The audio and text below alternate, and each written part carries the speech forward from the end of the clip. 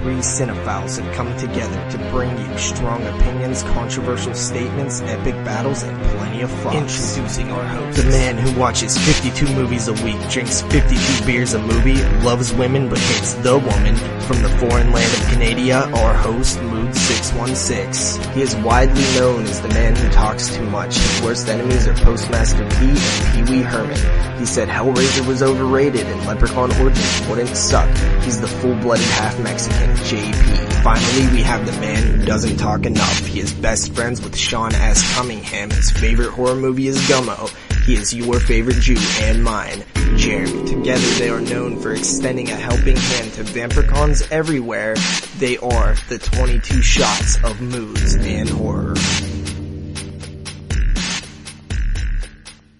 Yes, y'all, it's going down right now. The 22 Shots of Moodz and Horror episode 41 is finally here. I am your host, Moodz 616, and of course, I've always got my two post-apocalyptic soldiers with me. NES Ruler 22, also known as Jeremy.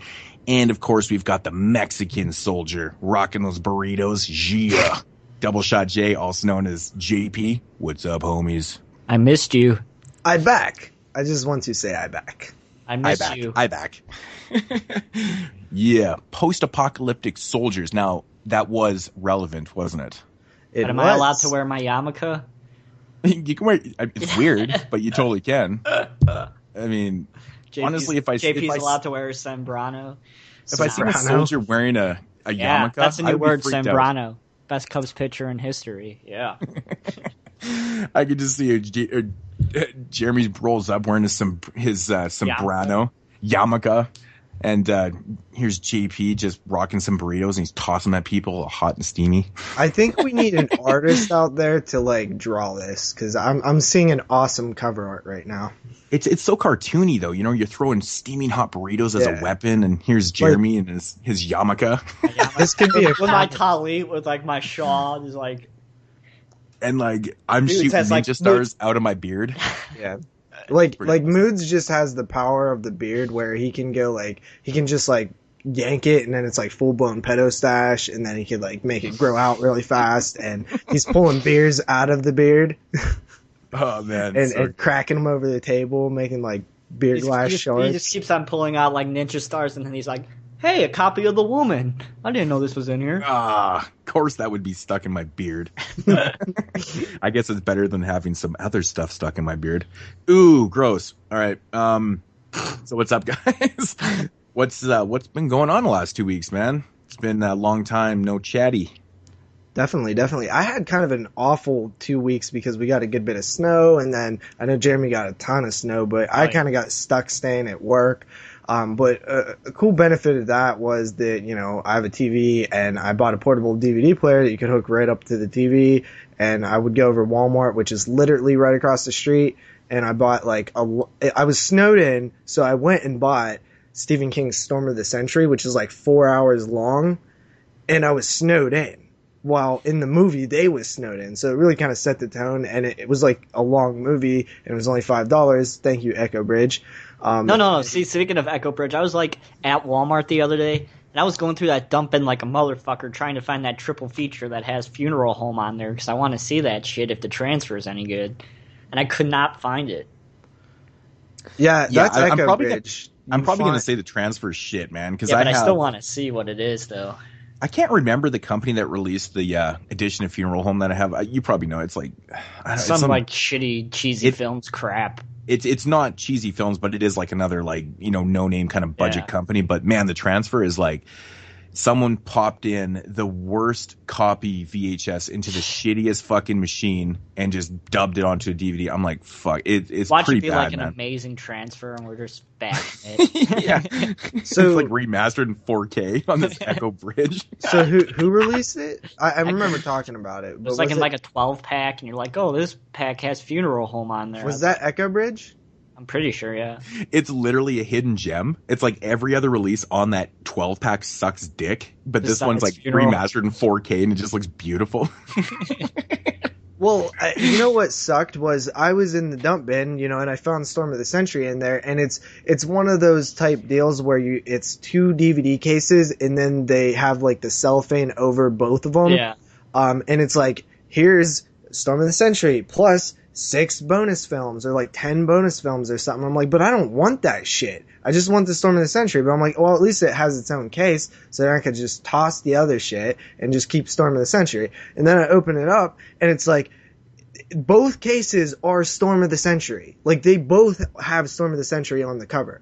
But only one case actually has the movie in it. But it also has like 4 other movies on that disc. So it's like, now it just pissed me off. It's like a 6-pack and not a 1-pack. Holy crap. Yeah, I thought it was like, that would piss me I off. thought it was like cool because it's like, okay, well, at least they put like the best movie in its own case with its own artwork and its, you know, its own disc. But nope, they tricked me. And, you know, I think it was Echo Bridge. It could have been the other Echo Bridge, which is Mill Creek. Yeah, so I don't know. It was one of those, but it was a little disappointing. Was the transfer good at least? Like what? Was it like watchable? It's a DVD with 4 films on it, and one of them's like 4 hours long. So it's compressed to shit. So you're saying it was pretty awesome then? 4K quality. That's pretty funny. But did it have a horror movie where a digital copy attacks the main people? Honestly, man, if I was like snowed in, you know, stuck in a hotel, I'd probably run out and grab like Schindler's List or something like that because, you know, it's like super depressing that it's all like shitty outside and, you know, you're stuck in a fucking hotel. It's all depressing outside, so why not be super depressed inside? Yeah, but you know, watching Schindler's List. Fuck, dude, that movie. I think the best 2 films to get stuck in a hotel and watch are both from Stephen King, and one is Storm of the Century because of like just how important the snow angle to that plot is, and number 2 is The Shining because it's actually in a hotel and they're snowed in a hotel. So next time I'm gonna take The Shining with me, I guess. Yeah, I would take you know, No Vacancy over The Shining any day. Fuck No Vacancy. God, I saw that movie in theaters. Honestly, you guys were like dead serious with that. It's like, really? I saw you know, that Luke Wilson, man. Luke Wilson, you know, he's my favorite actor. He's that's awesome. Vacancy. Oh, is it called Vacancy? Yeah, you're right. I was like wondering because I think there's a film called No Vacancy as well. Put up my Lionsgate. I just picked Fuck it up. off. Man, I haven't watched Vacancy in a while. Like, I even own the film, but yeah, I just remember Luke Wilson and his stupid ass acting. Fuck, I hate that guy. actually hate Luke Wilson. Me too, man. He actually bugs me.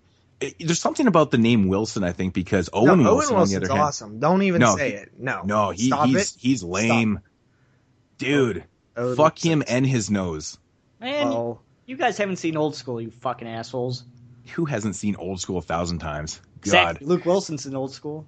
Yeah, but he's not great. No, he's not great. He doesn't make that movie. Will Ferrell saves that movie. But fucking Owen Wilson, God, he's so annoying. Don't even get me started on that guy. But Wilson, not a good name for me. Not a good name. What about the volleyball? Tennis balls. Tennis balls. You know, the tennis balls are pretty cool. Volleyball from Castaway. Yeah, man, I like that character a lot better than both Wilsons put together. Shit. Yeah, Vacancy. That's what the fuck it's called. No, I'm joking, people out there. I love The Shining. It's literally in my top 10 favorite films of all time. I love The Shining. Don't get me wrong. It's funny I have to clarify that, you know. People get super butthurt. What? You don't like The fucking Shining? I do love The Shining, but I definitely don't love it as much as people who love The Shining. I watch it all the fucking time, dude. It's just one of those films. It's a go-to film for me. Even though it's so long, it never feels long to me. I can pop it in and it's so mesmerizing to watch the film. It's just, I don't know. I think it's awesome. It's great. It's better than Room 237, that's for sure. That was I thought everybody liked that thing. I thought everybody liked it. Sucks. I don't think it sucks. I think it's intriguing to watch because the opinions and views that people have, like just the theories that people come up with for that are like actually intriguing to listen to because you're going, holy fuck, like these people that are coming up with these theories, you know, from the film I think they're fucking crazy. Well, I thought it almost sounds crazy, but it makes it entertaining to watch because, you know, some of it actually does kind of make sense and other stuff is so out in left field. Like the stuff with the Bigfoot riding the skis and stuff like yeah. that. It's like, what the fuck are you? But I think it's a good about? balance, though. I think it's a good balance of things that are like, okay, that could work. That seems like a decent idea. And then other stuff, you're like, holy fuck, you're literally laughing as you're eating your popcorn, and you're like, combos and Moods' case. Or your combos and drinking your shitty ass warm Budweiser, and but. Yeah, I don't know. I think I would like to watch it again, though. I've only watched it the one time at Jeremy's house, and I was kind of intrigued by it because I was just like, really?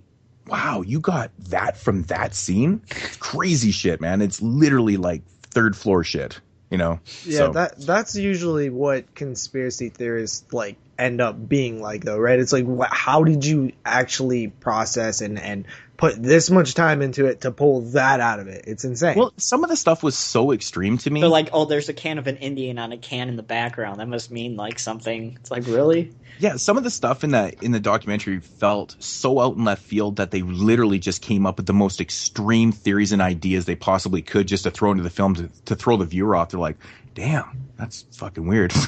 Because I thought that to myself so many times while I was watching that documentary. I was like, okay, yeah, I guess I can. Yeah, I don't know. I didn't know what to think of half the shit I was listening to. I was like, fuck. It's definitely one I think you'd need to watch a couple times, to be honest. So, but yeah, I just don't ever see it around here. I just don't have a copy because of that reason. It's kind of expensive. Yeah, it's fucking major expensive. Every copy I see is like $25, and I'm like, yeah, right. I'm paying $25 for a fucking documentary. That's weird. I see it for $1.50 all the time. I'll buy it for you. I kind of want the Blu-ray. Oh, I did totally pick that. Yeah, I don't. So, is there a difference? No. In the Blu-ray and DVD? No. Just the packaging? Yeah. Sweet. Well, I don't know where that conversation led us from the last one. I'm lost. Moodz was talking about. JP was talking about watching The Shining is the best. Movie. Inside the hotel. We were talking about our weeks. Yeah. Yeah. But I don't know. You're back in school, aren't you? Yeah, 2 weeks ago since we started the show. 2 weeks. Had to read a lot of shitty scripts, unfortunately. I don't understand why they picked. Because it's all by the same director. But it's like, couldn't you pick somebody else better than... Well, that's exactly what my point is. It's like, I understand doing different scripts from the same director, but why? Man, Jennifer's Body, really? That movie's known for having bad dialogue, and I can't imagine reading the script, like just reading that, like... It's better than the film. I actually started reading the script a little bit, just at work. I was poking around on it. I don't know, man. Like, I don't hate Jennifer's Body, but I will say that it's literally the worst dialogue that I have heard in a film. Literally. I don't remember how salty, bad the dialogue JP. was when I was Stop watching being that so film. salty. Who, me? It's weird. No, that's what they say when you taste salty. That's like one of the lines. Oh, it is. It's dude, awful. It makes. And who is that? Like, who wrote that? Diablo Cody. Yeah. I don't get that shit at all. And I think they should not even, ever get her. Like, don't get her. Don't leave her. She wrote Juno, and that movie's pretty good. That dialogue was stupid as shit too. I remember watching that movie. No, dude, that is some awful dialogue. It doesn't make sense. I don't remember the dialogue being that bad in Jennifer's Body because the whole time I was just concentrating on her tits. Yeah, and she never. So shows I wasn't her tits. I wasn't even really. Even though in the script she says, it says she's nude. Well, guess what? She's not a nude in the fucking movie. Oh, so they didn't just write in that they were planning to cast fucking Megan Fox before. Yeah, oh, that's lame, man. So they actually had nudity in the script, dude. She was back then, not anymore. Yeah, I haven't seen her in a long time. Not my type at all. But no, it's actually like the actual structure of the dialogue. It's so unrealistic. Like, people do not talk that way at all. Like, it's like so technology infused, like, lingo that just nobody talks like that. It's really bad. Pay close attention to it next time you watch that film. But I actually don't mind the movie itself. I remember actually being a little more. I was actually quite surprised with the end product in the film. It wasn't as bad as people were making it out to. A film like that always is going to get shit on. Oh yeah.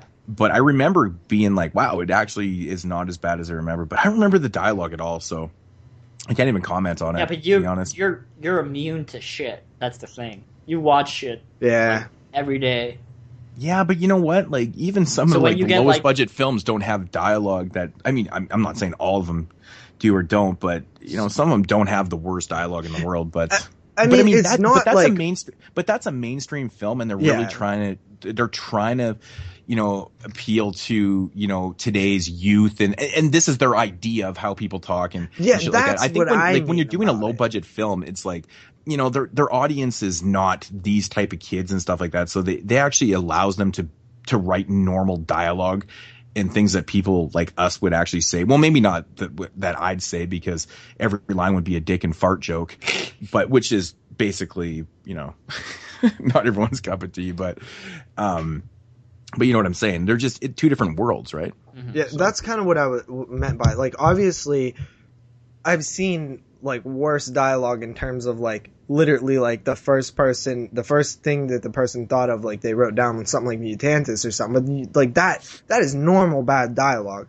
This is like structured well, like professionally done, but it's awful. Like it just doesn't make sense, and it just makes it feel so removed from actual realism that it's insane to me. Like I hate the dialogue in Jennifer's Body.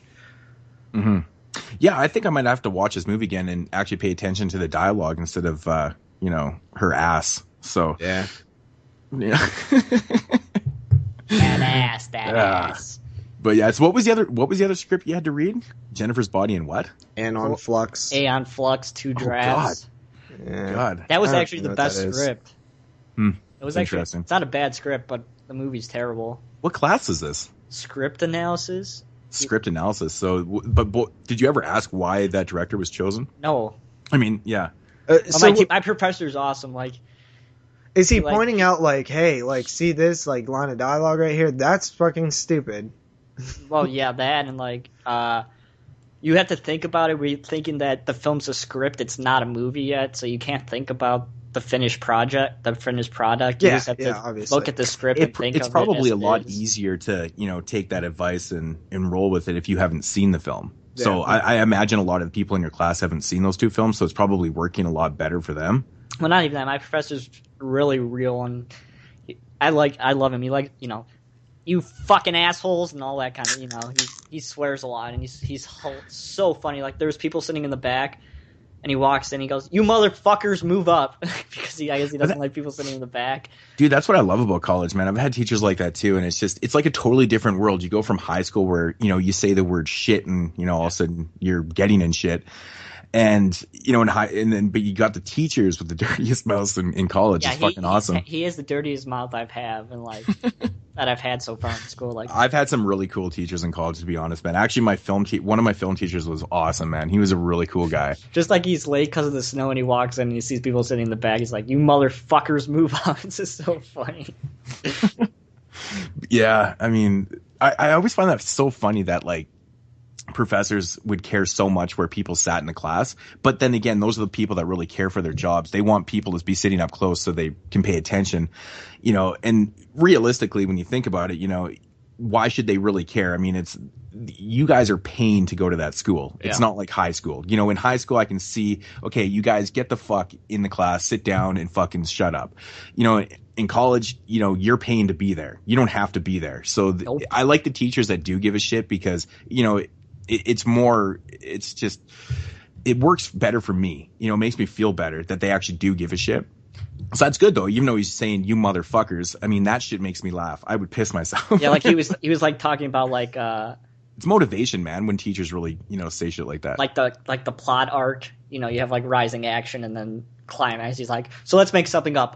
Let's say we have our main character Joe Schmo, and he used to be an FBI agent, and there is a jewelry store robbery by his ex-nemesis, and then that's the rising action. So then you cut, and we see that he's a retired police officer, and let's say I don't know, he's fighting chickens or some shit like that.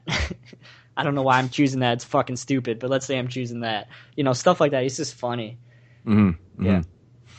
Cool. So, school. Yeah, honestly, the last couple weeks have been really no different than anything for the previous weeks for me. It's pretty much been all the same. It's just been frustrating with certain things. I don't want to get into personal things, but there's things going on that have been really, really fucking frustrating for mostly my wife. But so I mean, that's really the only thing. I mean, I got nothing really to complain about. I mean, I've had lots of time actually recently to watch shitloads of films, which we'll get into in a couple weeks. Too many films. So that's always a good. And I mean, besides, the woes and the personal, not between me and the wife. I just want to, specify that. But like, yeah, I don't. Everything's been pretty good, man. I can't really complain. She puts up with your movie habits, so you guys must really be in love. She doesn't mind. She really doesn't mind. She, every once in a while she'll complain and, but she's kind of joking about it. She's not really serious. Like, I love that comment on somebody on the Facebook page. It's like, Moodz, I thought you said January was going to be a light month. And you had like you fucking say that every time. Yeah, I guarantee my next update won't, though. I literally am not. The next couple months are just ridiculous for, Blu-ray releases. That sound like a Blu-Tuber. No, but there's lots of releases that are kind of expensive. Hold up. Shut Can somebody the fuck fill up, me in on the Blu-Tuber thing? I missed out on the whole thing. Like, what is it? Like, when did it become a meme? Like, what is it? Like a joke? Wait. I don't know. I don't know where it started from, but I think I know where. I think there's literally a community that just buys Blu-rays, and that's what they share. They don't fuck with DVDs, and it's all about Blu-rays and slipcovers. But I think the joke with Blu-ray with Blu-Tube is, they just buy every fucking release, like everything. They don't give a shit. Texas Chainsaw Massacre. Person who came up with Blu-Tube. No way. That's not true, because I heard it before. I heard it before. Yeah, but he's like the one that's like really brought it up in the page, like overkill. Yeah, super, super overkill. But I think that's what the Blu-Tube term is referring to. There's actually a community of people that's what they share with each other is just Blu-rays. They don't fuck with DVDs. So us being the hardcore horror fans kind of are making fun of or mocking that community. Is that what's going on?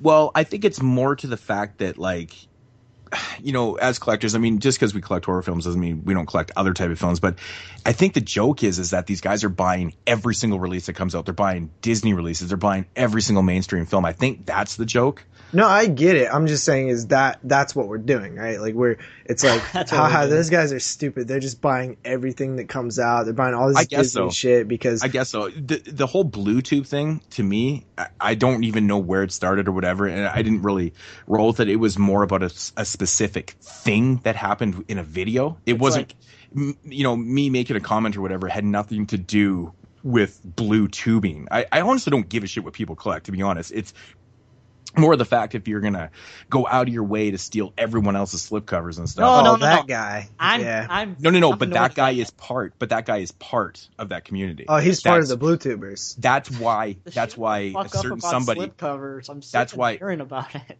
That's why somebody. That's something that we didn't even get to talk about, though. I mean, that whole thing that happened. I understand that it's bad that he's doing it. But now it's just fucking overkill, and I'm tired of hearing about slipcovers. Totally. I mean, that's why I haven't said anything in fucking. It's fucking annoying, especially. I never even got to talk about it once. Especially who doesn't shut the fuck up about it and is annoying as hell. This is the whole thing with it because I don't. The whole Bluetooth thing came after. I was like, I don't even fucking care.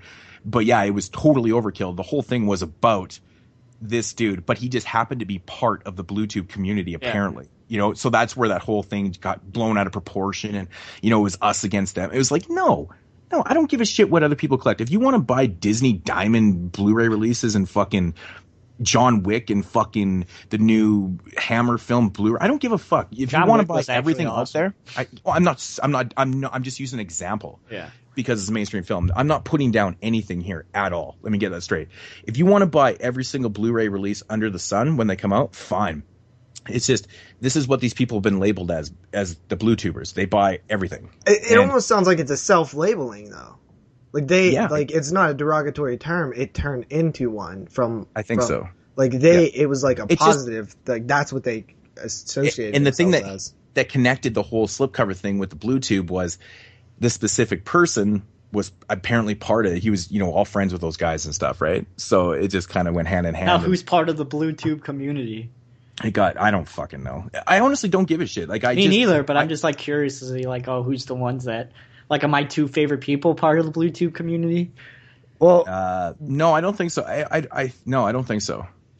But I don't know. I don't really know. Yeah. I don't really even fully understand the whole term. I don't even give a shit. I never said anything about fucking just saying Blu-Tuber was just at first, and I was like, what the fuck is a Blu-Tuber? yeah, I was confused. I missed the whole conversation on it. It was literally about someone going out of their way to steal. But it was a funny thing to make fun of, though, too, because it's like, who the fuck steals but then 9 it was like, slipcovers? it was like, overkill. It was overkill. It was I don't funny. understand how it was overkill. Like, the guy made a video, he put his content out there, and then a bunch of people reacted negatively to it. Yeah, so but how then it's is like, it a overkill? Like, you're being judged by putting your content out there. No, it's because more they wouldn't shut the fuck up about There's it. certain people that just wouldn't shut the fuck up. Like, it rhymes with ankle.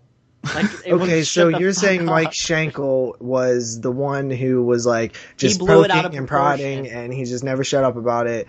That's what I'm saying. I mean, there's always a place to make jokes, and like, okay, you move on to the next joke, right? But then when you keep, it wouldn't die, and it was like, holy fuck, now we're all connected with this, and I'm getting fucking personal messages from people, and I'm like, fuck, I don't want to, like, seriously, I'm not even part of this. I'm like, I make one comment. I didn't even say anything derogatory in that comment on that video. I just said, dude, really? Hold up. Like, can I state my case? Why I said Mike Schenkel fucking overkilled it? Yeah, now, go ahead. Look on the thread on the Facebook page, look on the guy's video, and look on his Twitter. He fucking trolled the guy to an extreme level that made all of us in our community look bad because he wouldn't shut up. And he's like, "Oh, do you support Steelers and do you support on everything on every comment on that video?" And he just. And even like comments that had nothing to do with slipcovers, he'd be like, "Oh, but don't steal slipcovers." And it's like stuff like that. It's just fucking annoying that I was sick of hearing about slipcovers. Yeah, and that's the thing, man. If you're gonna go out of your way to troll everyone that else made comments and all that stuff, like, yeah, man, I don't agree with it. And I was like getting people messaging me, and I'm like, fuck, man. I'm like, I'm not really. I mean, I'm sorry that I made, I put my 2 cents in here, but holy shit, you guys keep coming at me. It's like. Well, the thing is, to me, like, I don't know how this even got connected to, like, our community. First of all, I seen the video. Because Scott was the one that brought it up. Okay, so somebody shared his video into our group page. I'm sure other people have shared that video as well. But what I'm saying is I clicked on the video, I watched it, and then I never even left a comment. I was just like, that guy's an asshole.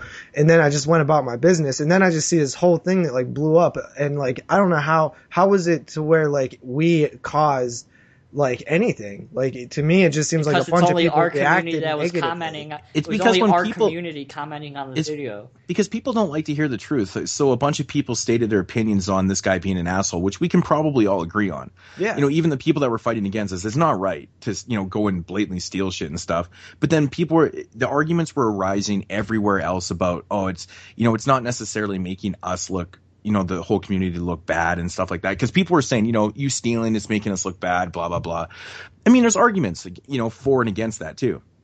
And so that we got like completely connected because of certain comments and trolling and other bullshit that I really don't condone at all. Yeah, I'm not for the trolling and shit, but I feel like if you do something and you put it out there, you make a video about it, and then people react negatively to it and say that they don't like you it's a negative thing. That's not that. They're not assholes. You're an asshole for not being able to handle the truth. I'm not talking about you specifically, Jeremy. No. I'm not saying that it's wrong that we're calling them assholes. I'm saying it's wrong that one person trolled him and commented on everybody else's comments on the page and called them out and calling them. That has nothing to do with us, really. I'm just saying in general. I know, but it's like, well, actually, it kind of does, because all the feedback that I was getting in these personal messages was based off that person. And they're like, "What the fuck?" Name, so was Mike's comments, and I was like, "Man, do I have to answer for this?" I felt like I was like a leader or something. I'm like, I'm not answering to any of this because I don't know why he. That's why I don't know why. And I'm like, I don't know why he needed to comment on everyone's videos and follow on Twitter. Not even on the video, on Twitter too. He was like Twitter video on our Facebook page and stuff. But I felt like I don't know why people weren't attacking me. They were just asking me like, what the fuck is going on? Like, what's with this trolling shit? I'm like, dude, I'm not the messiah. We're not his this dad. Mike guy. I don't know what's going on. And I'm like, all I did was put in my 2 cents. You can read my comment. It's not even derogatory. I just said, dude, come on, man. Like, seriously, why would you do that? You know? And, I don't know, man. I felt like I was like, oh, fuck, man. I'm not no one's dad yet. Yeah. So. But no, I agree with you. Okay, so like obviously the trolling thing is one thing. That's a no-no. Nobody should really be like, you know, that hardcore on it, including Mike Schenkel. That's stupid, Mike Schenkel. If anybody wants to tell him that, feel free, because that was dumb. But I think what I was kind of getting at, what I found to be most interesting was I seen a lot of pushback from people saying like, you guys are dicks for calling this guy on bringing this negativity to him or whatever. But to me, it's like, hey, if you like, it's not a bad thing for us to be negative, to not like something you did. Why should we hold our breath and not say anything? Like, no, you deserve to be called out on your bullshit, and nobody should just be like, oh, well, you know, good video, but you know, I don't really care. Like, you know I will admit, you know, it didn't look the greatest when like 8 people at one time left a comment. It did look like we were bullying the video. I will admit that. There's no such thing. But, you know, it depends on how people look at it. I mean, you know, personally, I don't think it is. It's just, it was posted, everyone made their statements, and that was it. Well, should have been it. And, I mean, from an outsider looking in, it does look like a group of us that are in a private group completely bullied on this guy. Yeah, you know, but or I don't ganged up and bullied. it. I mean, when you're looking from the outside in, you have to respect it. And I see that, you know, and I'm cool with that. But now when I think back on it, but when you look at the comments, nothing was really that bad.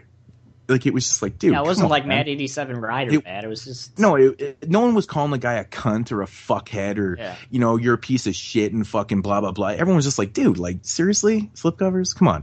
You know, all the comments were pretty good, but like I said, from the outside looking in, I can see the point of other people, and you know, it is what it is, man. I have no problem with it. I mean, I have no remorse. I don't feel bad for stating my opinion, because I never will feel bad. I don't feel bad opinion. for the guy getting a bunch. No, I don't feel bad for him neither. either. I don't feel bad for him at all. You know, but I'm just saying, for somebody that was just to go click into that without knowing anything that's going on, and they read and they're like, holy fuck, what the fuck? Yeah. I mean, you could look at it like that, but you know, I think that it was a good thing that everybody. It's just different perspectives, right? Yeah. And yeah, I mean, that's pretty much all I have to say about it, really, I guess. Yeah, I mean, honestly, like, I mean, it's past. I mean, I think it is, anyways. Yeah. I haven't heard anybody brought up slipcovers in a while, so. Yeah. Okay, cool. But yeah, I think that's everything that's happened in the last 2 weeks. That's very notable, anyways. Yeah. So, JP, do we got some news? Absolutely, we have some news. Before we get started, that I might just say that might even be the longest intro ever. Yeah, it was like a half hour. It's definitely, like, I was looking at the time tick by. I was like, we should have saved that topic for Moodz Swingz. That's okay. Yeah. Okay, so first up, UFC 183. Anderson Silva pops for steroids. Oh wait, wrong show. So yeah, but I just had to throw that out I there. can't bring up CM Punk, and you can bring up your shit, you asshole. Anderson Silva popped for steroids, dude. I was taking a drink of my beer and I almost spit it out. I was like, what the fuck? Okay, I know it's been 2 weeks. Do you have notes from another podcast? Or? Oh yeah, yeah. Sorry about that, but I just thought I would throw that out there. Yeah, why can't I bitch about the Royal Rumble? Because nobody cares. I know. And first up, Fuck we you, have JP. X-Files. So Fox has announced, due to the popularity of bringing back shows like 24, they plan to bring back another series, and that is the X-Files. It was confirmed that they are going to be bringing back this show. I don't believe it's a reboot. I believe it's a continuation, from what I understand. So X-Files guys coming back, along with Twin Peaks and a couple other shows I remember being brought back as well. Nice. Yeah. That's fucking awesome. Yeah, so I believe that they'll even have the returning Mulder and Scully actor and actress. I don't know who played them. Wow, man, that would be fucking awesome. Super, super cool. Honestly, I missed this. I didn't even hear about this. Yeah, I thought that was pretty cool. it'd be interesting because I've been such a big fan of Californication through its run, and to see David Duchovny go back to doing like, regular cable shows would be weird because I see him as that character now. He's like a total. Have you ever seen the show? I've seen the first like 4 or 5 episodes from the first season. Oh fuck Yeah, that! I haven't watched one episode of that show. Actually. That show is so fucking funny, dude. It's ridiculous how much awesome fucking pussy he gets in that show, and like, there's so much funny ass shit in that show. It just every episode would kill me, man. It's so funny. And you've watched so much stuff. It's kind of insane. But yeah, Californication actually one of my favorite shows. I love that show. But his character, dude, would be funny to see him, doing not that womanizing asshole. Very, very likable character. That's the beauty of his character, is that he is like kind of a womanizer, but he just has all these bad qualities, but you love him at the same time because he's fucking funny. He's got the best one-liners, but he cares about his family. Great character. But to go back to the X-Files, I've heard good things about that show. Yeah, that's what you need to watch. Shameless, which is also on Showtime, and it's a better show than Californication. Check it out. It's really good. It's filmed in Chicago as well. Yeah, my favorite show on TV right now. Everyone talks about that show around here. Is it like a explicit show, or is it? Yeah, a bunch of like a family of bad kids basically live with their older sister because their father's an alcoholic, and they're basically kind of in the ghetto or the hood, and it's just a really goddamn good show. I love it. It's hilarious, and it's dramatic. Nice, cool. So yeah, X-Files coming back. That's pretty cool. We have another show coming back. I'll mention that later on in the news. But first, we have the first type of sales art for Texas Chainsaw Massacre prequel, or I guess they're calling it Leatherface. At least that's Texas Chainsaw Massacre on the poster. Yes, Texas Chainsaw Massacre, and basically, that was so good. Fantastic Chainsaw Massacre. Yeah, we're doing it. So Fantastic Fest, which is obviously a film festival, they released some kind of sales art or something. I'm pretty sure that this film is not in full blown like production right now, like filming. Promotional type art. Yeah, thing. It's like it's basically to we get talked about that interested. in my script class too. Yeah, it's to get people interested, and I don't know if you guys seen the picture I posted on the site and stuff, but it's a little kid with a shadow, like, foreshadowing, a chainsaw. It's a chainsaw is his shadow. And we know that this film is supposed to take place during the teenage years of Thomas Hewitt or Thomas Sawyer, or whatever the hell, whichever one you want to use, Leatherface. What do you guys feel like? You guys getting excited at all for this? Well, I mean, to be honest, that, promo art that they just put out. Okay, well, let's put it this way. It's not original. I'm not saying it's bad. I do like it, but I've seen lots of other cover arts and arts very similar to that. It kind of bugged me a little bit. I'm not going to lie, it bugged me, but at the same time, I do like it, though. Does that make any sense? I think it was supposed to be more of like a bold thing, like, okay, this is what we're doing. And it's Leatherface as a kid. Like, that's what we're doing. Like, and it was just kind of to like show, like, we've heard a little bit about what they plan on doing, but this is like officially like, hey guys, like, check it out. This is what we're doing. And it kind of showed everything that they're going to do in one picture. So I feel like that's what it was. I know what you mean about it looking like other things, but obviously this isn't, the theatrical poster or anything. This is just a teaser post picture. Yeah, exactly. But I'm talking more about like the story idea. Like, okay, Leatherface as a teenager or a kid. Like, what is that something we want to see or what? Could be okay, I guess. I don't know. Pre-Leatherface. I think it would be interesting. Are they planning on just focusing on, hypothetically speaking, just, mostly on the Leatherface character? Or are we going to get some backstory to like the family too? See, I think if they explore more, Leatherface just as a Leatherface type deal, with the other family members thrown in a bit, would be, I think, decent. But I think if you give a little more backstory to the family, a little more grandpa, maybe teabagging. See, Zach's comment made me laugh. But, if you focus on, kind of like a whole type backstory, I think that would be very intriguing, actually. See, now, to me, Texas Chainsaw Massacre, any of the films have never been about Leatherface at all. They've always been more about the family to me, and that's what I actually like. Leatherface is kind of just like your poster child for the actual, family. And which would make more sense if you focused a little more on putting some backstory to the family. And I feel like that's what was missing from Texas Chainsaw 3D. It still had that family element, but it's not like we was used to seeing it. And I feel like that's what kind of threw people for a loop. Now, this is supposed to be a prequel Texas Chainsaw Massacre. to Tobe Hooper's original film. So, I mean, I think that they could do, like, incorporate the family and stuff. You fucking threw my talk off. I was fucking laughing too. I could not even think after that. Good, that means I did it good this time.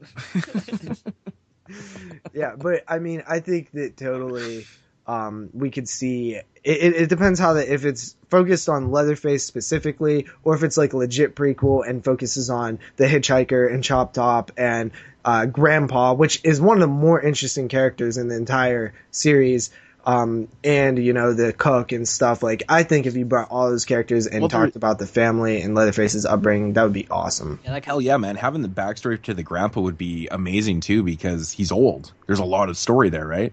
Yeah. There's a whole family history. He's the grandpa. So I think that'd be fucking awesome. Very cool. Yeah. And honestly, where the hell else do you take Leatherface? Because it's pretty much the same story every time. So, I mean, we've already done a prequel, kind of, but it wasn't like when he was a kid, really. It was more about just like what happened before the remake. So I think like Leatherface is one of those films where you kind of have to have that story. Like, the story has been the same almost every time in the Texas Chainsaw films, because you can't really take him out of that environment, right? Because it's so specific to, like, oh, it's a backwoods cannibal family who's like picking off people in this like middle of nowhere town because there's nothing left in the town.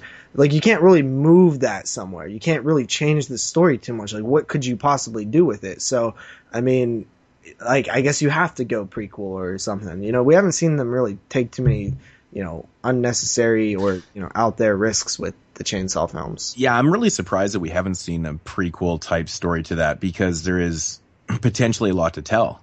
There's characters, there's interesting characters, and, you can develop interesting backstories to these characters.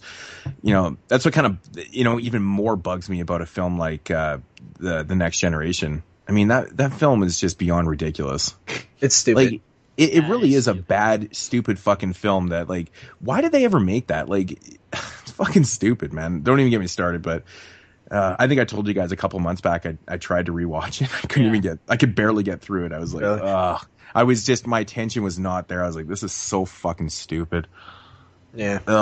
But anyways, besides the point. So after that, we have American Horror Story. It's been picked up for a fifth season, and it's supposed to hit in October. So, yeah, there's that. Honestly, by the time we watch the first season, we're going to be talking about, like, the 8th season. Yeah. Because we say this every year. We're like, well, 5th season, American Horror Story got picked up again. Hey, guys, we really need to get around to watching this. Yeah, I think by the time we get around to watching American Horror Story, the new Jason film, Friday the 13th film, will be out too.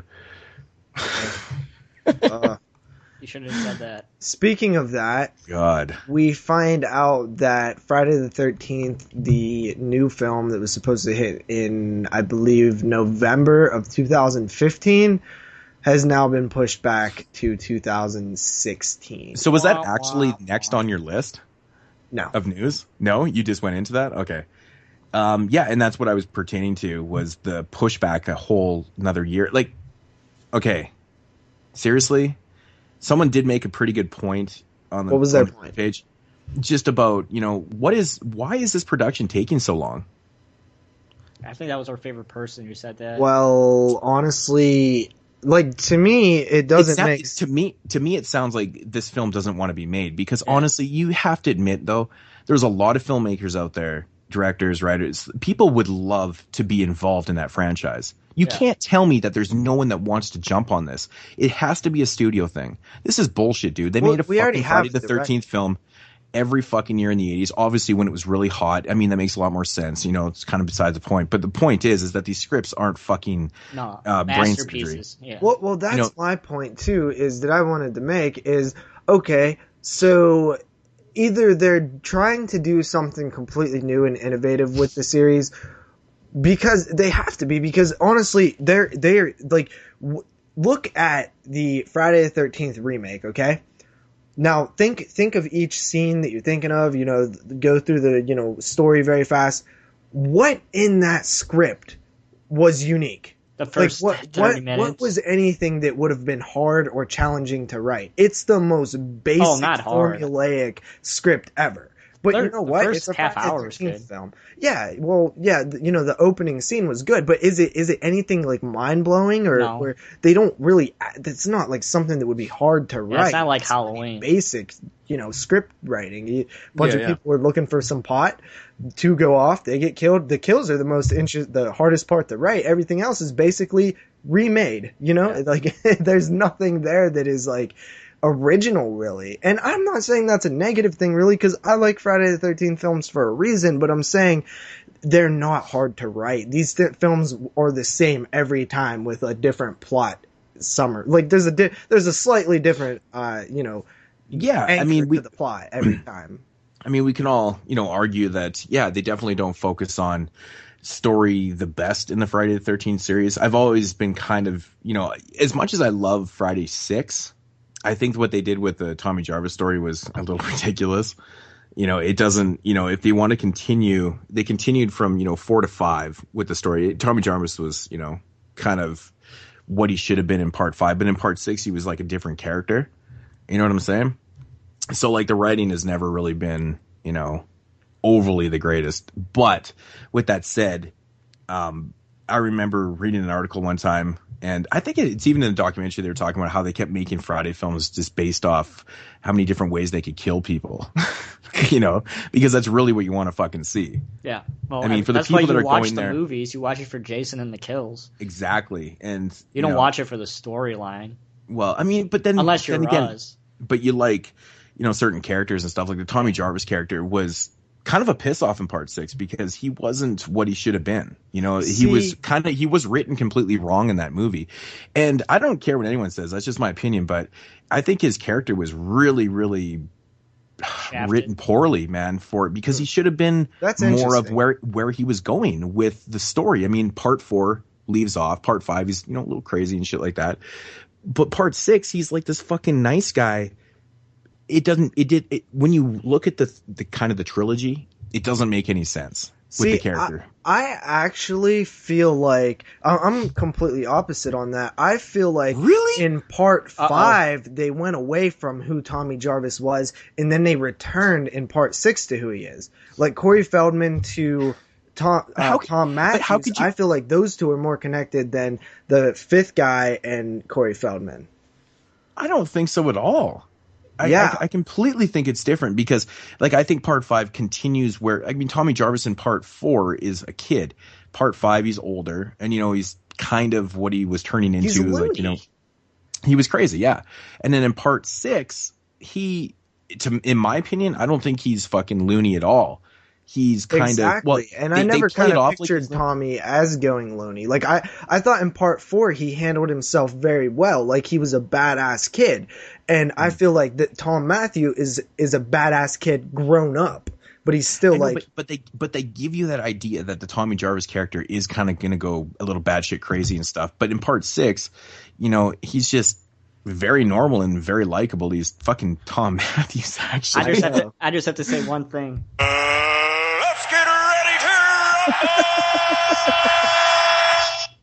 I don't think it's bad, but I mean, it doesn't overly bother me because of the fact that I love part 6. I think part 6 is a great film. I'd love to see that movie uncut sometime. But the Tommy Jarvis character kind of bugged me though.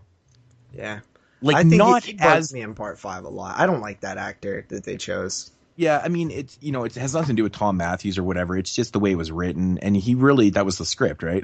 I mean, he was nice, you know, he was a different type character, and I think if they had kept along the kind of the dark side of where the Tommy Jarvis character was maybe supposed to go. I think it could have been an interesting, development, and maybe they could have, continued that. I don't know. Who knows? Mm-hmm. But maybe with this new Friday film, I don't know, man. I'd love to see the exploration of Tommy Jarvis, just something with that character, just anything interesting. I'm scream like a little girl. We're honestly, I'm never going to get past watching Friday films for the kills. Let's face it. That's awesome. Yeah. Sleeping bags or women getting broke over trees and sleeping bags. Fuck. It's the fucking best kill ever. But I don't know, man. I think at this point, having an interesting story too would help. Yeah. I think you got to do something, man. I think you got to do something. But what do you do with it?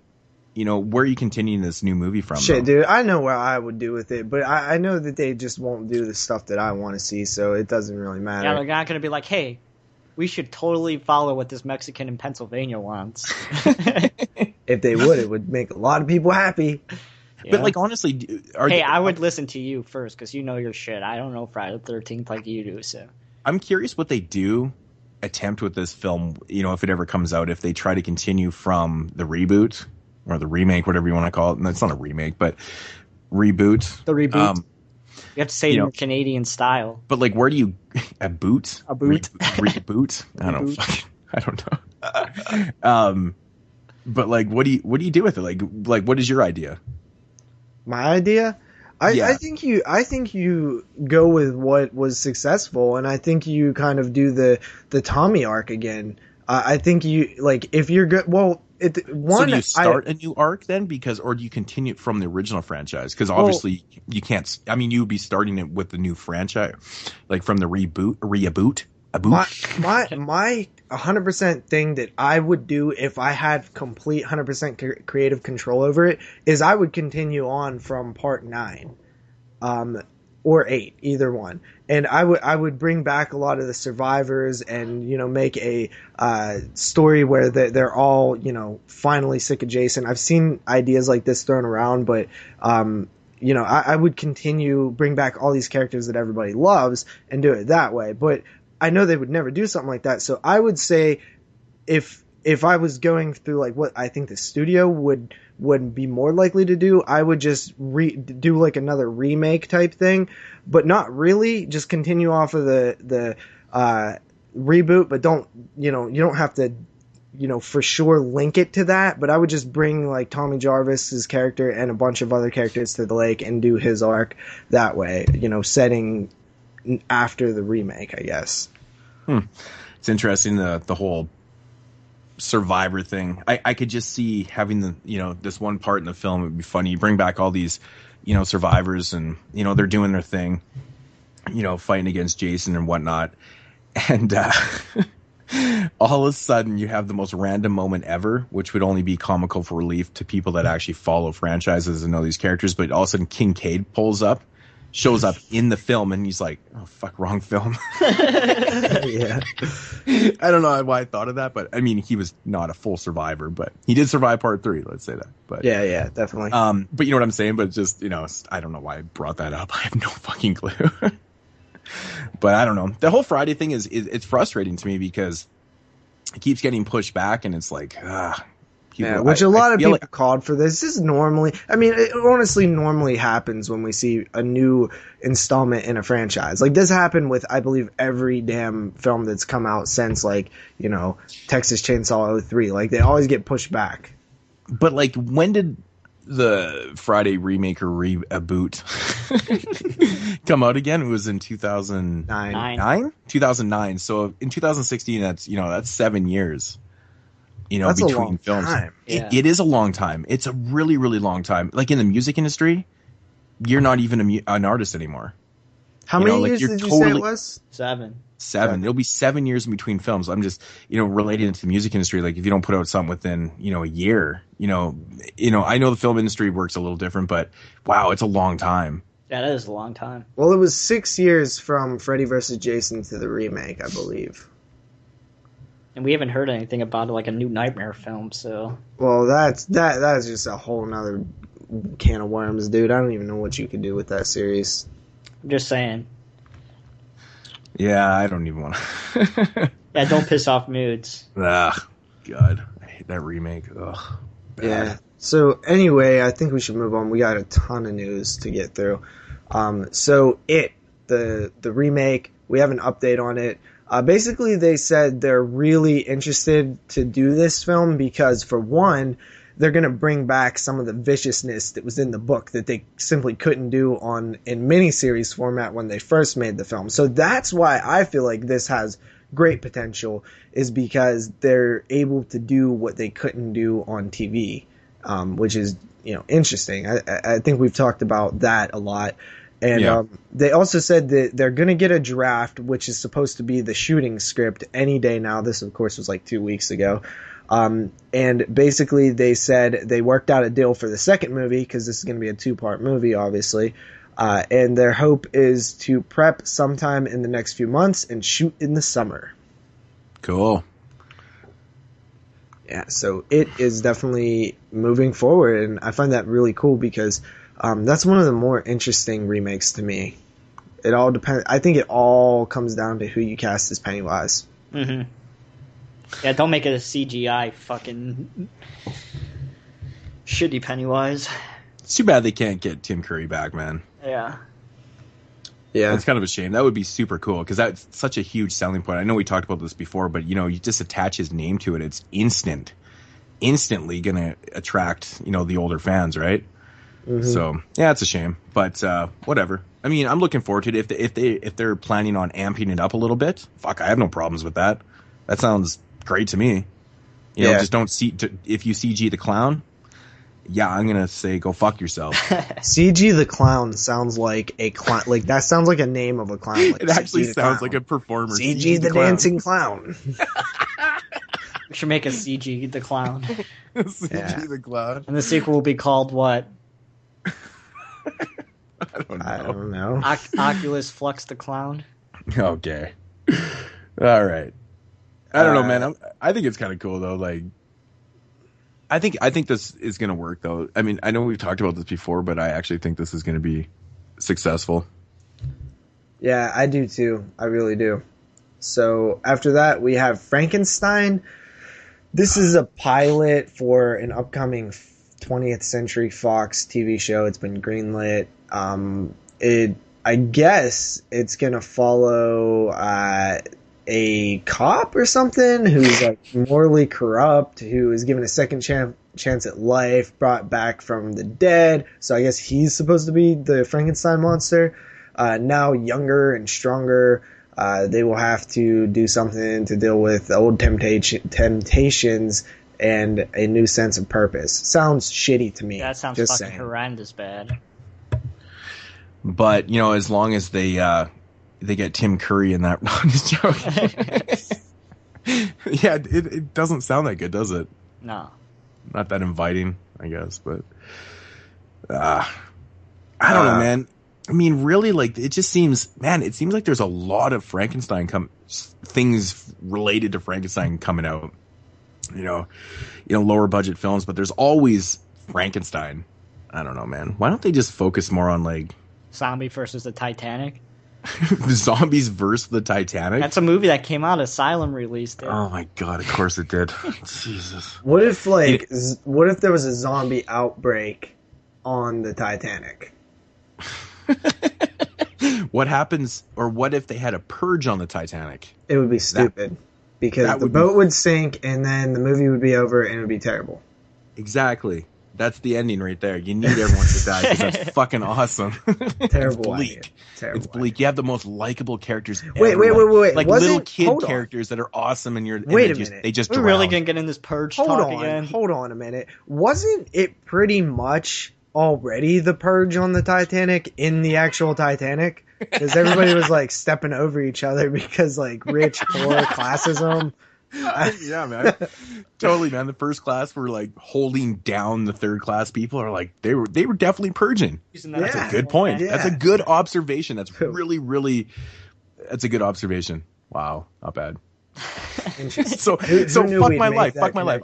I'm trying to come up with this original idea of a purge on a boat, and lo and behold, it actually happened in real life over 100 years ago. Fuck. I can never come up with anything original, can I? Hey, you're not the only one. Looking at you, Hollywood. Yep. So after that, we have some really crazy, bizarre, interesting news, but Cinedigm is launching a reinvention of American International Pictures, or AIP's, exploitation titles, including Girls in Prison and The Brain Eaters. So the idea behind this is a little confusing to me, but they want to do a 10-picture project within a single movie universe. Basically, there's a group of producers who are going to shoot 10 films with storylines and characters as part of a single story arc. So each film is going to be its own story, but within that story, it will be a bigger picture in like 10 other films. So it's basically like a comic book series with crossover. It's like a crossover comic book series. Yeah, it sounds. Right? Are you familiar with comics? Like, you have the Avengers. Yeah, the Avengers, and you got all these characters and these storylines that are involved in there, and like, you got fucking Gambit and like all these characters and stuff. So that's basically what it is. It's like a crossover series. Yeah, I guess it's kind of going to be like that. But the 10 films have been announced, and it's Girls in Prison, The Viking Woman and Sea Serpent, The Brain Eaters, She Creature, Teenage Caveman, Reform Schoolgirls, The Undead, War of the Colossal Beast, The Cool and Crazy, and The Day the World Ended. So all of these are going to be shot back to back, but they're all going to have a overlining story arc that connects all 10 films. Mm-hmm. Mm-hmm. And I think Gambit was actually part of the X-Men. Man, Moodz, these sound worse than The Hills Have Thighs and Cleavage Field. Oh, fuck. It's so funny. I don't know, man. I like this idea, but don't you think it's a little, like, it could risky? Be a little much? Well, not even risky, but I think it's a little much for like a viewer. Like, you really have to, if you're connecting the dots through films, you can't miss anything, right?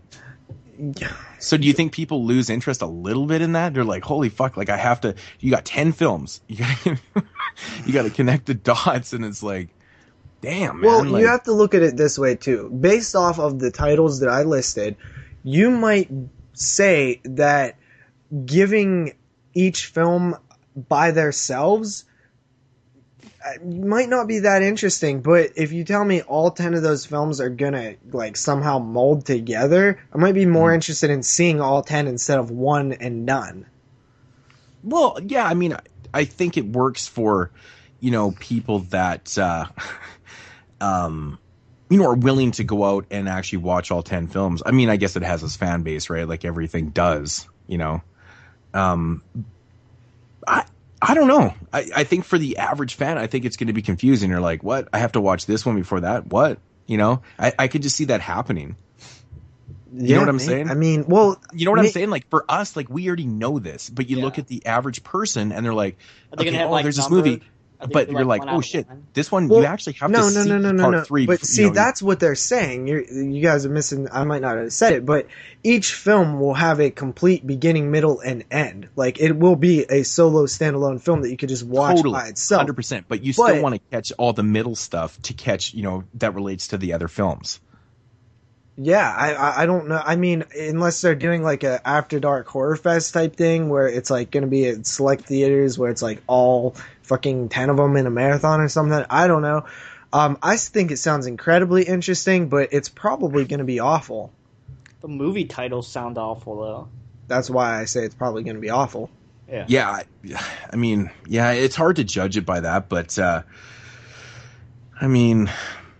I don't know. It's a new distribution model, I'll tell you that. Like, the idea is to, like, let's not try to sell one of these films. Let's try to get people to watch 10 films. So then we're making 10 times the money. Mm-hmm. I understand the point completely. I think this is a winner or a complete fail. You know what I'm saying? Yeah, it's like it's either there's no middle ground here. I think it's going to be So, I mean, it's hard to judge shit by titles and things like that. I mean, it could potentially be really good or bad, but I don't know. I guess we'll have to wait and see. That's an interesting. Moodz will buy them, of course. It's an interesting premise, though, I have to admit. Yeah. Yeah, it's very weird. Very weird. Yeah. So it's really, like, you used the word risky, didn't you? yeah. Because I think it is, because there's a lot of money poured into this, and you're definitely not the demographic for this is who knows. Yeah, it's risky, man. It is, but like, fuck, it's a big deal. You got 10 films, man. Well, I think the way that they're probably looking at it is, well, let's kind of intrigue the people who are the collectors. Let's try to get them on board, and then if we do or don't get them on board, then we just sell each film as if it's its own film. Mm-hmm. Yeah. I mean, yeah, I guess there's ways around it. That's what they got marketing board tables for, right? Yep. Yeah. Come up with these ideas. So after that, we have an update on the Green Inferno. Of course, this is the Eli Roth directed film. So as of right now, all systems are a go for the theatrical release. Roth revealed recently. Here's the thing. Everyone is working to resolve it. Open Road has been amazing through the entire process. I really love them. They've been great. Even with whatever situation Worldview is going through, everyone is working together to find the best, cleanest, most positive resolution and get the film out in the widest release possible. I still don't think it's going to be a wide release. So then he goes on to say... that's a shame. When will it be released? I think realistically it would be August or September. Man, I have to admit the suspense is killing me in this film. I could see like 1,000 theaters at the most. I want to see this movie so bad, and it's like, I hope it's good. My problem with it is that I've already heard like little rumblings about it here and there from people who have seen it at festivals, so I'm not as like blind as I once was, which makes me less interested in it a little bit. I'm so That's glad not that I don't good or pay what? attention. I'm so glad I don't pay attention to media like you do, because Me you're the neither, newsletter. but I But, don't. like- It's just impossible to avoid when it's been that long. You know what I mean? Like you just start hearing things that I don't want to hear it, but yeah. Well, I mean, it's in your defense. It's hard for you to avoid though too, because you are the news getter. You go to these sites, grab news and stuff. Where I purposely stay off the sites. I generally don't watch trailers. I mean, unless someone posts something like in the group or whatever, that's how I'll find releases. But like actual like articles and stuff, like generally they don't get posted, so I don't read them. But yeah, unfortunately, that's just your role. It's kind of the shits though. But like, I mean, so the rumblings haven't been that good. Well, one 'Cause that's thing that kinda I heard disappointing. really a By lot the tone of is by the tone of your voice, it didn't sound good. So Yeah. it's very hit or miss. I feel like people are mainly saying it's underwhelming. Like this is Eli Roth's return, the guy that brought us Hostel and Cabin Fever. It's just a good movie instead of something that really blows the doors off the okay. So people hinges. expect. By the sounds of that, my reaction is people are expecting too much. Then Yeah, probably. I'm expecting a film. I'm not expecting those films. I'm going to go into the Green Inferno thinking this is a new Eli Roth film. That's it. That's it. I'm going to use the same premise I went into the Texas Chainsaw Massacre remake. But the build up, the build up isn't helping that much too, because I mean it's been Chainsaw Massacre. it's been like forever since this has been announced, and this made our most looking forward to list last year. Like last year, that was our most looking forward to film. Yeah. So that definitely hurts it. But also, I don't see why why all of a sudden can Eli Roth not get a wide release? If Jeremy is speaking the truth and his predictions come true, like why? Like he always performed, except for Hostel 2, which I still think made money, but like he's in. He's in the end. Everybody's friends with him. He's on all these talk shows and he's very well known. It honestly makes me consider maybe he's really hard to deal with on a business and personal level, because maybe it has something to do with him. I don't know. I'm not saying it does. I'm just saying maybe it does. See, I could see it like being like an AMC exclusive type of a movie. I can too, but I'm wondering why. Is it purely based on like the independent nature of the film? I believe a lot of it was. Well, do you think that he's not inking deals himself? like, you know, he could have passed up a deal before, but he's looking for more, you know, distribution money. I don't know what the whole thing is, but well, the reason I that do it find got it interesting that somebody with his type of caliber name, like he's pretty well known and I think pretty well respected, that it doesn't make sense, man. You know, you think that like Wes Craven's going to put out a film right now and all of a sudden they're like, fuck, I don't know, man. You know, it's Wes Craven. You put Wes Craven's name on something and it's generally going to get a release. Yeah. Without a problem. You know, what the fuck is wrong with Eli Roth? Like, it does make me wonder if, you know, dealing with him on a business level is not the greatest thing, which is probably, it could go unpublicized, you know. These are behind closed door type things, you know, and you read and you take in what you read and hear, you know, it is what it is, right? It's not necessarily true, you know, and this is all speculation, but I mean, doesn't it seem odd to you? Well, I mean, see, you have to consider the facts. I mean, well, look, I'm going to Or the compare it to facts. one other person, okay? And this is Rob Zombie, because Zombie put out House of a Thousand, which eventually got delayed, but eventually got put into major theaters. So did Devil's Rejects, and then Halloween, and then Halloween 2. Now, why all of a sudden does Rob Zombie go and independently make this Lords of Salem that it doesn't get a wide release? Is it basically the subject matter, or what? Too weird. No, I mean, it could be a bunch of things. It could be subject. It could be maybe the studios just didn't fucking feel the film was going to work at all. I mean, when you really look at it, I mean, how many mainstream people, like, you know, the average, you know, film goer, oh, what's playing Lords of Salem? Go see that shit. Like, is that really going to be that appealing to them?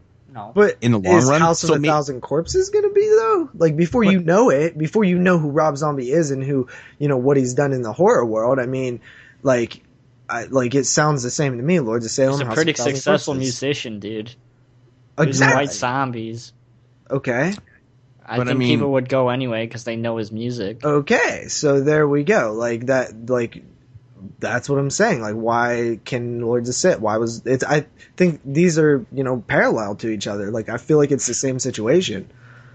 I don't know. It could have been a lot of things, man. Who knows? I mean, everything that we could possibly say here is all speculation on anything because we don't have any facts. But yeah, I mean, all I'm saying with Eli Roth, it's just, you know, he seems like he's very particular. I mean, obviously with directing films too, like he doesn't have a huge filmography as a director. He really doesn't. Because he made a shit ton of money and he just sat back and was like, I don't even have to do this anymore. Everybody likes me. Yeah, you know, and on some levels I respect that, and other levels I don't. It's like, you know, are you in it for the money or are you just in it for? You can tell he's passionate. If you've ever listened to one of his commentaries. I know that he is passionate about horror, but it just makes me question it sometimes. Like, I mean, honestly, if I had 2 successful films, all I would want to do is, you know, write and just direct and just get more material out there because it's fucking awesome. If I love doing this is what I want to do. It's fucking awesome. Or let's say you are a successful filmmaker. You made 3 films, you know, House of a Thousand or Cabin Fever. Then you made Hostel, which were both very original. You know, then you made the sequel, which kind of underperformed a bit, but you was kind of known as like, wow, this guy came out of nowhere, made 3 awesome films. And then you're like, well, I don't really have any good ideas right now. Like maybe you wouldn't want to risk putting out something that you didn't believe in 100%. There's no shame. There's absolutely no shame in someone like Eli Roth going, well, maybe I could use an outside pen. You know, bring in someone that you respect as a writer, work on a script with someone. There's no harm in throwing around ideas and working on a script. You already know that you can direct films and create a good product.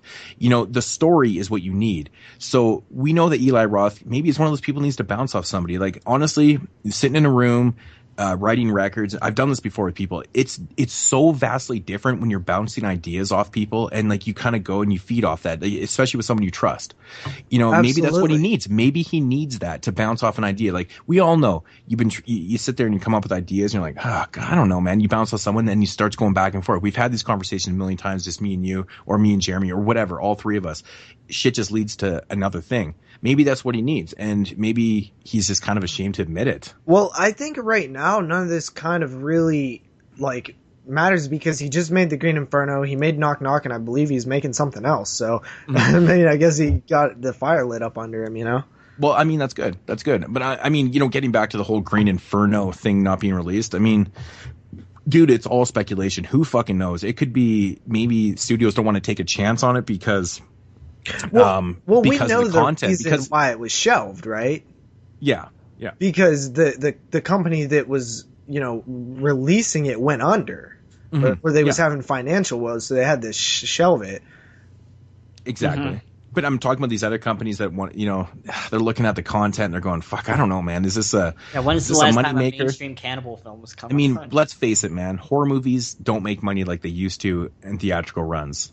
I mean, we did the stats. They're just not we did good. the stats last year. We did the stats even last year. I mean, there wasn't even that many theatrical films even, to count. Yeah. And like compare to.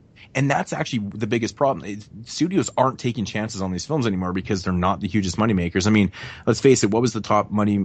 Annabelle last year? Annabelle. And then Ouija. And then you compare that to a non-genre film, like what was the comparison? What was the top making money film from last year? Does anybody know? Like, was it even comparable? I think it was Guardians of the Galaxies. Yeah, it definitely was. So what did Guardians of the Galaxies make last year? Like 400 million or something? No, more than that. The top selling horror film, which is Annabelle, made like 85 million or some stupid thing. Yeah. Like, we're not even, like, the point is that studios aren't willing to take the chances. All right, number one actually was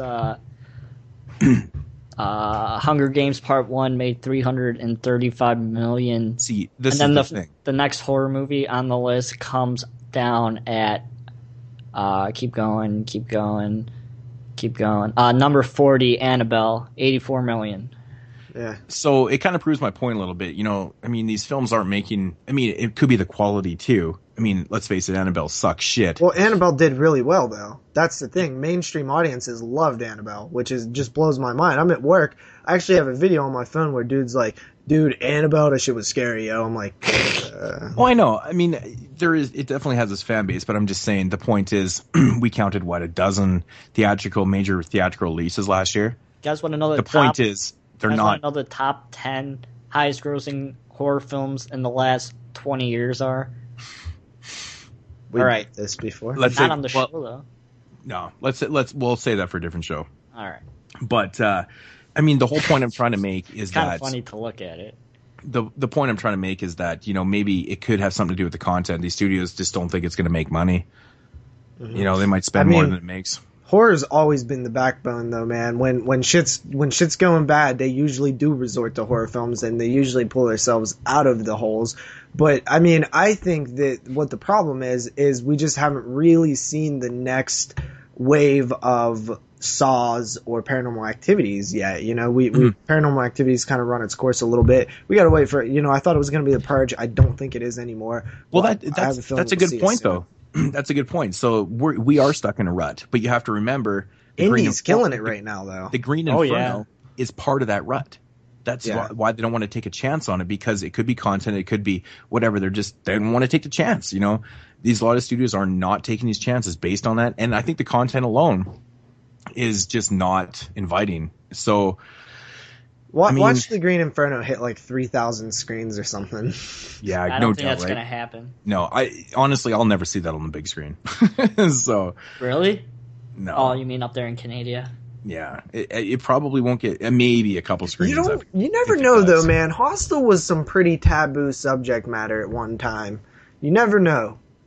No, but cannibalism, or I don't know. Cannibalism to me. When's the last time you've seen a cannibal mainstream film? There was cannibalism in Hostel briefly. I guess that's not a cannibal film like this. Torture films. I don't think that is a mainstream cannibal film. Besides Hannibal. Yeah, that's probably one of the biggest ones out there, but I don't know, man. I just all speculation. That's just, my 2 cents on it, but that's just how I feel. We'll see. So, yeah, we'll see. I hope I'm completely wrong. I hope someone picks it up and says, fuck it. Well, either way, it's going to get a decent release. It'll have even if it doesn't get a wide theatrical release, then we'll see a brief theatrical release and then VOD and DVD right after, which is actually even probably real good as well. Mm-hmm. I can already see the Blu-ray release. It's got to be in a green case. Yeah. It's got to be. That would be cool. Next up, we have Wes Craven. He's actually going to be producing another film, which it's producing whatever. I hate when they use a person's name Yeah, me too. Producing credits, like it's like okay, like unless it's like a producer that's heavily involved in the project and has like creative input to give, like I don't know. But anyway, it's about a girl who it's called The Girl in the Photographs, and it's an original thriller inspired by the blockbuster Scream. Okay, so it's set against the glamorous backdrop of the fashion world. The film will bring a modern sensibility to the genre, so they say. Okay. Yeah, moving on. The Strangers 2. We kind of have a update. We have 2 people, I guess, are attached to direct the screenplay. We've heard so many updates on this over the past couple years. Apparently one of them was Eli Roth, but he was, trying to figure out his deal with the Green Inferno, but that's a different story. Yeah. The Strangers 2 is a thrilling sequel that lives up to the hype of the original film. After financial troubles forced them to move out of their house, a family of 4 try to make it through the night in a deserted trailer park while being hunted by savage axe-wielding, mask-wearing trio wreaking havoc once again. That actually sounds pretty damn good to me. Like, a trailer park cool. Backdrop, that's dope. Mm-hmm. I would just be happy with the family again, man. Whatever the hell they are. With these type of films, now it's all about execution now. So you got this story, which is cool. But, you can't make it the same as the first film, but it has to be good in execution, you know what I'm saying? Uh-huh. These films rely on that. So, well, I can tell you right now, you can't duplicate the first film or else it wouldn't be a proper sequel because you have to go bigger and better in a sequel, especially if you wait this long. The original Strangers was such a slow, methodical film that this one I just feel like will be a lot different. Oh, I hope it is. I just hope the execution's good. I would have to say that's one of the scariest movies I've ever seen, and I've said that before. I think this one will be more of a straight up slasher type flick. Yeah. I love the original Strangers. I'm cool with that. Yeah. So after that, we have Resident Evil, the final chapter is back on. So this is the Resident Evil franchise. I guess the film was originally announced and then put on hold because of Mila Jovovich. Yeah. Jovovich? Yeah, you're close enough. Jovovich. Bitch. She was pregnant, so after she had her second child, she's now back and ready to shoot. So they're moving forward, which will conclude the new trilogy. There's going to be another trilogy? No, this is the end of the other trilogy. That was the first 3, and this is now the end of the second 3. And part 2 is the best. Yeah, definitely. Shooting was initially planned for Cape Town, South Africa, and now is a 2016 release that is being targeted. So, Resident Evil, the final chapter, it's happening. You know what? I'm so surprised that he was able to make 6 of these, considering, and they do good every time. Like, I don't know who's going to see these things, because I'm not, I am a huge fan of the games. But I just feel like they did everything so different that it's not even Resident Evil. Besides part 2. Yeah, part 2 was very Resident Evil-ish, but at the same time, I feel like it was also just... I didn't really like how they took it into, the action area that they took it to. But part 2 is, your closest to the games that you It was. I still do like part 1 and 2, and... I don't like any of them besides part 2. Part 1's okay, but, yeah. And it has some really bad CGI. Yeah, it's been a little while since I've seen it, but, The Blu-ray sucks dick, too. No comment.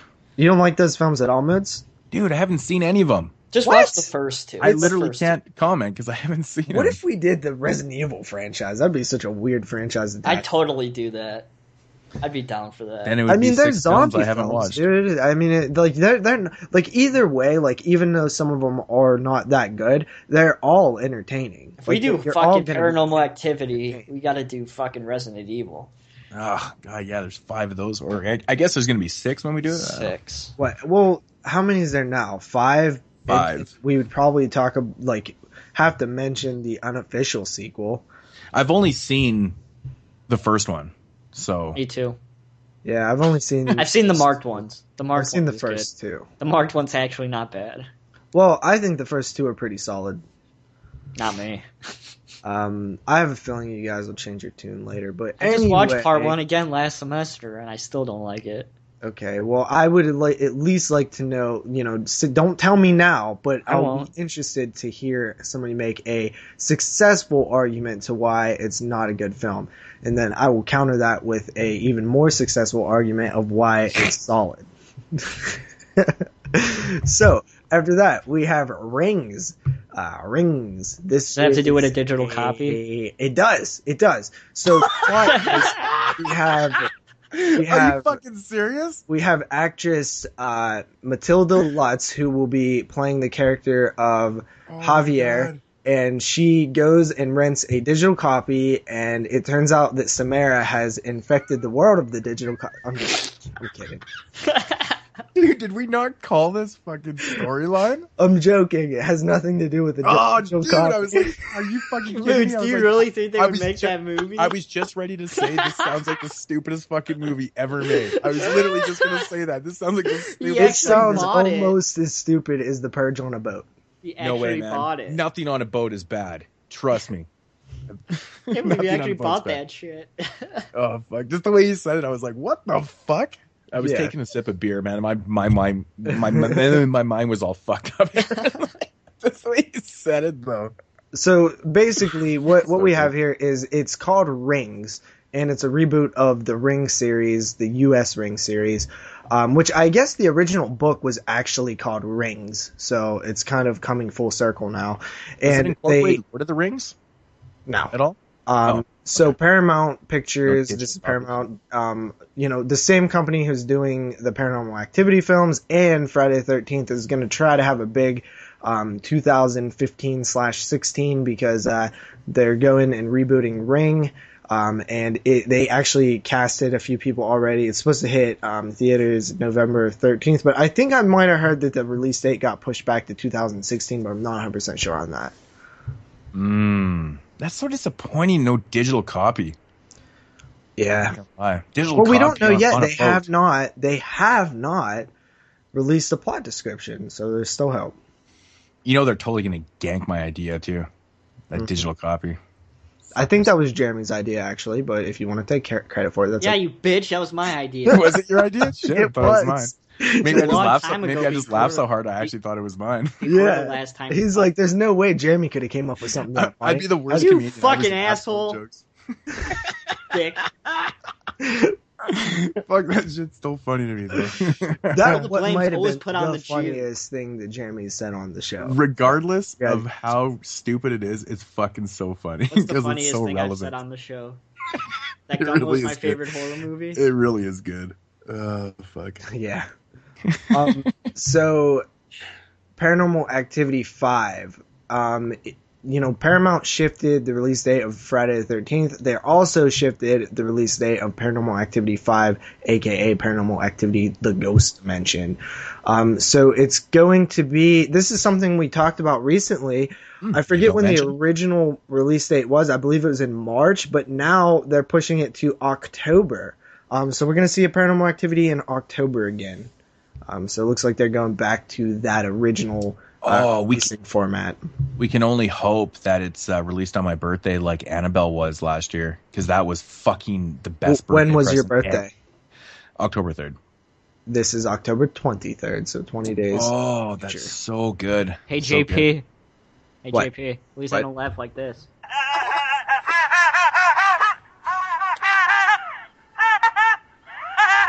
It's her favorite person. Yeah. Oh, my God, that's awesome. Yeah. So pissed JP off. That will be happening. Paranormal Activity 5 will be happening, and it will be in 2015 of October. So once again, with the pushback of Paranormal Activity from March to October, that also pushes back the release of our Paranormal Activity show from March to October. So be prepared to wait even longer for this show. Nice. So after that, we have Salem. This was a TV series about some witches and shit. It will make its return Sunday, April 5th at 10 p.m. So yeah, Salem is going to be back, I guess. Did anybody see it? No. This is season 2. No. I do remember the promotion that they had for the first season was really cool. They had some really cool posters and stuff. A lot of cool stuff there. I was interested to see it. Mm-hmm. I don't think I've seen any, to be honest. Not gonna lie. All right. Alrighty then. So after that, we have another After Dark original. This time it's called Housekeeping, and it's going to arrive on DVD plus digital HD on demand March 31st from Lionsgate Home Entertainment. And it's supposed to, I believe, be about a housekeeper who gets a job, and then shit gets kind of deadly, turns deadly. Almost too convenient new job. And yeah, she starts losing the grip on her reality. I'll check it out. I don't know. That doesn't sound that bad to me. That sounds like that sounds like your average, potentially above average, Walmart buy. Yeah, some of those After Dark films are really good though. I have to say. So you watched that one with Malcolm McDowell? Was it any good? Which one was it again? Knife. Is that it? Yeah. Was it any good? Yeah, it was really good actually. Yeah, it's surprising. Yeah. No, I talked about it on the cast.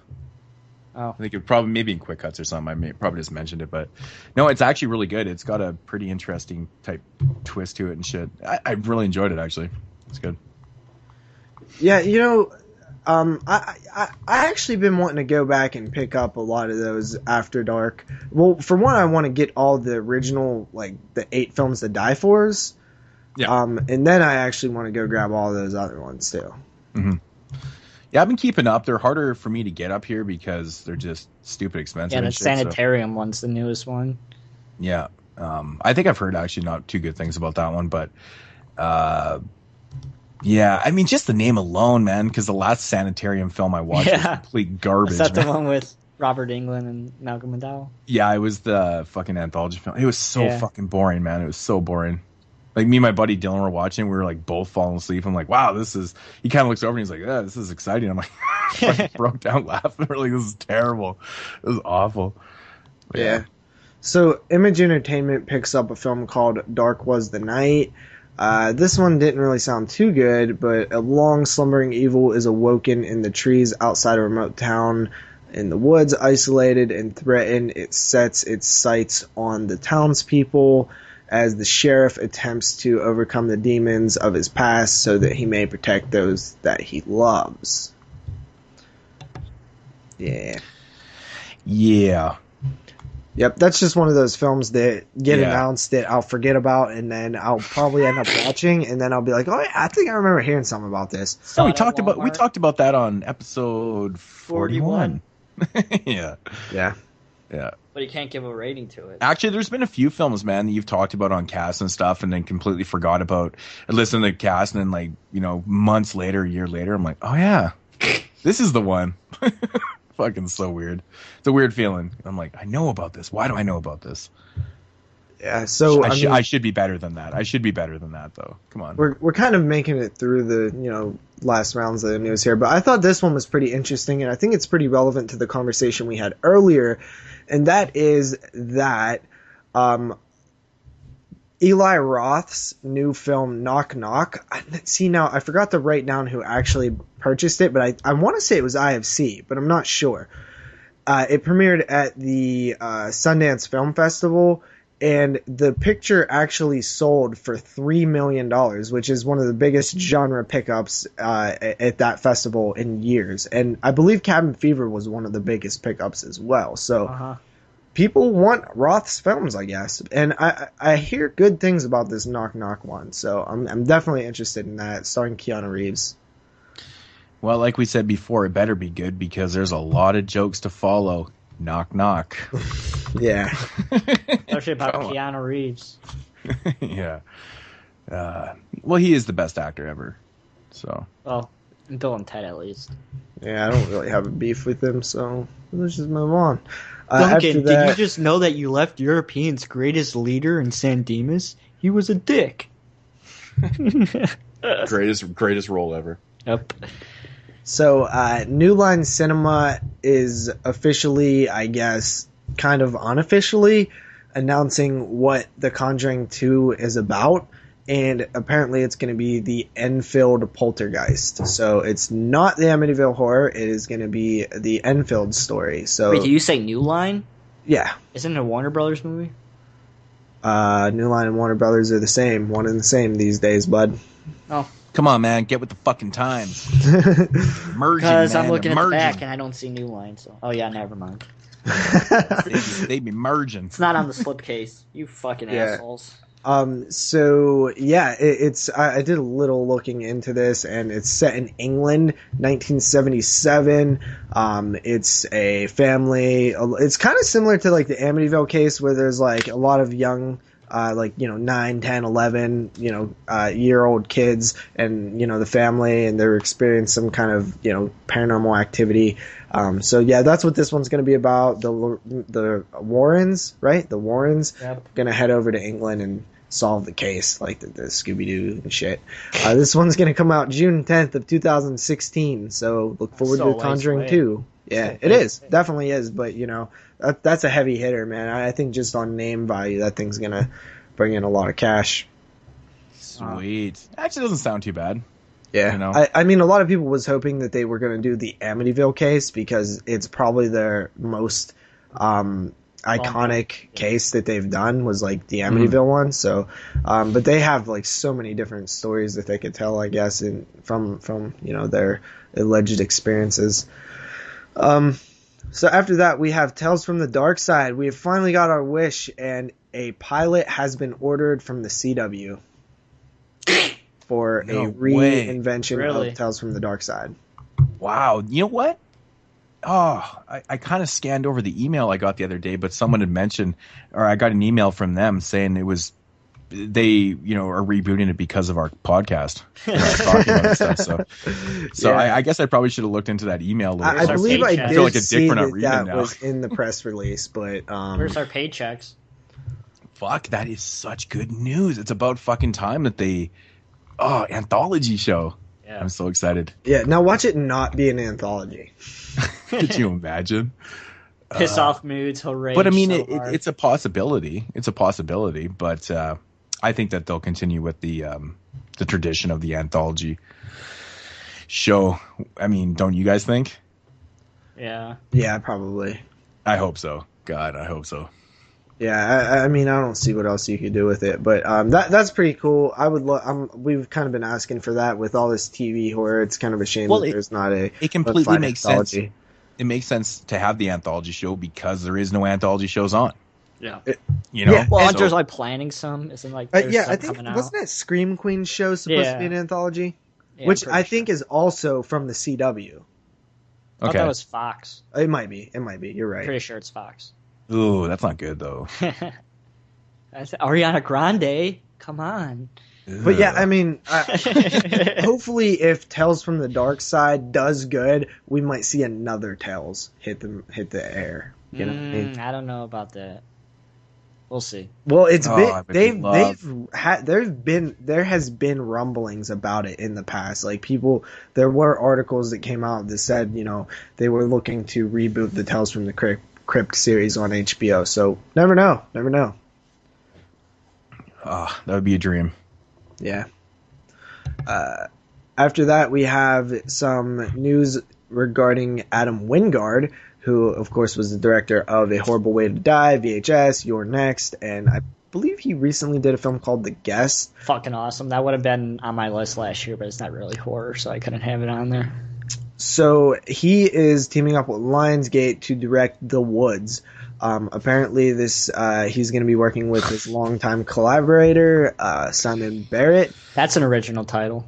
Oh God, I don't know if you guys saw me shaking my head and grabbing my face, but really, The Woods. When you search that, there's going to be 4,000 movies that come up. Yeah. It's a bad title, The Woods. There's so many movies named The Woods. I think that a lot of titles are bad nowadays, though, because there's just. I mean, that is so generic. Yeah, it's pretty. It's shitty. like why not just be funny? Name your fucking film Tree. Yeah, I mean Not even The Tree. Tree. Just fucking throw it out there. Tree. Fuck the Woods. I don't think that's even a bad title, Tree. Like, I mean, if they could come up with like Passion of the Crust, I think they would be able to come up with a more original title. Well, we never know. They could do that. I mean, we see titles changed as early as when the film gets released on Blu-ray with Late Phases. I believe they changed that title recently before it hit Blu-ray. Yeah, I completely forgot about that, and I like typed in Late Phases when I was trying to order it from Amazon after he told me it was cheap. And I'm like, the fuck? I'm like looking at the cover, I'm like, what the fuck is this? And I'm like, oh, it's changed. I think it actually makes sense. I forgot. Man. Like, I think that was smart to change the title of Late Phases. I've seen a lot of people like kind of mocking it, but I almost missed out on that film completely because I didn't know, like, somebody was saying something about a film called Late Phases, and I didn't think werewolf at all. I just like Late Phases. It sounds like some sort of like alien abduction film or something. And it just was like off my radar until I seen it pop up on somebody's top 10 list. I was like, oh, it's a werewolf film. So I think, letting people know what they're dealing with kind of helps a little bit. Because when somebody says there's a really good werewolf film, I want to check it out because there's not that many really good werewolf films that come out nowadays. Yeah, I think there was a couple last year, actually. Late Phases was one. Where was really good as well. Almost made my top 10. Where was good.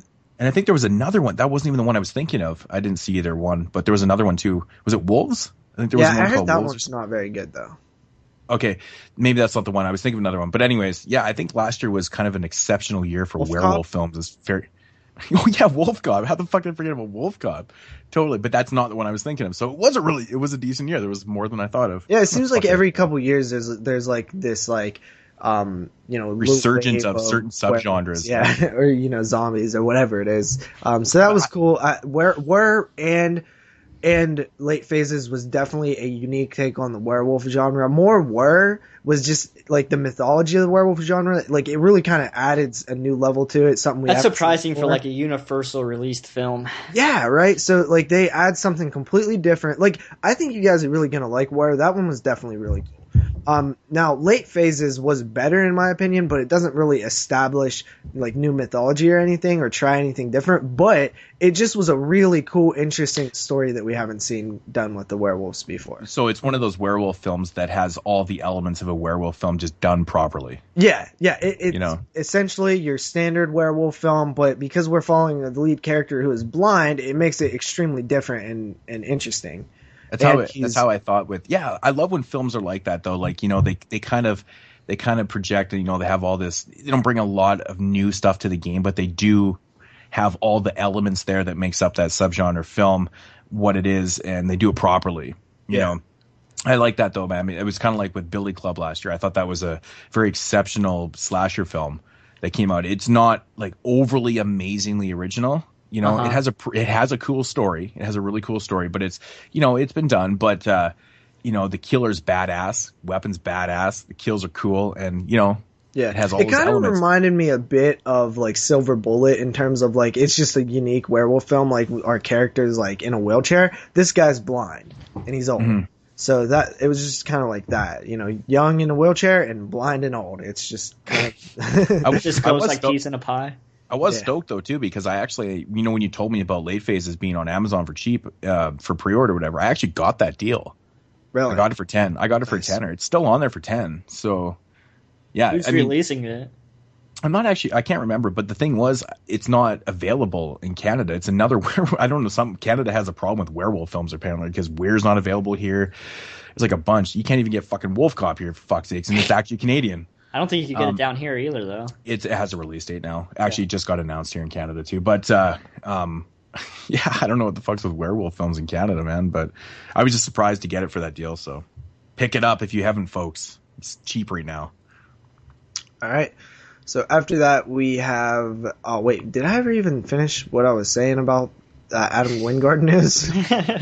We were talking about the wood. No, it's just woods. You're the worst for going off on a different direction every time.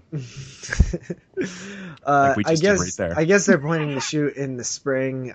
It's about a group of college students on a camping trip who discover they are not alone. It sounds like good horror to me. So we'll see what Mr. Wingard comes up with for that film. Cool. After that, we have IFC. They acquired Guillermo Amado's The Stranger, which was Eli Roth produced. This one, I guess, it has like a big lengthy talk about how it's going to be a slow burn, character driven, this and that, and building tension and stuff like that. But the plot is basically about a family with a legacy that we pass on to our children, and the lengths they will go to protect and ensure survival, no matter how dark and deadly it might become. Kind of sounds like some Hamiltons or something like that to me. Mm-hmm.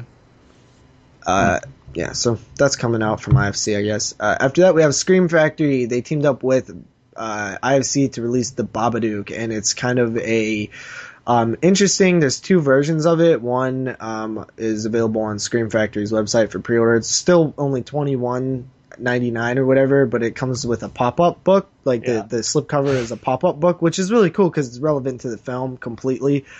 So that's a really cool release. I'm excited to get that. That comes out April 14th, and it does have different special features, I believe. So definitely go for that edition. I believe there's not. I think they're only producing a certain amount of the slipcovers though. So definitely get on that. Get your pre-order on.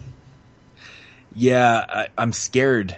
I'm scared right now because I want to pre-order from Amazon, but with my luck, they'll be like, "Oh, it ships in 6 to fucking 12 weeks or something," and it's gonna be like, "Oh, sorry, there is none." See if you can pre-order from Shout directly. See how that works out for you. Yeah, I think I will because I do want the pop-up. I love those little gimmick things, but even though it's relevant, like Hobo with the shotgun, you asshole. Yeah, those pop-up covers are fucking great. That's like my most wanted item. The Piranha one's awesome too. Yeah, I like the Piranha one. But yeah, that's cool. I didn't know it had different special features. That's fucking awesome. Yeah, I did not know that. So, well, the news is awesome for something. Yeah, so that's definitely a really, really cool item right there. After that, we have Shout Factory grabs Blood-Sucking Bastards. Now, they didn't officially announce this, but they did confirm it. And they say that, listen to this quote, guys. Tell me this isn't shitty. Described as an Office Space meets Shaun of the Dead in this action-packed vampire comedy. Oh, God. Oh, it's a vampire. Oh. For Moodz, you're going to have to buy it. I just fucking gagged. Seriously, it's like Shaun of the Dead. That grossed me out. Man, I'm not a big fan. Honestly, I find that, vampire comedies are almost like most of them are worse to me than, zomcoms for some reason. There's something about vampire comedies. Oh my God. I did one on Body Bags, a couple months back. It was Vampire Party, and it was fucking. I think it is a French film. It's from France, and man, dude, I don't know if it's I don't know if it's their type of comedy or the translation or whatever, but man, that movie was irritating. I'm just like, oh, vampire comedies not working for me, man. Not working, man, at all. I'm with you on that, but I mean, honestly, I think the description sounds awful. We'll see, though. We'll see. After that, we have another announcement from Scream Factory. This one is called Gun Woman, and it's like foreign contemporary. Fuck yeah. It looks pretty cool, but it looks pretty cool. I don't know, man. It was like a surprise announcement. I'm down for that. I've heard nothing but good things, man. Tom Horsball had this one nominated for a bunch of horny awards. Oh, really? So he's seen. Oh yeah, he has the import of it, and he actually recommended it to me a few times, and I was like, well. I was actually, it's funny, man. I'm glad I didn't import it now because I was going to import that with a couple other ones and they got announced by Scream Factory. I'm like, what the fuck? Crazy. So when I saw that announcement, I almost shit. I was like, that's crazy. But rock hard. Apparently it's really fucking good. And I've heard from quite a few people. I watched, a couple of people talk about it. So that's exciting that they're picking up these contemporary titles that are really kind of, creating buzz like The Babadook and Gun Woman. That's cool, I was really surprised that they partnered with IFC to release The Babadook because that is just that's such a heavy hitter title. Like that won so many awards this year. Yeah. Even though I personally didn't think it was, the best film of the year, obviously, but it definitely was. I kind of liking it to The Conjuring, the same feeling I had on The Conjuring last year. It was a huge film, obviously different levels. This one's more independent. Conjuring was like a big studio film, but everybody loved The Conjuring. Yeah, it was on everybody's number one list. When I brought it up, when I was like, oh yeah, my professor's like, oh, what was good in 2014. It's like, well, that's kind of a shitty year. But like 8 people said, what about the Book?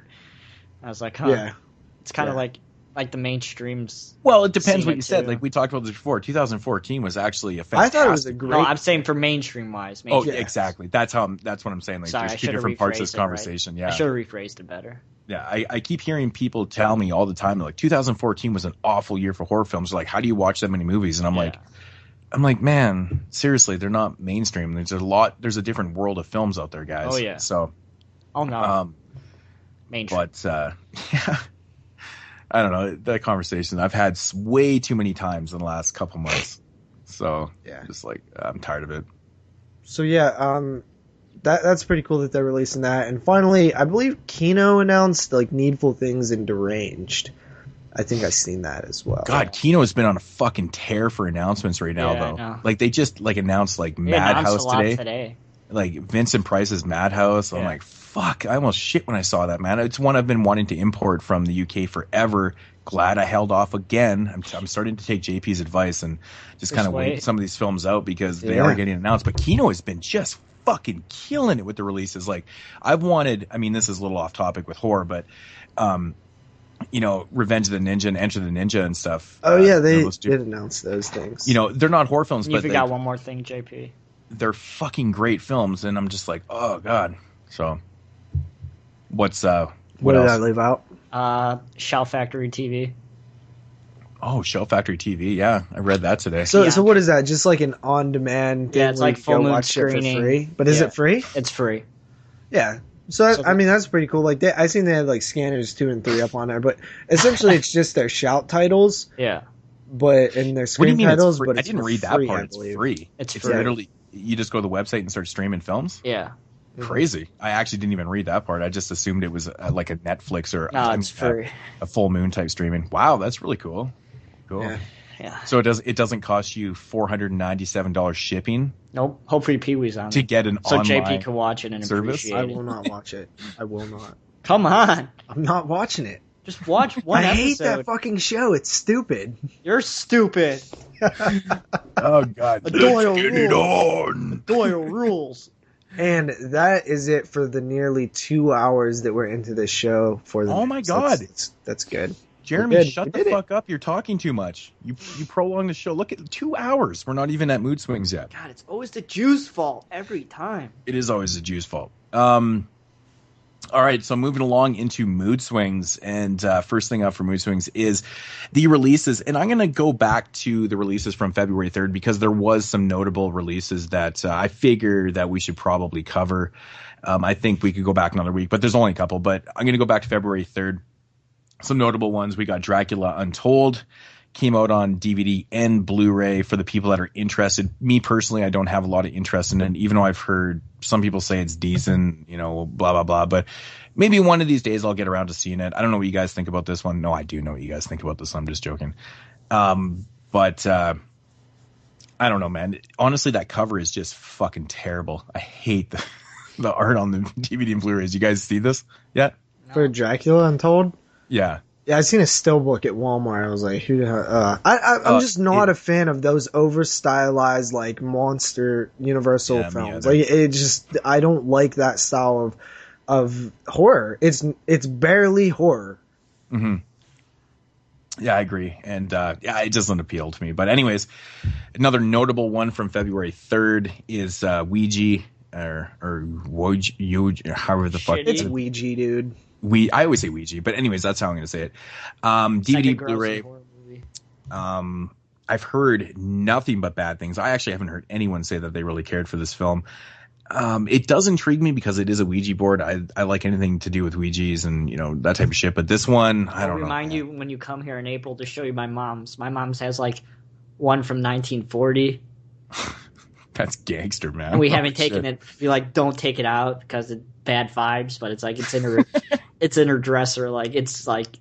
It's probably worth quite a bit of money. Well, if it's from the early 1940s, that is a bad time for Jews. I mean, What the fuck does a Ouija and Jews have anything to do with anything? I'm just relating death to Ouija, and okay. Anyways, we'll it's move badass. on. ABC's of Death 2 came out February 3rd on DVD and Blu-ray. Speaking of death, ABC's of Death 2. Exactly. Speaking of death, ABC's of Death 2. I know I've heard a lot of people say that they didn't like this, Jeremy included. I've also heard people say that they really enjoyed this. So now I'm curious. I am going to check it out because I need to judge it for myself. But yeah, ABC's of Death 2 on DVD and Blu-ray. We've got Starry Eyes, which was on numerous top 10, 20, 30 lists of last year.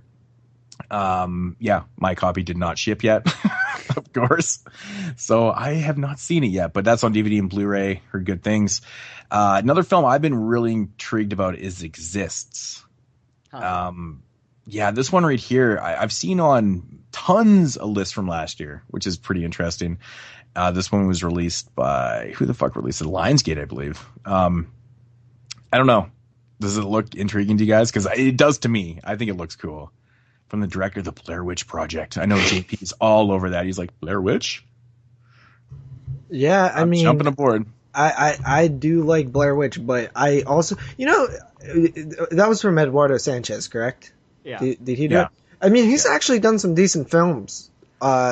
Believers, which I've been telling Moodz to check out for a while, was an awesome like cult type film. Oh, is that the one with like the guys with the bald head on the cover?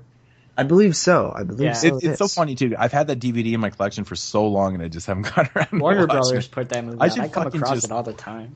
You should just watch it. Yeah, you should. Actually, you should.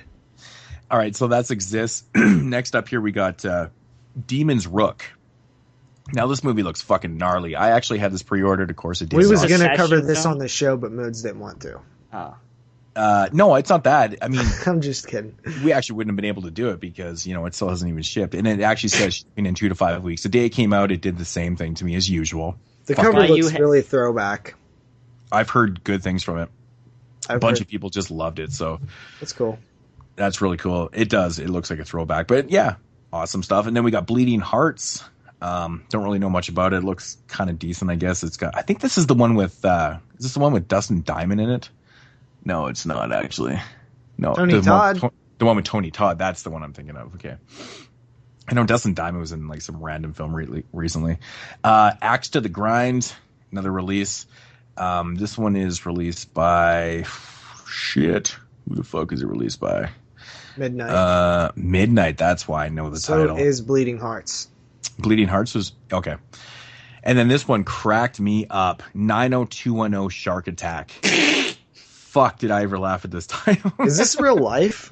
This is fucking for real, man. I was like 90210. This is an asylum film. All they're doing is putting some type of area in front of Shark Attack now and making that film Malibu Shark Attack, fucking Jersey Shore Shark Attack, 90210 Shark Attack. Next is going to be Canada Shark Attack.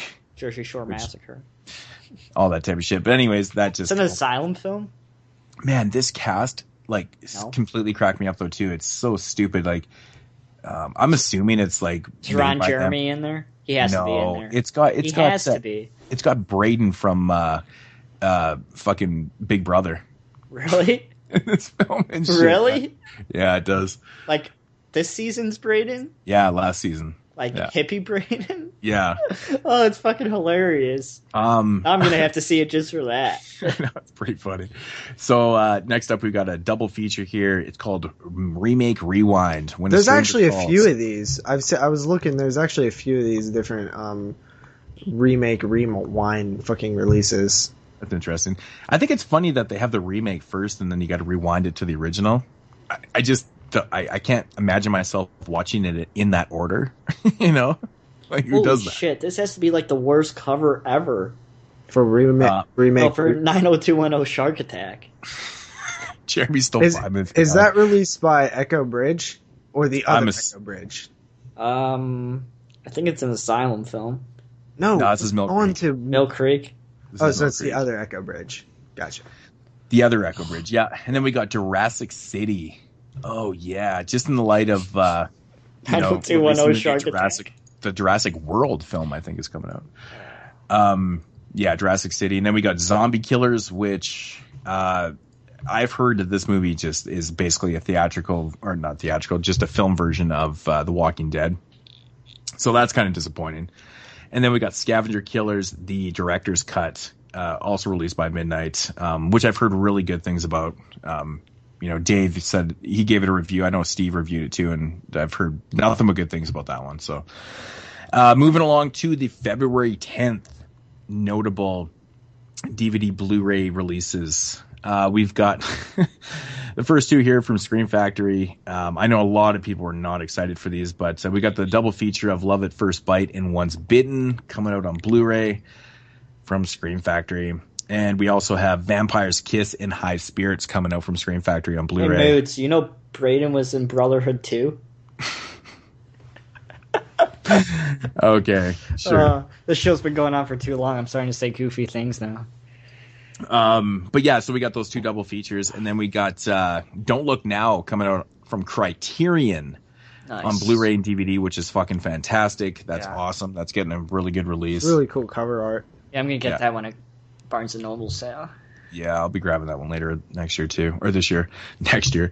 Then we've got another one of these Nazi zombie, type films called Dead Walkers. Fuck, man. These are becoming a dime a dozen too, aren't they? Bayview's putting this one out. Dead Walkers. And then we've got Frankenstein vs. the Mummy. Now, when I first heard this title, I was like, I don't know, man. That just sounds horrible.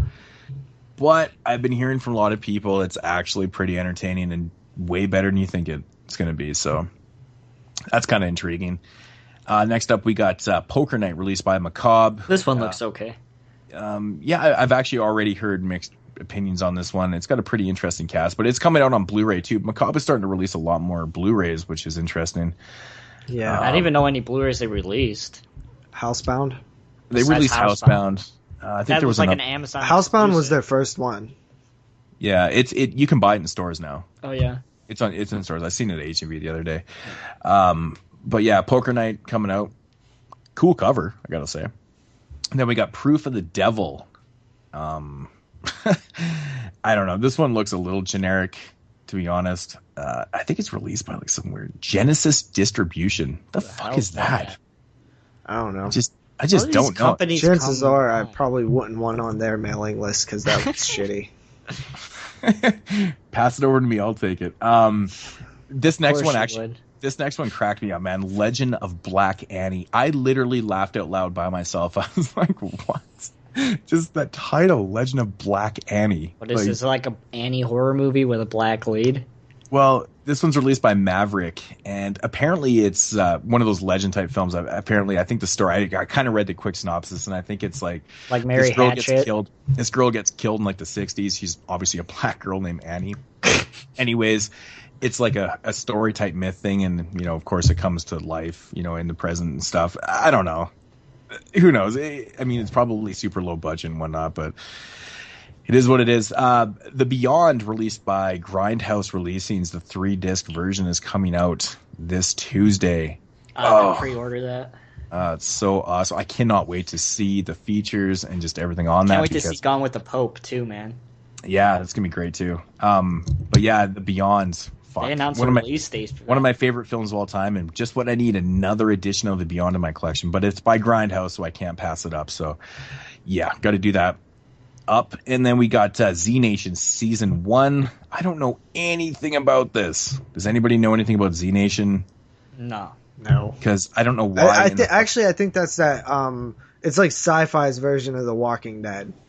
Is that what it is? Okay. Yeah. I was kind of thinking it looks like zombie, obviously Z Nation, but yeah. Then we got an 8-film thriller collection coming out.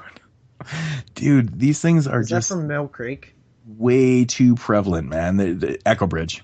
Same Echo shit. Bridge is, and same shit. Wow, the titles that are on this thing, I'm not even going to get into them because if there's like a barcode on the disc, then it's like a notable. shitty company. Nothing notable. Next one here, we got Fear Clinic.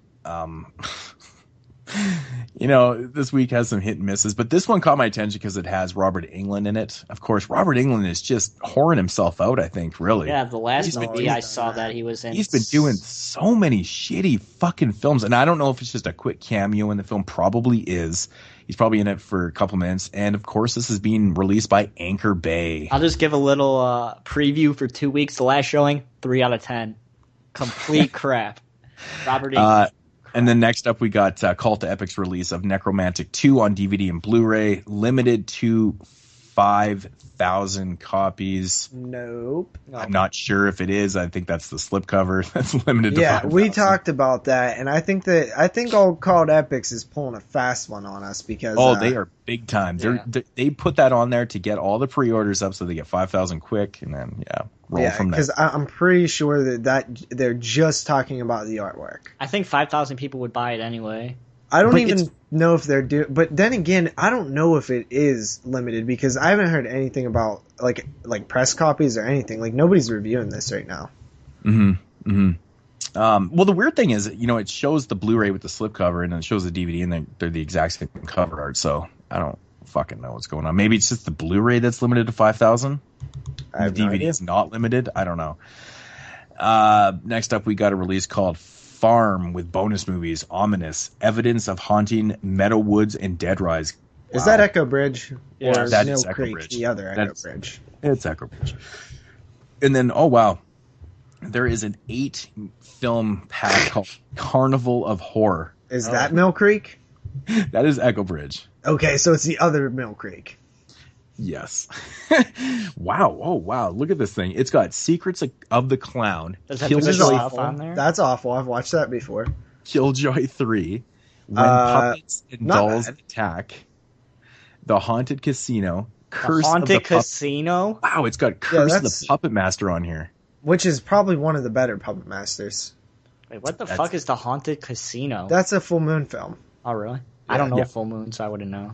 Zombies vs. Strippers. Oh, that's Full Moon. I have that. That's Full Moon. Devil Dolls and Dangerous Worry Dolls. All these are Full Moon, except for Secrets of a Clown. Yeah, so that's interesting. Which is awful. Surprised. There's a lot of interesting carnival movies out there. That's dolls and Close for the Season. Clowns. That one's okay. Oh, wow, this is so weird. Okay, there's a 4-movie pack here that's coming out from Echo Bridge. The other Mill and the other Mill Creek, and That's it's called the 4-movie Witches and Warlocks. Bay Coven. Okay, it's got Bay Coven, Witchcraft 13, Blood of the Chosen. Yes, I know. That might be the only way to get that thing. No, there actually is a release of that thing. And the Pit and the Pendulum and Midnight Child. Do you turn it over on the back on the top right? It says guaranteed to be in the Hall of Pain. 22 shots of moods and horror. That's awesome. And then the last two here for the releases are from Intervision, and they are two more contemporary Bruno and Ty films called Zombies: The Beginning and Island of the Living Dead, which I am fucking stoked for. Yeah. And they did not ship. So, what the fuck? You haven't been in bad luck lately. Oh, God. It's like oldies and... Dude, my next update's going to be like 7 minutes. It's going to be 7 minutes. Not 100. You say that now. 4 weeks later. 3 hours later. So... But yeah. Honestly, this Tuesday, there's a lot of decent releases coming out and some bad ones, but there's a lot of notable ones. Mm-hmm. So, not a bad week, though, gotta say. Yeah. Alrighty. Mill Creek's really been putting out those releases. Yeah, Mill Creek. Every week it's like 18 double packs. Yeah, I mean, they just both of those companies are insane because they've had so many different releases with crossover. It's just insane, dude. Yeah. And Mill Creek or the other Echo Bridge, whatever you want to call it, it drives me crazy because they're just over flooded with crap films. Just want to find Funeral Home, damn it. Keep bringing that movie up. Yeah, that was actually on a list that I had for Scream Factory to pick up and release a Blu-ray of. Yeah. Because, that's a niche movie. It's a cool film, and I feel like no one's seen it because it doesn't really have any good releases, so that's kind of... It's disappointing, but it goes for like 1 million releases. I'd love to see. I have the VHS. I want to see a Robicide get released so bad, uncut. But anyways, that's a whole nother conversation. JP, do we got some VMs? We do have some voicemails. We actually have 4, and if you remember the last time we did a show, I believe Brandon said that, hey guys, call in because, it's awesome. We actually have, I believe, maybe two first-time callers, or at least, people who don't call all the time. So first up is this voicemail. guys, this is Ron from Wisconsin. Just calling to say that keep up the great work with the show. Love listening to it. And my question or questions for you this week are double features. I was wondering what your guys' thoughts are or personal favorites are as far as double feature releases. Like, what are your top 5 Blu-Ray double feature releases and your top 5 DVD double feature releases? As far as me, probably my all-time favorite Blu-ray double feature right now would have to be the TerrorVision and Video Dead release. And as far as DVD, I'm kind of liking the Dr. Phibes Rises Again from the old MGM Midnight Movie series. So, anyhow, guys, take care. Keep up the great work. Thanks. Okay, thank you, Ron from Wisconsin. I like when people say who they are and where they're from. Ron from Wisconsin, you have some good beer, and I hope you are enjoying the Laserdisc that I sent you. I thought his comment was going to be a lot more cheesy. Oh, come on. That was fun. No, thank you, Ron from Wisconsin. That was awesome. You have good beer. Yeah. Okay, so right away, I actually started watching the TerrorVision Video Dead double feature last night, oddly enough, and honestly, I think it might be the greatest double feature ever made. Like, even in terms of like the two films that they picked, both of them have to do with like video and TV and stuff, and the theme, the jingles on the menu, like, dude, it is an awesome double feature. It's like that TerrorVision song just plays in your heads like the whole time. Now you understand why it is my all-time favorite and why I rave about this all the time and watch it all the time and post about it all the time and talk about it all the time. Right? And stick it up your butthole all the time. This is why I wear a Video Dead hoodie. I love those two movies, and it's so good. And it's, in my opinion, it might even be the best double feature. It's awesome. Not only because, the films they work perfectly together, but the fucking thing is like packed full of features and shit too. It's really cool. PQs are great. Man, I mean, give me a break. TerrorVision looks fucking phenomenal. It does. It really does. And what they did with the Video Dead is, if you ever seen the Video Dead before that release, you'd be like, oh my God, that movie is phenomenal looking now. Like, yeah, dude, that was a highly bootlegged film. I used to have an old bootleg VHS of it, and I also have a hard box from Germany. The PQ is shit on that DVD. It's a legit release, obviously it's a hard box, but it's fucking terrible. It's like VHS quality. It's terrible. And every time I've ever seen that film, it looked like shit. And I'll never forget when I popped in that Blu-ray and I was like, you got to be fucking kidding me. How did they do that? I bet you that's what people felt like with Nightbreed, though. And it was in widescreen too, and I was like, what the fuck? Like, because I've seen like what Nightbreed looked like. Yeah, and it looked like total asshole, like literally worse than VHS. It was bad. And to see what it looks like now, it's like, how did they do that? That's insane. Yeah. Such a great double feature, man. Love it. But, to answer your question, that is actually mine. I posted on the group page many times about how that's my favorite double feature ever. It's my go-to, man. And when I'm in doubt, don't feel like watching something I haven't seen before, I just throw on that. So, yeah. I'm the wrong person to ask because I don't like double features. Everyone knows that. I like double features that are set up as like themed. You know what I mean? Like, that's why I like the TerrorVision Video Dead one so much. I just like the idea of both of those films having to do with a similar theme, and they just fit really well. Like, my idea of a good double feature is something that I actually want to watch back to back, because they are like, it's a themed night. It's like you get home, you watch two films back to back. They're kind of similar. Reminds me of like a drive-in double feature or something. So I like that. That's why, I watched both TerrorVision and Video Dead back to back, because that's what I wanted to do, because I feel like it works best that way. Now, another thing I'll say is Grindhouse. Probably one of the best double features there is. I saw that in theaters, man. It was probably one of the best, and I've seen a lot of films in the theaters, and that was definitely one of the most unique experience I had in a theater seeing that film. It was very, very strange and interesting and extremely enjoyable. I actually saw that in the theater too, and it was cool because you got the you know, the trailers in between, and the lights would come out, and people would go out and go in. It's just interesting. It was really cool. You know what's fucking crazy, man? That movie was marketed so interesting because it brought in a lot of people to the theater that didn't really know what they were getting themselves into. Mm-hmm. I remember watching the film and watching maybe 30 people walk out during Death Proof saying it was the worst piece of shit they'd ever seen. The quality was horrible. And I was like, yeah, a lot of people didn't get people were missing the fucking point here. Yeah. And then a bunch of people walked out in the trailers saying, what the fuck? These trailers are the worst pieces of shit ever. These movies are going to be so bad. I'm like, they're fucking fake. Death Proof is idiots. Fucking awesome. Come on. And then fucking Planet Terror starts playing.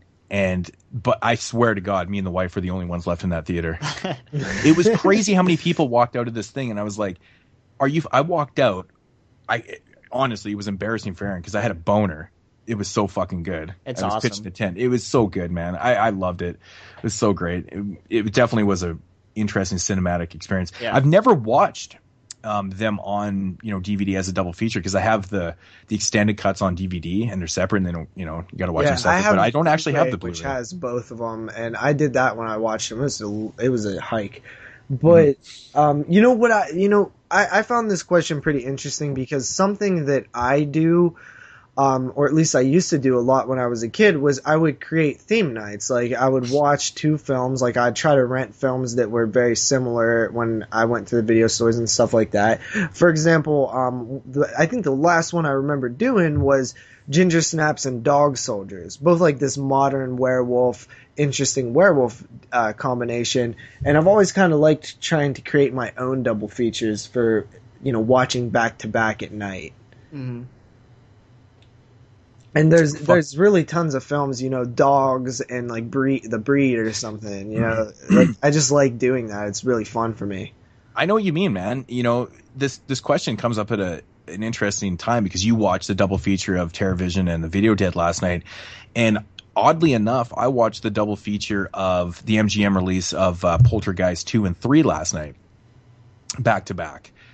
And honestly, that was great. That was a great 3 hours. I really enjoyed I hadn't seen the sequels in so fucking long. And the reason why I did that is because I upgraded my Poltergeist Blu-ray DVD to Blu-ray and watched it. And it just set me in the mood. I was like, you know what? Fuck it. I'm gonna watch some older films. I got a lot of new films here. I haven't watched it. I'm like, fuck it. I'm gonna check out these sequels. And it was a great double feature. I mean, for the people out there that the Poltergeist sequels seem to get shit on a lot. I don't know why. Yeah, they're not too bad. They're not actually as bad as people make them out to. They're actually, in fact, quite entertaining, and the effects are fun, and they're fun fucking movies, man. I had no problem with them. But I would like to see. Well, why didn't we talk about the fucking trailer, man? I don't watch them. That's why I don't watch trailers anymore. Yeah, but that's kind of news. I mean, what are we gonna say? A trailer came out, and then I'll be like, I didn't see it. Moodz, did you see it? I actually, it piqued my interest enough because I just finished watching all three films, so I did check out the trailer. There was things in the trailer that I thought were quite interesting. The clown looked creepy as fuck. Oh, yeah. The little girl actually, doesn't technically look like, Carol Ann from the original, but she's got the same haircut and stuff, which I thought was interesting. They didn't call her Carol Ann. No, but it's very rare that I'll watch a trailer. People had a boner from it, and I didn't understand why people were so hard about it. I will admit, I didn't think it was bad as you thought it was, but I didn't think it was bad, but I don't see why people had such a boner towards it. I have to say it doesn't look like a kid's movie, that's for sure. Yeah. Well, that's PG. Good. That's what we want, right? No, it actually looked I was like, wow, watching it going, fuck, that movie looks major dark for a PG, film. It's PG-13. It is PG-13? Yeah. Okay. That's one thing I did like about the Poltergeist. I always want to say Poultrygeist because fucking trauma. Poltergeist films is that, they maintain that PG-13 status throughout the three films. And the original series is PG. The remake is PG-13. Is the first one PG? Oh, yeah, because it came out PG. Yeah, there was no PG-13 or else it was no PG-13. There was no PG-13 for, I think, 2 more years after that. Yeah. It got reissued as PG-13, though, so you can still kind of call it PG-13. Yeah, because Psycho is rated R for some That's right, because reason. it even says on the back of the Blu-ray, I think, PG-13. But anyways, But it has that perfect level of like kid and like, you know, it's perfectly rated as PG-13, those films. You know, there's some interesting gore and there's some scare moments. Like, honestly, watching the Poltergeist sequels as a kid, dude, they would be terrifying. Man. I remember some seeing of the the shit first that's going on in Poltergeist. those is like, fuck, man. You're like 8 years old. Yeah, I remember watching the first Poltergeist when I was like 8 or 9. That film scared the living fuck out of me, especially the swimming pool part at the end of the first one. That scared the shit out of me, man. Yeah. That movie's fucking scary if you're young. Yeah, man. They managed to have like a pool part in like every film. It's kind of weird, actually, now when I think about it. But yeah, I mean, part 3 gets shit on a lot, but I actually really enjoy it. I think it's fun. The setting's cool. But I don't know how we got talking about. Oh, double features, Poltergeist. Yeah. Poltergeist. You're the king of tangents. Oh, I really am. But anyways, the point is that I did watch that one last night. It's the most recent double feature that I've checked out in a long time, and I do recommend that. And it's something I would love to see Scream Factory actually release as a double feature, considering it is an MGM. Why? I think that they still own it. I don't know. But JP would probably know better than I would. But well, there's already a legit release of part 2, so. But maybe there's a legit release of Mad Max. Exactly. Oh yeah, I didn't think about that. Why the fuck are they releasing Mad Max? It's so weird. I know. It's a tentpole, dude. It's a tentpole. Yeah. But that's the whole thing. It's like, you know, they probably still have the rights. Just release the double feature. That would be a one I would be seriously considering. I mean, getting up and having to flip the disc, I was like, God, I'm Laserdisc. God, I'm fucking lazy. I'm like, well, I have to get up to grab a beer. No, I don't have to get up to grab a beer. It's right next to my fucking couch. And you wouldn't like Laserdisc, man. No, but like I would get love up 6 times. I have to admit, the double feature for Poltergeist 2 and 3, the quality's fantastic. They look really good. They're both in great widescreen and they look great. So I'd love to see a Blu-ray, new features. The DVD release is like bare bones and shit. But I do recommend that one. That's the whole conversation here was coming down to me recommending that double feature. I actually highly think it's pretty cool. So yeah, definitely. Yeah. So after that, I guess, you know, I love double features. I hope that we see like more themed ones, and you know, I like making them as well. I'd like to actually sit down and create a few, you know, ideas like, hey guys, watch these 2 films together. It's really a good time. It's a good show maybe idea. I'll do that. Yeah. We're gonna call that show Double Feature. Yeah. Speaking of double features, next week we will be doing the My Bloody Valentine remake and original. Just throwing that out there. Seemed like which we've attempted one time and lost one of the best conversations of all fucking time. Yeah. Which sucks. Yep. But all right, on to the next voicemail. Hey guys, Paul Henderson calling here from Calgary, Alberta. Just calling in, tell you guys I love the show. It's awesome. Been listening since episode 1. I got a question for you. If you were executive producer on your first movie, who would you get to direct it? What genre of horror would it be? And name 4 actors/actresses that you would like to star in your movie. Anyway, keep up the great work, guys. Peace. Wow, he's phoning from my neck of the woods. Yeah, from Canada. Interesting. He's right. He's next to me. I go to Calgary all the time for training. So, Paul, next time I'm in Calgary, let's hook up. Is that where everything's cheap? I honestly have lots of time when I'm there, and yeah, we can chill if you want. Is it cheap? Have some beers. Is that where episode 1, guys. He's been listening since episode cheaper. 1. Jeremy hasn't even been listening since episode 1. Fuck you, JP. Calgary's way cheaper than here. Well, kind of. Always got to rip on the Jew for the you third time. I like this question. Yeah, this was a fun one to think over. I think there's a few different directions you could go with it. Moodz, you want to go first? Oh, this one's fun. I'll go first. Basically, I didn't really want to overthink this because when I start overthinking a question like this, we would not even be recording right now. I'm not lying because I'm bad for that. But if I was an executive producer, who would I pick to direct my film? Now, I didn't pick my director right away. I picked basically the synopsis to my film. I came up with something really quick, and then I picked a director that I would like to see direct this type of film. And basically what it came down to, my director is going to be Ty West. And Interesting. I don't want Ty West to actually write this film. Interesting as well. Yeah, I basically conjured up an interesting blend. This would be weird. So directing my film is going to be Ty West. The writer is going to be David Cronenberg. I love David Cronenberg. It's not just because he's Canadian. And ironically enough, the question is coming from Canada, David Cronenberg. But I love David Cronenberg's writing. He's a great writer. But I don't know, man. We'll see.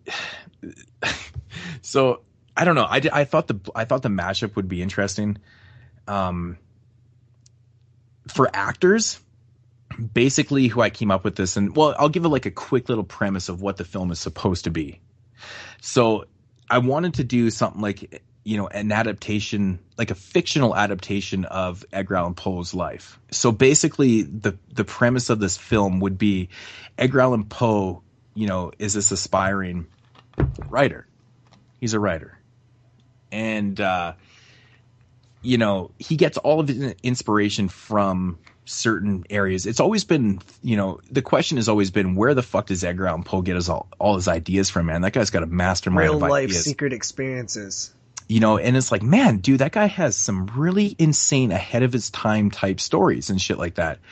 Well, the thing with Edgar Allan Poe in my story is that he is actually, he's like a real life serial killer. He like not just a serial killer, but he practices a lot of different type of things, and he basically writes on his practices. He's like the first Jigsaw. He really is, so he goes out and kills people. He does certain things, and he created all of his stories from his personal experiences. Now, the thing with my story is that it's going to be not just only that he's, aspiring writer, practicing these type of things. He's also caught in like a love triangle. So you're going to have a lot of things going on. But there's also a lot of fucked up things going on in his hometown with the people that are involved that are running this town. So my characters and the people that are involved in this film are going to be David Long, which the reason why I picked David Long is because I just was absolutely amazed by his performance in Piece of the Town. Like, I just want him in my film. I think he's awesome. We're going to have Rutger Hauer in the film. Oh, you bitch. He's on my list. That's crazy. Christy Ray is going to be one of the love interests. She's also from Piece of the Town. Tiffany Shepis is going to be in there also. And John Goodman is also going to be in this film. What an interesting cast. So John Goodman is basically going to be the mayor of the small city. Rutger Hauer is going to be the town sheriff. David Long is going to be in the film. And also Christy Ray is going to be the wife of Edgar Allan Poe. Tiffany Shepis is going to be like, she's creating the love triangle, and Edgar Allan Poe is going to be played by Jeffrey Combs, just like in Masters of Horror. Right. So I'm going to take that idea from the Masters of Horror episode, which have you guys seen? Yeah. Yeah. Okay. So I'm going to take that. So David Long is, I don't know where he's going to fit into this, but he's not going to be Poe. But anyways, Edgar Allan Poe is going to be played by Jeffrey Combs. He's in this love triangle with Christy Ray. He's married to her. Tiffany Shepis is, the girl on the outside. You got all the shit going on in the city. There's a lot of occult stuff happening and cannibalism and a whole pile of crazy shit's going to be going on in this one. I came up with this idea in 30 seconds and now I really want to make this movie. Yeah, sounds awesome. Pretty interesting. You definitely put way more thought into it than me. I wish I would have went first. Me too. But this is what I can, and like I really think there's a lot of story here. Like you have this whole thing with him trying to aspire. You got this love triangle, but the city itself is fucked up. John Goodman and Rutger Hauer, there's things going on with them, and I don't know, man. I think I just watch a lot of films and I just put a lot of shit together, man. But I think it's kind of cool. Anyways, that's what my thing is. Yeah. So. All right. Cool. So I guess I'll go next. Hard to follow that up because I just thought of a simpler idea, to say the least. Sorry, guys. I wish I would have put a little bit more thought into this, actually. My director is actually going to be somebody who I've seen a lot of promise from, and I would like to see him like really kind of get a little bit more credit, and I like his ideas. I've heard him talk about things, and that's Darren Lynn Bousman, director of, I believe, Saw 2, 3, 4, some other films, Repo did the Genetic Opera. But I want Adam Green to write this film, and I know these two are friends, so that could end up working. I feel like Adam Green is much stronger as a writer. He is a good director, but I feel like his definite strong suit is his writing. He's really good at writing characters. He's really good at writing dialogue. I feel like sometimes he puts a little too much comedy in his work. And we see that with the Hatchet films, and we see that with, some of Digging Up the Marrow. I know a lot of you haven't seen that yet, but I feel like there's a lot of comedy in that. But I feel like me as a producer, I could steer him away from that and be like, hey, Adam, let's focus on what we did here in Frozen, dog.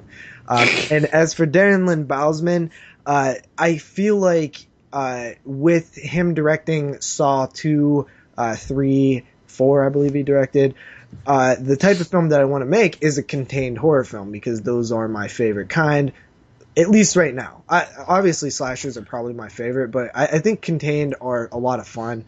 And I feel like Adam Green has directed Frozen, which is a contained horror film, and he did a really good job writing in that film.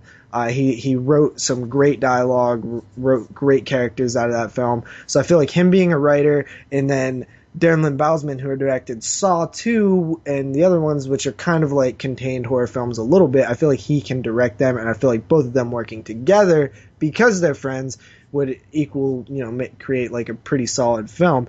Some of the people that I would want involved as actors: Sean Ashmore. For one, he did a great job in Frozen. He did a great job in The Ruins, which is also kind of a contained horror film, and Mother's Day. So, I mean, he shows that he's definitely an interesting character, when he acts. Like, he gets the characters, he gets the ideas, like of people stuck in places and how to perform the characters. I'm a really big fan of Sean Ashmore. He's really good. The second is, Jeremy Gardner. Now, we just seen him in The Battery. He was the bearded friend, and I thought he did a great job in those car scenes. You know what I mean? Like when they was trapped in the car. And I was really impressed with the performance overall, considering he actually directed the film.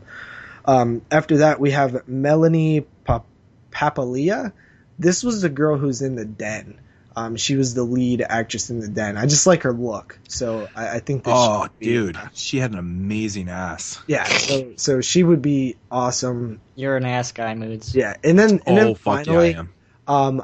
I kind of was picturing like her as like the lead girl, brunette. So I figured you need like a blonde to kind of balance things. So I just went for the hot blonde, which is Hayden Panettiere.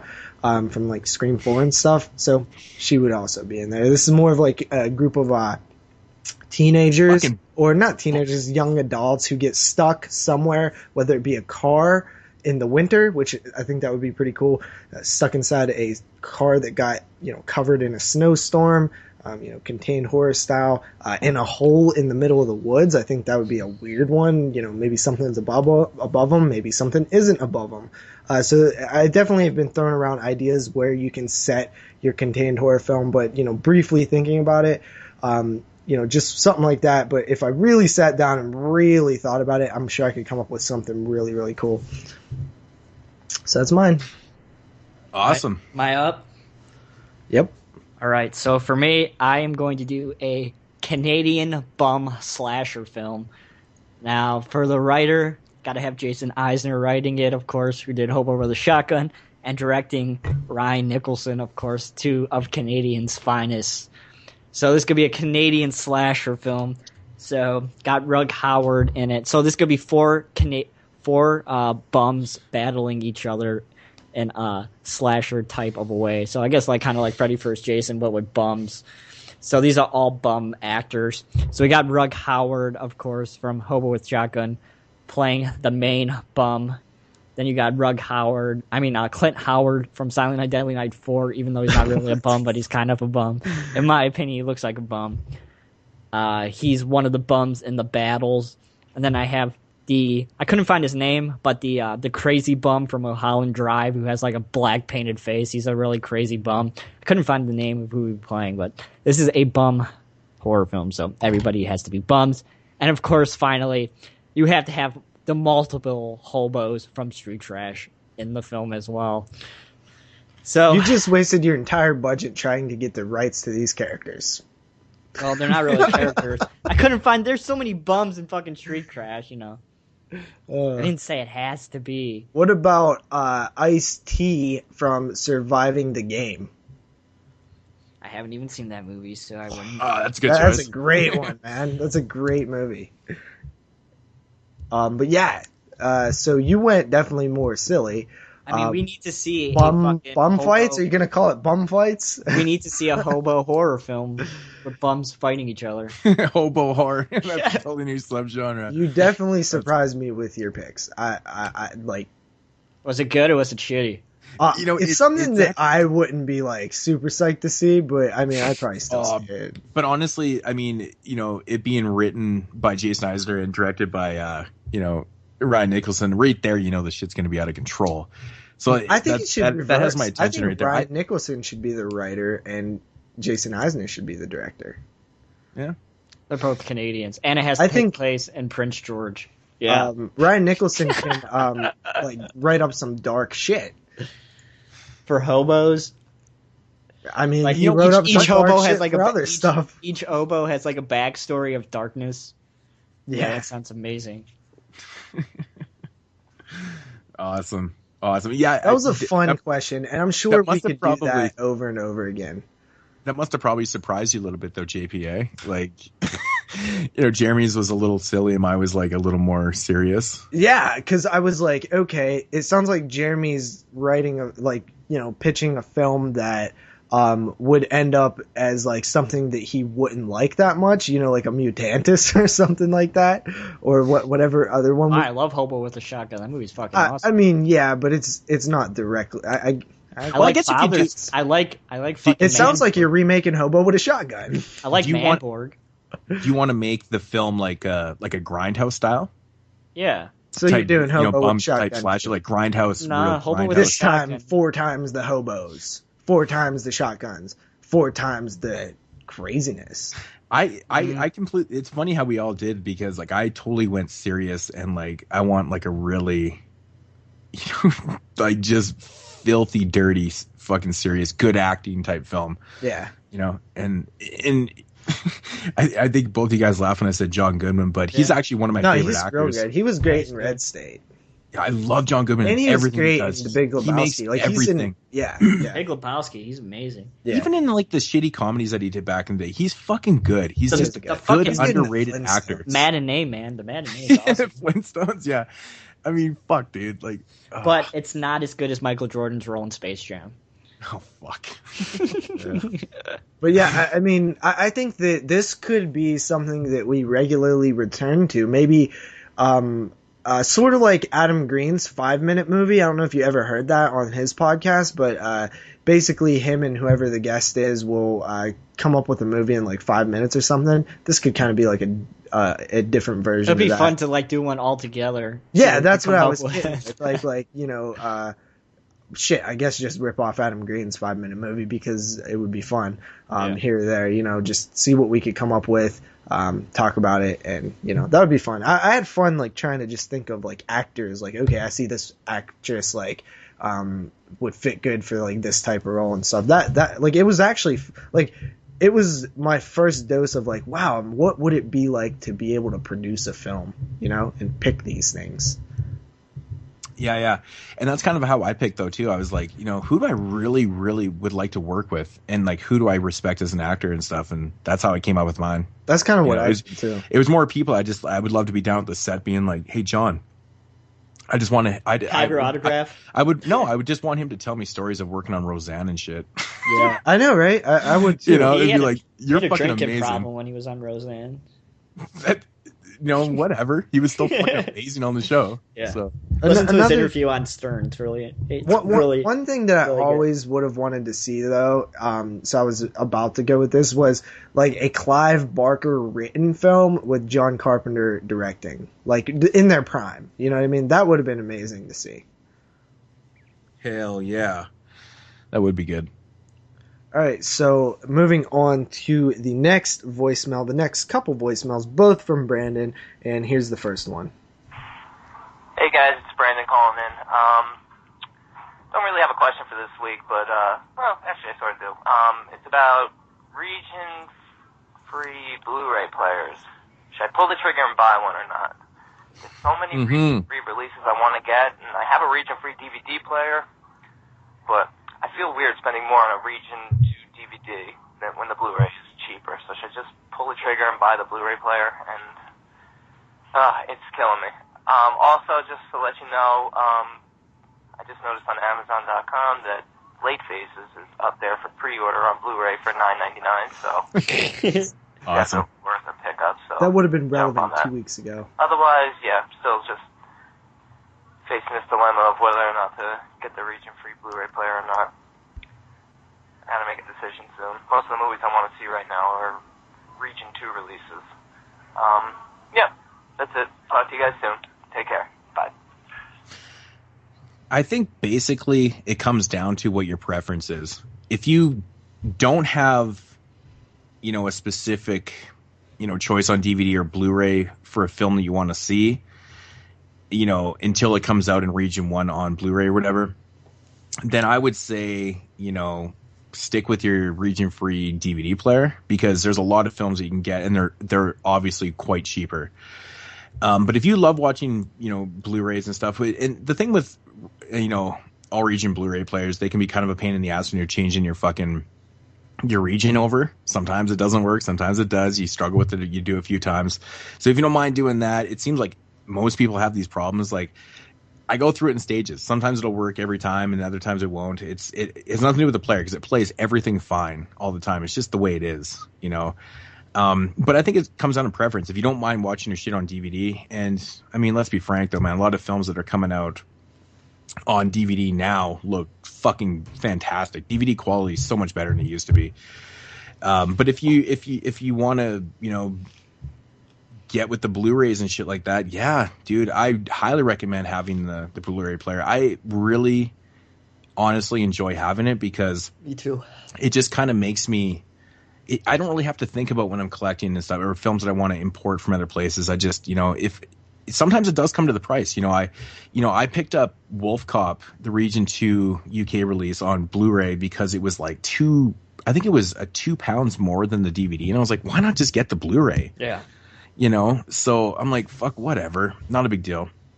So I grabbed that. Other things I will grab on DVD just because they're only on DVD or whatever. But to be honest, I love having it, and I love having it for Arrows, even though a lot of Arrow releases are DVD Blu-ray. So if you pick up an Arrow Blu-ray and you don't have a all-region Blu-ray player, you can still play the DVD, which looks just as good. Not just as good, but they look good. But I think it's all preference, man. That's all I can say. I don't really know how else to kind of put it. So, yeah. So I like having one too. Mm-hmm. For me, I think I come from a different, an interesting perspective, because I have like a different kind of opinion on it. Is, well, not really different, because I do agree that it's your own preference and stuff, but my preference is a little bit different than your preference. Here we go. My thing is, all American. Yeah, America. I don't really have that much of a use for it.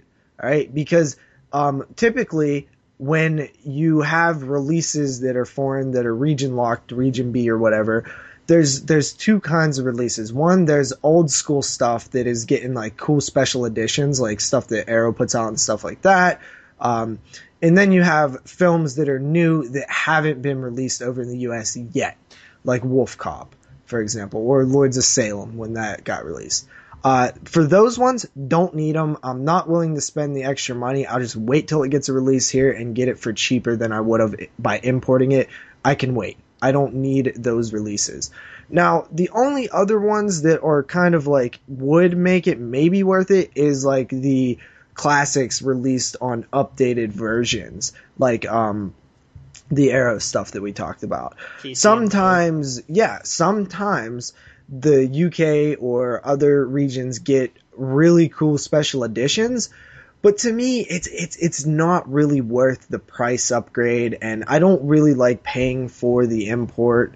I'll wait till a cool edition comes out in the US, or I'll just stick to my original edition that I had. Now, if you have something like the Slasher Collection by 88 that's Films awesome. that I'm liking what I'm seeing there. I do want to grab those. Right now, I believe that they're region free. That's fucking great for me, because I will buy those. But at the same time, even the extra $5 to where I'm paying $25 is more than I'd like to pay for a Blu-ray. I usually don't pay more than $20 for a solo release title.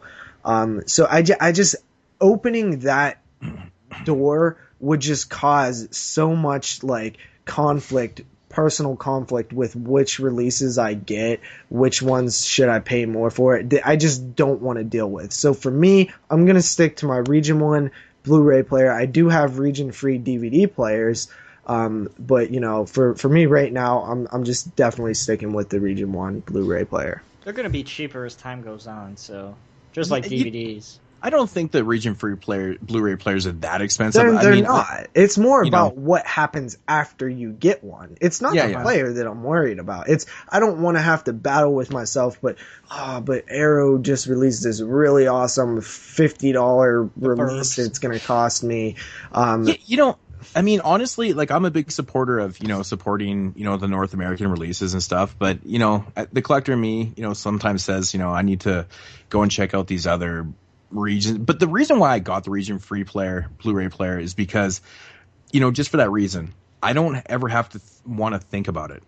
If I actually see something one day and I'm searching on, some German site and I'm like, holy fuck, that is one crazy ass edition right there. I mean, I really need to see that. And sometimes, like most of the time, 95% of the time, I won't just buy something just to fucking have it. I will watch it, like a lot of people will buy their shit and just keep it sealed and stuff like that.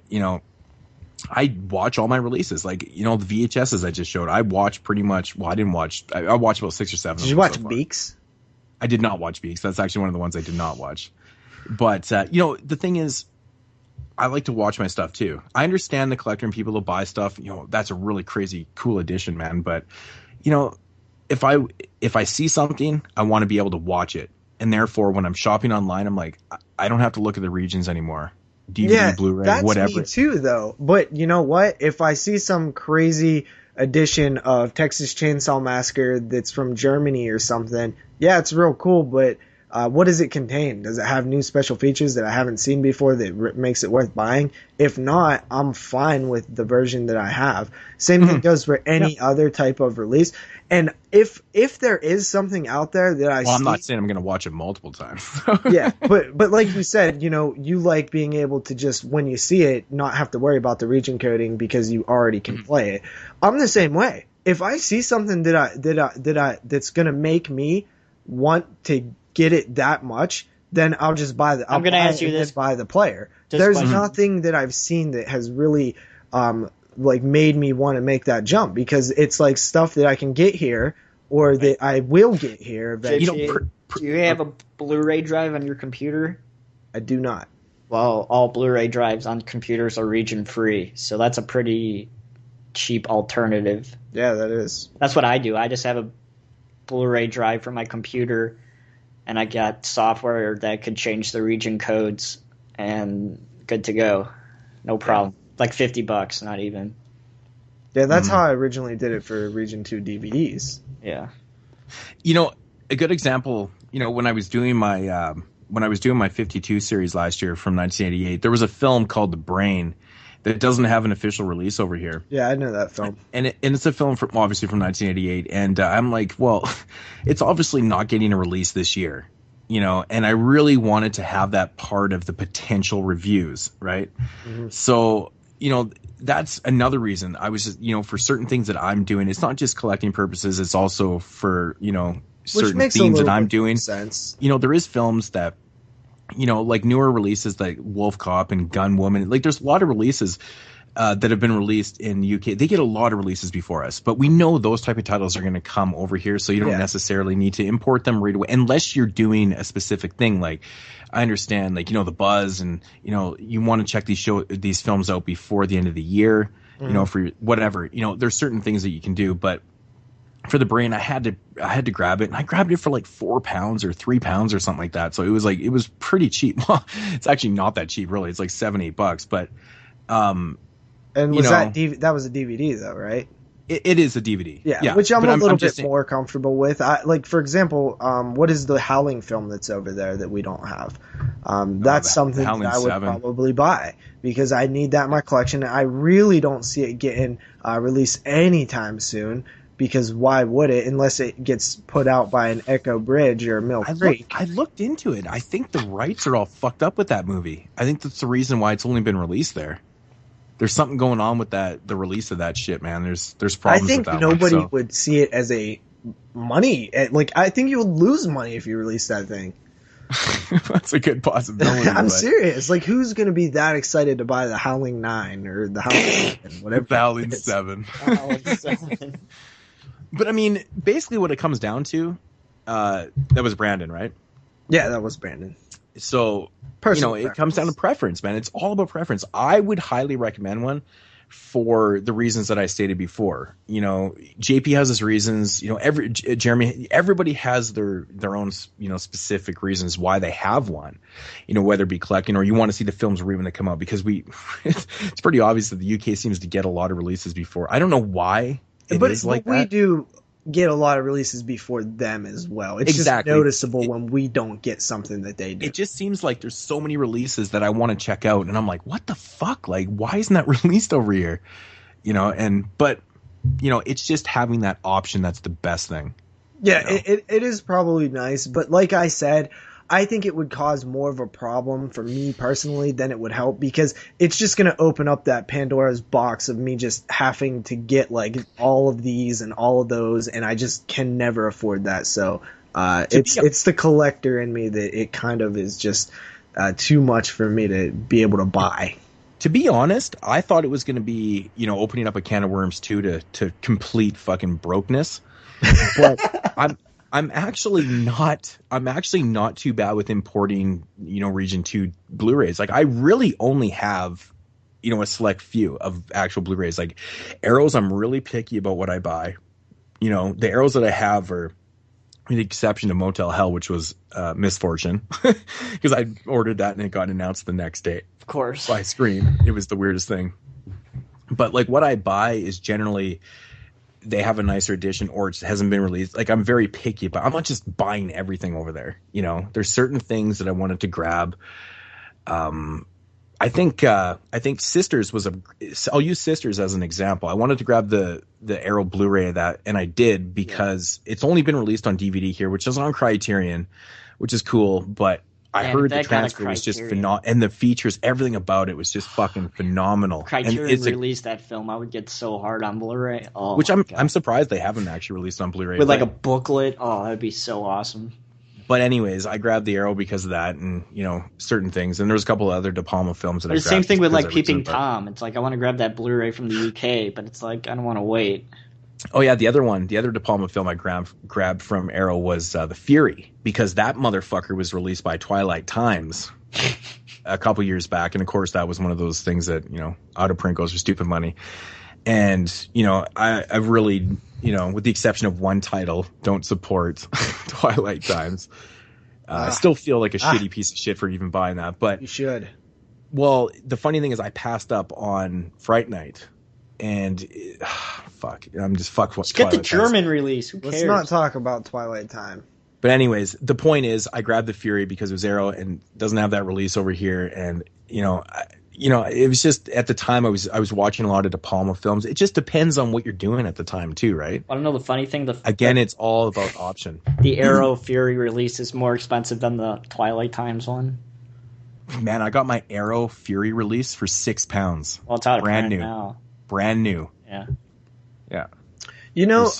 Speaking of like grabbing films and stuff, I kind of was thinking of something the other day, and I remember we always talk about like Clown House and like, oh shit, like it's MGM. Why doesn't Scream Factory ever get it? Like it's something that everybody requests, and we always say like, well, Scream Factory is not going to touch that with a 10-foot pole. But I started thinking, why? It was initially released by MGM and they pulled it. So they would still be releasing it even if it was under Scream Factory's name. So it's probably MGM that won't ever let that thing go. Yeah, probably. Yeah. That makes sense. Yeah, Never thought of it like that, but that's a good point. Someone should make a documentary of trying to find a copy of the Clown House in the wild. That would be the most entertaining. Fuck, I sent you a clip of a video where... Yeah, I know, but it's like trying to find one in the wild. I don't think there those... still was one sitting there. I think those was rentals, though. That was a rental. I actually talked to him after. I was like... Because he just kind of showed it quickly, and I was like, what the fuck just happened there? Just put that back. Because they're usually trying to hunt for out-of-print stuff. Yeah, but if it's like, I would like go up to the counter and be like... they know what they got. I'll give you $50 for this. Yeah. It's crazy it's still there that someone didn't rent and just like, fuck you. I'm keeping it. Oh, I didn't even think about that. Yeah, well, maybe they have credit cards and shit or something. Yeah, but how much are they going to charge you for it? Well, maybe if they have out-of-print stuff, they're going to be like, well, we charge you until forever. If they got your number, man, they can charge what the fuck they want. All right, so moving on, we're going to have our last voicemail here, which is a voicemail again from Brandon. This one's kind of funny. Hey guys, it's Brandon again. It's literally 2 minutes after I left the last message, but I wanted to call back in because I just watched a trailer for season 3 of Hannibal, which unfortunately we have to wait till the summer, but it absolutely looks fantastic. And I was going to tell you guys, plead with you guys, if there's one television show, horror related, that you guys watch Hannibal. It's phenomenal. I would love to hear you guys talk about it. It's very, very well done. It's very artistic. It's intelligent, and it's really quite creepy. Yeah, that's about it. Saw American Horror Story finale last night, and gotta say, for the third season in a row, it was a big letdown. Season 1 still remains the best to me, so I wouldn't be in a rush to check those out, but I recommend Hannibal. Alright, take care, guys. Bye. As we just talk about American Horror Story. Recommending Hannibal. So yeah, I mean... It's so disappointing.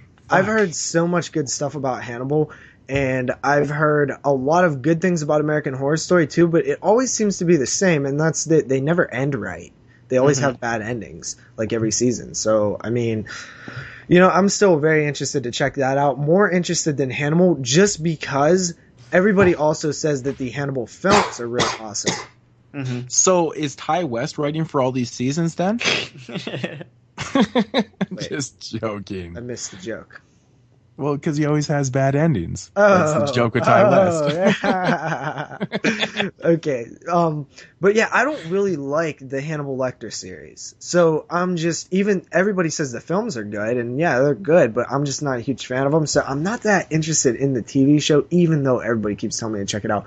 I mean, maybe I've toyed with the idea of doing a episode on a TV series, like a season 1, where we kind of just discuss the season. I think that might be worth trying. If it doesn't work, it doesn't work. But maybe we could do it with Hannibal. Mm-hmm.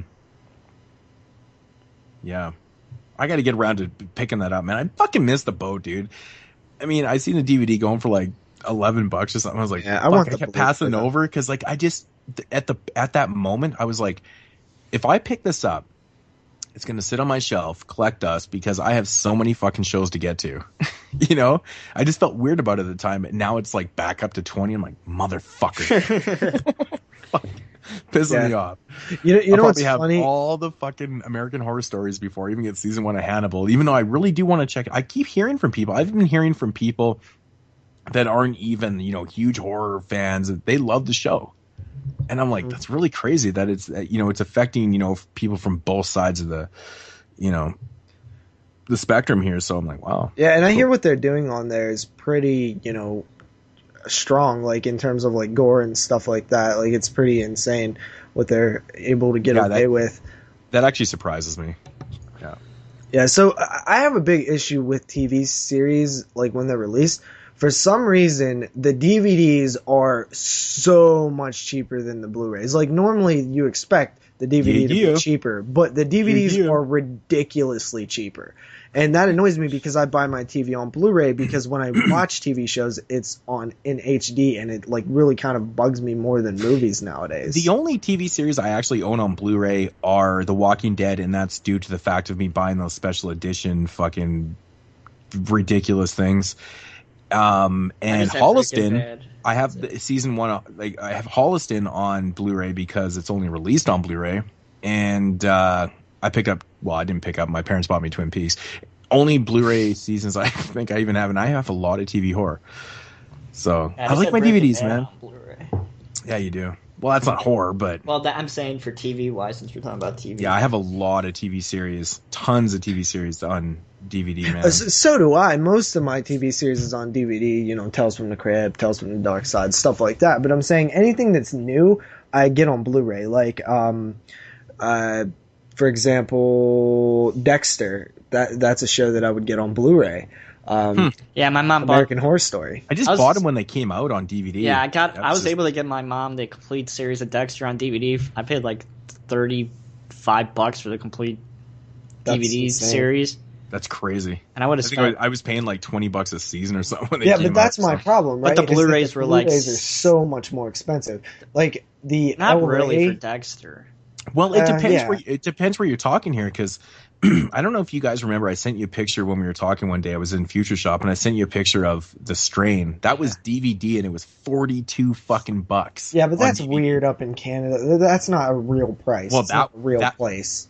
Yeah, of course, it's not a real place. It's totally fictional. I saw those. I mean, this is just a made-up place. I saw this Strain at Family Video. Each disc was $1.50. Pamela Anderson doesn't come from me. And I was close to buying it, but it didn't have the original packaging, so I was like, eh. Mm-hmm. But each disc for $1.50, so I was like, what? There's 4 discs, so it would have been $6. You guys have the slipcover. You guys have a slipcover over the actual art, don't you? Down in the U.S. I'm not sure. Because I think they changed it up. They put a slipcover over the actual cover to cover up that, eye thing that's going on there. But in Canada, they didn't. They don't come with that alternate slipcover. They're just normal because we don't have any regulations up here. So, but like the L-Ray from Dusk Till Dawn series, like that was a lot more expensive on Blu-ray, but I ended up getting that for free. So really excited to pop that baby in. Oh, what's fucking new, Mr. Fucking get everything for free? Well, that was a mistake. I ordered mistake. something and they like couldn't honor it. I'm just joking. Speaking of that, what's up with you making me seem like I didn't like Deathbed? What's up with that?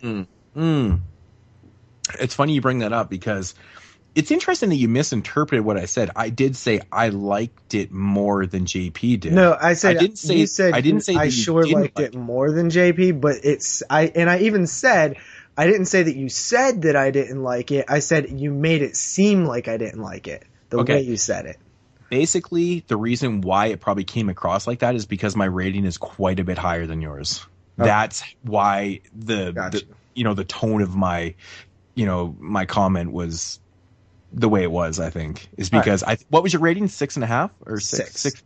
6? Yeah. See, mine is quite significantly higher. I was really, really drawn to this film. Like I wanted to go lay on the so no, it's more of an interesting film than to me actually a good film. Oh no, it's not a good film. I mean, I shouldn't say it's not a good film. It's not a great film. It's pretty damn good for what it was. You know what I mean? It really is. Considering this guy, this is the only thing he ever did. Yeah. And it's quite an interesting story, actually. Yeah. So I watched that intro. Yeah, we'll talk more about that one in 2 weeks, I guess, probably. Yeah. But, that about wraps it up for the voicemails. And I believe we had some written questions, but we're running kind of short on time, so we'll cover those next week. Yeah. All right. So, yeah. Holy shit. Where are we? Coroner's Report. I guess we'll do this quickly here. Coroner's Report is coming to you from the April 2012 issue of Rue Morgue, issue 121. And this is the one with the Poltergeist cover. Go figure. All this Poltergeist cover. This is not... No, it definitely... I grabbed this purposely. I'm not going to lie. Yeah, which is the one I wanted to get. Okay, I thought this was interesting. I think that... Wait, does this one relate to me like it does every week? No, this one does not relate to you. Actually, this one more relates to JP, actually, oddly enough, because I think JP will get the connection with this one. I actually did know this before. Maybe it's because I read it in 2012 and I'm just like, oh, I'm an old school. I know everything. No, you know how it goes. Anyways, Greg Nicotero first met George A. Romero in Rome while on vacation. As a little kid. Yeah, the teenager saw the director sitting beside him in a restaurant and mustered up the courage to strike up a conversation. Romero invited him to the set of Dawn of the Dead, or on the set of Dawn of the Dead. Not long after, Nicotero decided to drop out of medical school and learn effects. And then, well, you know, that's the end of that. And then the story goes with Greg Nicotero is that his first job was actually on Day of the Dead. So... yeah, that's awesome. That's such a cool story. That's a fucking cool story. So his first job is 10 years later on Day of the Dead. It's so fucking cool. And we all know Greg and Nicotero. If you look up his filmography, what he's done for special effects and stuff, it's actually ridiculous. Yeah. It's fucking phenomenal. Like, he's worked on a lot of films, but very cool stuff. 10 years later, took the time to learn it and did what he did. And that concludes Mood Swings. So moving along into our segments. Who wants to go first this week? Jeremy, you go first. All right. So this week's Jeremy's Midnight Movie is once again a French film. And it's actually a subgenre of horror that I'm not used to watching very often, and that, of course, is the zombie genre, and it's titled The Horde. Now, I know JP talked about this one a little while ago on Body Bags. I feel like did we talk about this on the show? I don't know. I don't think so. Oh, never mind. But anyway, French zombie film. Film's very interesting. Starts out with a funeral of this police officer, SWAT team member, whatever he is, and his wife begs with this police guy who died's partners to try and track down the drug people, the gang members who killed their husband. So they go to this apartment building and they set up this raid and things like that to track down these gangsters. And when they're there, shit goes down and the zombie apocalypse starts, and they have to work together instead of hate each other to try to survive, and shit happens, and there's this really awesome old guy who's probably the best character in the entire film because he's fucking hilarious. This film's interesting. It's a really, really well done zombie film. I don't know if it's considered well done to JP and Moodz, who are more equipped in the subgenre than I am. But I thought it was actually pretty interesting, and it had some really, really solid effects for the film, which of course is usually typical for any French film that you're going to get. Now, I know the main complaint that most people have with the film, including Moodz, is the ending, and I can see where they're coming from. The ending kind of ruins the film, to be completely honest. It had a really strong hour and 25 minutes until it got to the ending, and then it kind of just shoots itself in the face and totally ruins the entire purpose of the entire film, pretty much. Quite literally. Quite literally. Yeah, dude, I think this movie is super entertaining. It has a lot of good qualities to it, man. You know, you see both points of views in the film. Great zombie effects. The setting's awesome. But I feel that the ending is a complete letdown because it would never go down like that. Yeah. In that situation, it would never happen. Honestly, if you put yourself into that cop's shoes, would you fucking do that? No. Because nobody would. You go through this entire time and then you do that. It's because nothing matters anymore. It's an apocalypse, man. It doesn't fucking matter. Everyone for themselves, just let just let shit go the way it's supposed to go. Yeah. You know, it doesn't make sense. And, you know, I've had people argue against me on this one, and I'm like, I don't care what you say. I feel that my opinion is actually valid because I honestly truly believe, because I put myself into those shoes and I was like, I would never fucking do that. Yeah. Ever. Which is and like, I believe my that ending opinion sucks. is a fact. Well, and I know I sound like a total douchebag right there, No, but you don't. I just feel that the majority of people would never react like that. Yeah, and it didn't seem real to me, and it totally ruins. It brings down the rating for the film a lot for me because it's like, fuck, it's such a big part of the film is the end, and you're like, fuck's sakes, man.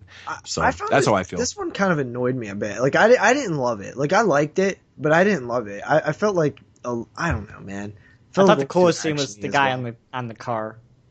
I mean, that's obviously the coolest scene, and I think while it's cool, that's another part that's like, okay, that's a little bit dramatized for film, because out of all the zombie films I've seen, that's like a 4 or 5 minute sequence, and that would never happen in any zombie film, unless the zombies are extremely stupid, which I don't think they are in this film. But for not being a zombie person, I liked it. I thought like we talked about, I thought the ending kind of brought it down a little bit. It's definitely not the worst IFC film for sure, and it's definitely not the worst French film, but it's far from close to being the best. It's okay if you guys see it, check it out. It's an entertaining zombie film. 7 out of 10. I gave it a 6.5 on my review. Yeah, I'd probably give it exactly a 7 too. With a different ending, I would have given a lot higher, because I was really thoroughly entertained in the film, and that's what it comes down to. But yeah, cool, man. Sounds about right to me. All right, so I guess I will go next with my Horror 101. This is where I take a horror-themed documentary, sometimes on some kind of horrific theme, or sometimes on actual films, horror films. And this one is a little bit of horror, but it also deals with exploitation and other stuff in general. This one is Not Quite Hollywood, the wild, untold history or story of Ozploitation from the year 2008. Fucking fantastic. It is fantastic. It's fucking amazing. So much bush. Enough bush to go around for everybody. Even George is going, Bush? Bush? There's a lot of bush in this movie. So this one's actually kind of broken up into 4 separate parts. The first is like the Aussie New Wave, which was like the early films. Then we have the sex romps, which was, you know, the kind of sex comedies that was coming out of Australia. A lot of nudity, tons of ridiculousness, you know, just very exploitation-y, you know, it was very like exploitive. And then we had the horror / thriller films, and then finally the action films, which were like, you know, car films typically. Awesome films. Yeah. So first of all, the sex romp stuff was, you know, interesting. Not super interested though. Like obviously, once we get to the horror, that's where I was like, oh man, these are awesome. They have like Tarantino and a bunch of other people, you know, from the actual, you know, making of these films. So, yeah, like I went online after to try and find these. They're all out of print, man. Yeah, they're so a lot expensive. of these films are hard to grab. Yeah. I got you know, somebody from Australia to send me Turkey Shoot, and yeah, that's fucking amazing, because that shit's out of print. Yeah, that movie is fucking awesome, dude. It's great. So what, you know, they talk about Patrick, which I have seen. I actually don't love Patrick, but it's a little too long for my liking, but it's definitely a solid film. Long Weekend, Thirst, you know, Razorback, which I was like really curious to see after this. Road Games, Howling 3: The Marsupials, which is funny that, you know, that was an Australian film.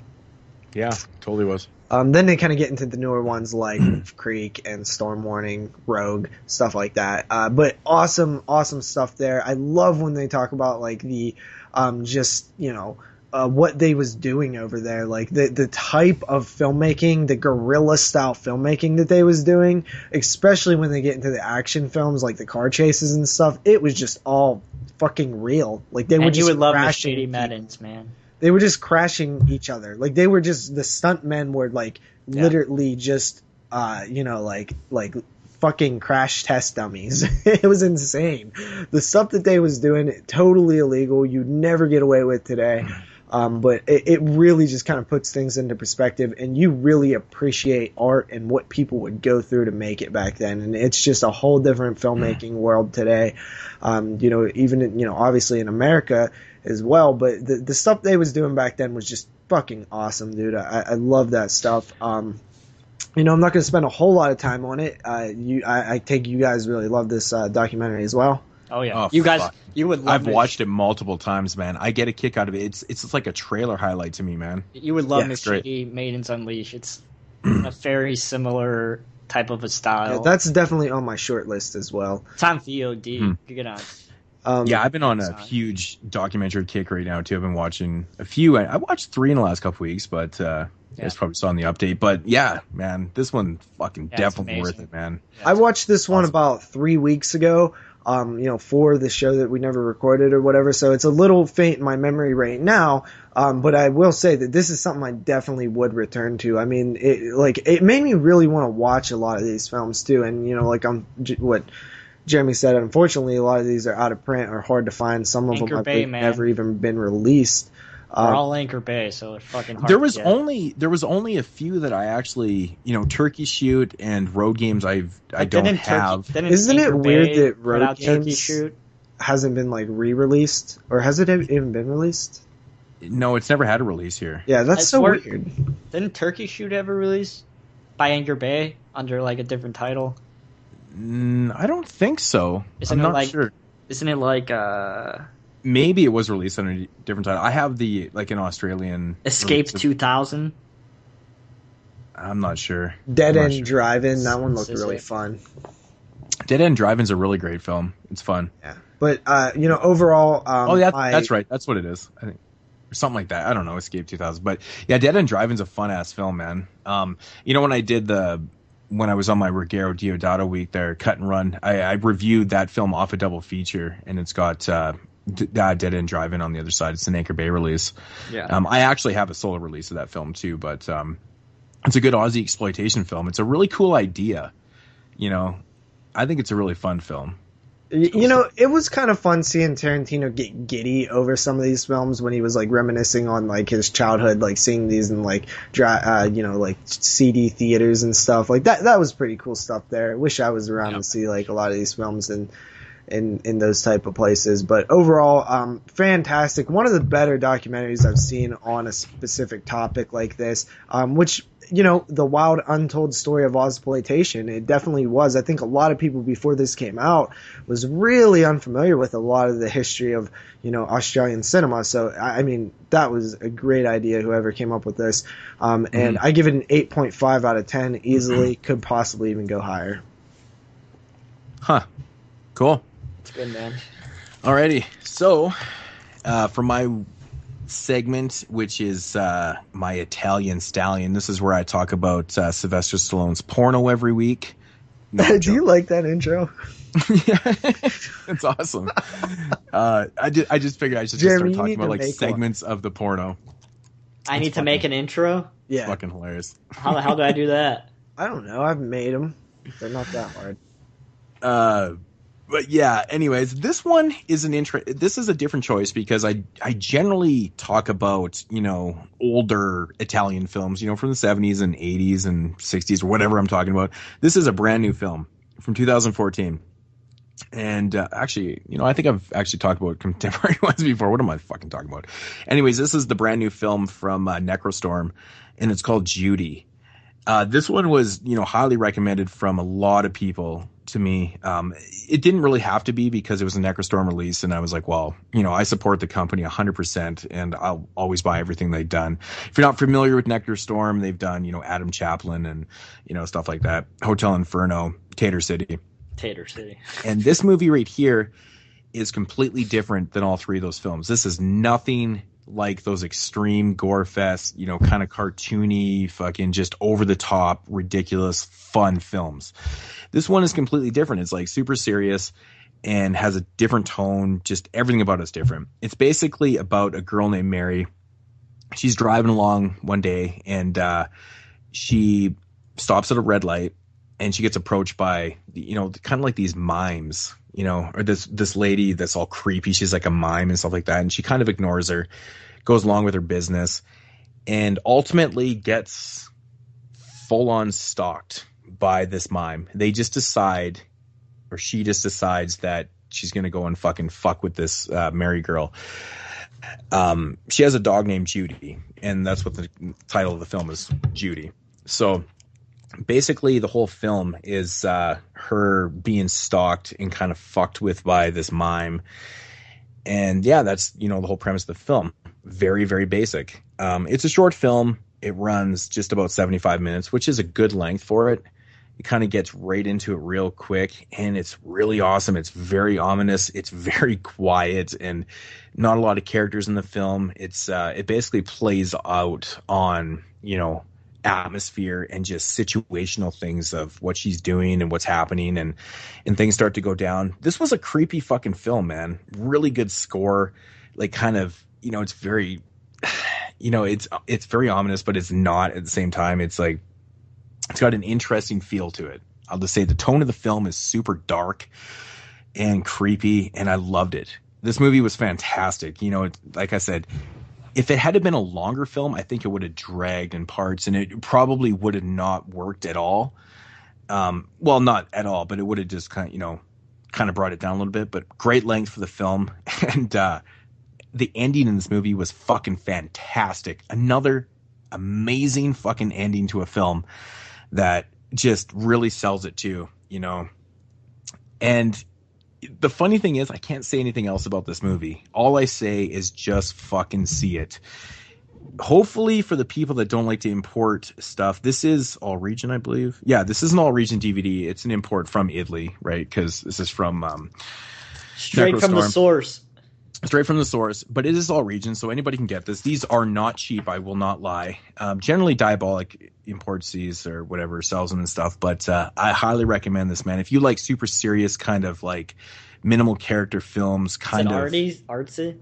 It's not really artsy. It kind of is. It's shot well. It is shot very well. I will admit that. And but there's like not a lot of characters, and the dog, how the dog comes into play in the film, and like there's a lot of things happening for such a short film. But I personally love slow burn films, so if you don't like slow burn films, this might be one to kind of stay away from. The biggest complaint a lot of people had is I think they were expecting another Adam Chaplin and Tater City and Hotel Inferno and stuff like that. Yeah, if you're expecting that, you're going to be insanely disappointed by this film, because it's nothing like that. There is some pretty fucking good gore in certain parts of this film. I can't say anything about this. You have to see Judy. It's definitely one of the best foreign films that came out last year that I've heard of or even seen. I've seen a few last year, but it's too bad I didn't see this one before my list, because this would have been Did this very, recently very get high. announced for US? Judy, no. Tater City has a release coming out next week, I think, on Region 1 DVD. So you can grab Tater City. But it's one of these movies I just can't say anything else about. Sorry, guys, but highly recommend Judy. It's fantastic, man. There is a couple things. Like, it's funny to me that the lead actress in the film, Mary, I can't figure out if she's like older or if she's younger. She has like this body that's kind of younger, you know what I'm saying? But she kind of looks a little bit older. I can't figure out if she's like weathered for her weird. age or just like really toned for her older age. I don't know. It's weird, man. I seriously cannot figure it out. But it was one odd thing I kept thinking about while I was watching the movie. I'm like, damn, her fucking body's amazing, but she looks kind of old. I'm like, I couldn't figure it out, man. It was so strange. So I ultimately watched this movie again too. You like to rewatch movies. It's funny. I could never do that. Dude, movies I'm like not this a big rewatcher as of late. I used to be. I actually watched The Devil's Business again last night, and I shit you not, it fucking did it to me again. It made me jump. I never, ever, ever fucking jump in movies, and it made me jump again. It caught me off guard again. That fucking movie is so fantastic. Oh, I couldn't recommend it enough. It's so good. Slow burn, just like Judy. It's in the same class as Judy. Slow burn, real creepy atmosphere, great acting. This one definitely not as good as The Devil's Business, but I highly recommend this one. It's great. 8.5 out of 10 though. All right. So I believe that wraps up our segments. Yeah. Alrighty. So moving along to the featured review for episode 41. And this week's featured review is a very odd film from 1975, featuring Don Johnson of all people and an awesome, awesome fucking dog. Probably the coolest dog in movie history. Yeah, and hence my intro when I called these two, cats, my fucking post-apocalyptic warriors.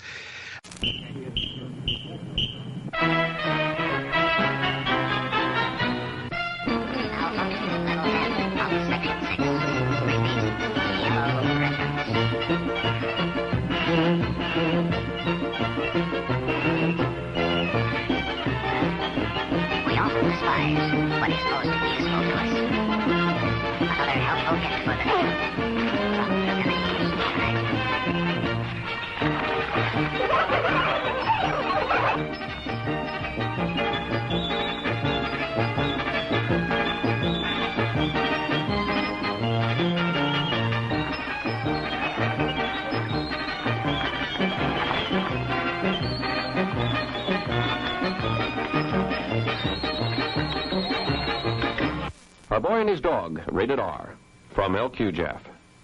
A Boy and His Dog, of course, set in a post-apocalyptic world. And Jeremy, you want to give the synopsis on this one? Sure. So the film takes place 5 days after World War IV. We are introduced to our main characters, Fick and his dog, Blood, who they are able to communicate to each other through their brains, and it's basically their story of trying to find Poo-Tang, because in this world, women are like drugs, and all the guys are trying to hunt down these women, and the best way to have it Isn't that like the real world? I guess, yeah. I think it's just more. I think it's just harder in this world because there's less of them. Yeah. Yeah, but I think that it's I don't think it's anything that's changed really. I just feel like that there's nothing yourself, to dude. do. Are you just gonna go and rape women? No, but I mean, you're in a world where everything is chaotic and there's no law, and it's just violence. So I think that it's I think that it's. I don't think that like nuclear changed people's like way that they think or anything. Like, I just think that it's kind of regressed to that. Mm-hmm. Mm-hmm. Yeah. So anyway, it is their story as they attempt to find women, and of course, Fick finds this one girl. He falls in love with her, and he goes down into this place Where she's from. And it's an interesting place, and we'll get into that in a little bit. But Or will we? Yeah, I don't think we should go too far into this is spoiler territory and stuff. There's a lot of things that you can talk about this movie, but I think that at the midpoint in this film, or whatever it is, I think after the drive-in, it starts, or after the theater. Exactly, it's kind of hard to talk about because basically everything from the the kind of the second half of the film is a major spoiler. Mm-hmm. Major spoiler, because it really is the whole point of what's going on, and like why she brought him down, and like I don't know, but I really enjoyed this movie. I will say off the top, this was a fun film, and I have to say one of the weirdest and oddest post-apocalyptic films I've ever seen. I've never seen a film switch tone so drastically in a film. The first half of the film is very. And I do like the setting. I love the setting in this film. It's very original with the Arizona setting in the desert. And I liked it because it didn't have that total, that fucking just messed up fucking look to it. That total carnage look. Most apocalyptic films. This one was kind of like just dirt and just. Yeah, but I liked how there was like little bits of society still around. I liked there was because the reason it's so dirt is because. I think what it was like the smog and the ash from the nukes or whatever, like it just buried everything. Mm-hmm. Like, so everything's underground, like all the buildings that they break into where they're like trying to find supplies and stuff, they're all buried in dirt. Like the tops, they're coming down through the tops of buildings from the earth. So that could also be caused by, from being in that natural Arizona setting where it is just fucking it's just earth, right? Yeah, that's right? So that does help, but I do like that. It wasn't like massive carnage. There was like random places of things. The theater cracked me up, man. I love the theater part. I laughed so hard at that. I'm like, this movie's set in 2024, and I was laughing so hard because I'm thinking to myself, I'm watching this in 2015 right now, going, this isn't the future, but this movie's made in 1975, so you got to put all these things into perspective. But they're still watching like 35 millimeter prints and. Yeah, but if that's like the only thing like around, exactly my point. Do you think hard drives and digital copies are going to survive? It's like but that's the Mad thing. Max. It's just funny. It's funny when you put it into perspective because Yeah. it's 1975, but they didn't know about the new technology. Obviously, nobody knows what's going to happen. Yeah. But when you're watching it in like mid range, you're going, "Yeah, that makes sense." They're still watching, fucking film.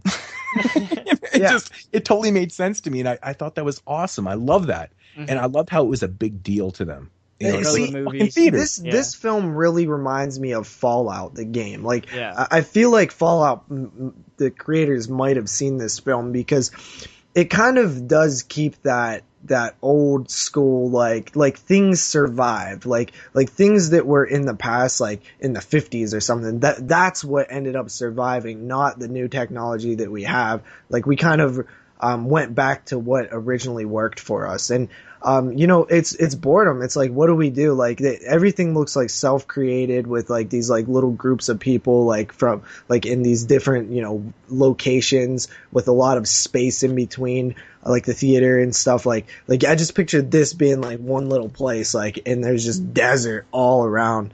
But like, it's just stuff that people create out of boredom, and there's nothing going on. Like it's just survival and unwinding, and unwinding. Yeah. Yeah, and I think we even see that during the scene where Fick goes and he rates the food. It's just like, oh, now he's surviving, and then during the day you're surviving, at nighttime you unwind. Okay, well, let's talk about a couple, obvious things about the film here. Okay, you have your main characters, which are Vic, and the dog, which is Blood, which I love the name. It's fucking fantastic. Now, I think it's so cool that they even say in the film that he's even asked by the girl later on in the film. He's like, how do you have this connection with your dog? Like, how can you talk with the dog? I love the fact that she just kind of accepts that he's not he's not crazy. He tells her that he can talk to the dog, and she's like, that's awesome. Well, I don't think she really cares once we find out stuff later. I know, in the film. but that's the thing, you don't know. That's the thing, you don't know up at that point in that conversation. Like, she's just like, whatever. But you find out later that the reason why she doesn't give a shit because it's because whatever. But Blood and I love the fact that you don't know why they have this telepathic connection, and it's just there, and it's totally just, you just understand it. You're like, that's awesome, and it works. And I think Blood's the voiceover for that. Oh my god, it had me laughing out loud so many fucking times. It's just want subtle some popcorn. jokes. Get me popcorn. It's funny, man. I thought, and I was watching it. I watched the film a couple times actually, and I was watching after the first time. I started watching them. I was just listening to it, and I was watching them, and like the way Don Johnson was acting in the dog, and it looked fucking great. Yeah, I have no idea how they trained that dog.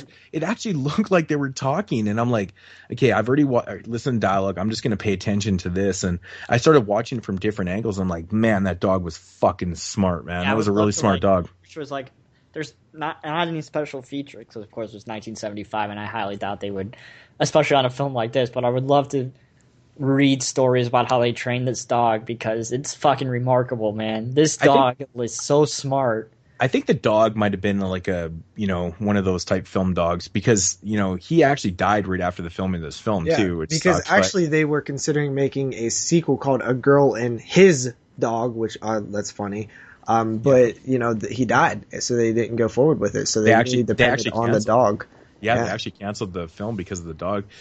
But I mean, it makes sense because the dog was a big part. Yeah. And, fuck, man. When he goes into the underworld, was so sad. I hate that part. Bugged me both time I watched it. I was like, because me with my dogs, right? I'm just like, I couldn't do it, man. I couldn't leave the dog up there. I actually couldn't do it. I wouldn't go down. Yeah. So that's just me. I would actually pass it up. See, and that's a problem that I have with this film. Actually, I felt like the bond and relationship that they had was more important than what the character was doing. And that's the filmmaker's fault for making it feel that way. Like, you had to make it seem like this guy had to go down, and I never got that vibe, and that kind of annoyed me a bit. And I feel like this film is super duper strong at both the beginning, all the post-apocalyptic stuff, and the very end. But I feel like the vault stuff in the middle, I really don't care for that much, to be honest. Yeah, I think there definitely is a dip in super anti-communist in that section of the film. Oh, big time! There's a lot of political undertones in the film for sure. Oh yeah.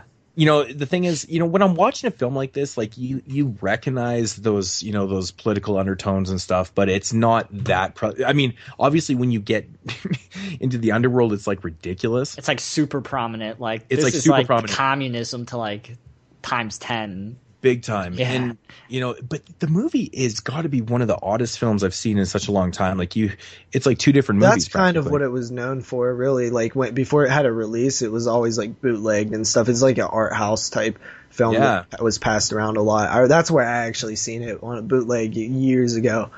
I got to ask a question though. Okay, when they get down, I don't really want to spoil anything in the in the underworld, I call it, and I call it the vaults. The vaults. Okay. I think they call it like way under or something. Okay, did I miss the point both times? I think it's called the under. I kept overlooking it or something, but like, what the fuck is with their look? You mean like the face paints? Yeah. Because I think that has to do with communism. I think so too. Everyone's the same. I remembered I seen that. Okay, like everyone's is that what they were referring to? Because me and my dad were talking about it, and I'm like, I think it has to do with communism, and we even talked about that. But I'm like, I'm not sure if that's what it was intended to, because it's so easy to say, yeah, they're supposed to look like everyone, but why do they look like clowns? And because the filmmaker's making fun of it. Well, that's the other thing we said. I'm like, maybe they're making fun of communism. I'm like, I guess it makes sense, but if that's what they're going for, it's fucking brilliant. I would love to write a paper on this. It's actually really funny if this is exactly what they're. I have a feeling it is, because I don't feel like it's that. Well, see, the reason why I ask is because I didn't think that I honestly figured it out right away. I was like, okay, communism, they all look the same. They're making fun of it, blah blah blah.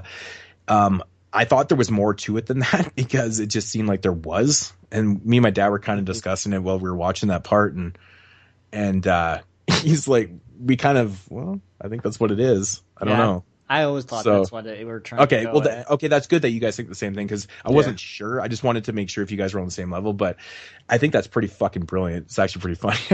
Yeah, definitely. I feel like one thing the whole clown look. Yeah, I really, really enjoyed about this film was it establishes a mythology early on, and it continues to like build upon that mythology, like in the terms of like what's the world we're living in. And I feel like they do a great job with one of the early scenes when they go down into one of the houses that have been buried, and there's a girl on the table, and she's obviously dying or nearly dead. There was some people down there who was like killing her and raping her, and he's like, we could have used her 2 or 3 more times. They didn't have to go and cut her up. And I'm like, oh shit, like that's dark, man. That's dark. Then also the screamers and some of that stuff, like I feel like there's a very rich world that we only scratched the surface of, and there was a lot of cool ideas and like that's different a good line. Yeah, but the film would have been like so Scratch long if they would have like done all that. But I feel like throw out the shit that's underground. Maybe save that, like maybe a small segment at the end could have been something to do with that. But I mean, I feel like there was much more interesting shit going on up top. I do agree with that, but I mean, I'm gonna review the film on how or what was presented with us, but I do agree with that though. I think there's a lot more interesting things going on. I think that it potentially could have just went to the fact that okay, we're down here, and then the last 15 minutes would have been this type of thing. I think the whole end of the film, we kind of get the point right away what they're doing with it, politically wise and stuff. But I just don't care for honestly, that stuff all that much. I loved it's funny because it really, you can watch this film in like 2 different parts. It's so weird. It's so fucking weird how it plays out. And I personally like the first half of the film better, because once I found out what was happening with Vic and stuff, and I was like, okay. But then it just got me, there's a lot of questions that arise from that too, right? I think it's bullshit, man. I feel like that was some cop out type screenwriting when he fell in love with the girl. That's stupid, man. Well, I mean, this is one thing we haven't touched on yet. You know, Vic is actually a really likable asshole. Yeah. I mean, really, well, Vic is not a good person. He's going around, right? I know he's not, but it's the intent there and what he's about. Like, he's like, fuck it. He's willing to go and just rape some vajiji. And I'm like, well, dude, like, you're not really a good guy. But he's kind of likable, though, because, like, he has this relationship with the dog. Yeah, and he has, like, such a heart. He, like, doesn't want to hurt the dog's feelings, even though, like, he, like, says fuck you to the dog all the time. But he's like, I feel bad. I'm sorry. It's funny. Like I said, though, Vic is very kind of unlikable at the same time. You kind of like him. It's weird. It's a weird blend of... I don't know, but that's honestly, my problem though. It feels when I think of this movie, uncharacteristic of him. Yeah, when I think of this movie, I think of the part where he has to leave the dog behind to go underground, and I'm like, why do you have to do that? I know, it gets to me every time, and like when I think of the movie, that's the part I think of right away, is that middle part in the film. Because the dog, you could tell, is like obviously like. It's so brilliant. Like his back's like turned to the dog's back's turned to him, and he's like looking away, and he's like, "Oh." I just honestly think what happened with the writing of this film is like the writer was writing this film, and he was like, you know, he was having a couple beers, and he was writing this awesome post-apocalyptic film with this crazy telepathic relationship between a rapist and a dog. Yeah, but it's based on a story, though. It is, but I think that the screenwriter was actually the guy who wrote the novel as well. Is it? Because I know it's based off of. No, I'm thinking like I'm when I say writer, I meant what it's based off of. So, and I'm thinking that like he's drinking some beers and he's like, oh, I got this great story, and he's like, and then I'm assuming this was written probably in the '60s, and he just kind of went, well, what's this piece of paper? On the tongue, acid. He dropped some acid, and then he wrote the second half of the film. That's exactly. Me and my dad were pissing ourselves laughing at that. I was telling the same joke to my dad, and he goes, totally. Yeah. He's like, that's exactly what fucking happened. This guy probably fucking dropped something and fucking wrote the second half of the film. He's like, oh, that'd be fucking hilarious, man. We'll start making fun of communism and everyone looks like a clown, which is pretty funny. You have to admit. Strange, though. Funny. It's so weird. And it is strange. All the characters are just like, it's like Pleasantville on crack. Yeah. Yeah. You know, it's fucking weird, man. And honestly, I don't mind if you watch the second half of the film right from the second half of the film. You start it from there. It's like, holy shit. You watch the film as a whole. I think JP brings up a good point. I think it could have explored a lot more on top. I think there's a lot of story there, and then kind of get into it at the end. Mm-hmm. You didn't have to explore this whole. It could have been. I'm not going to give it away. Ending. It could have been, but it's like the ending happened right in the middle of the film. Yeah, it's like a shocking middle. Yeah, it's shocking middle, and then it kind of plays out, and then But I actually really, really love the ending to this film. Like, I think it's perfect. I mean, I do too, for selfish reasons, like I don't know, but I honestly I've watched this film 2.5 times now, actually.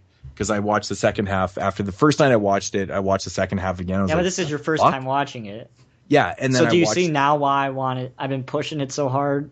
Yeah, it doesn't super fit for it's not like it's really not horror. It's not per se a horror film. It's a fucking this movie fits in like post-apocalyptic oddness. It's like an art house post-apocalyptic. Yeah, which I actually do. But it's like the Devil's Backbone was like that too, though.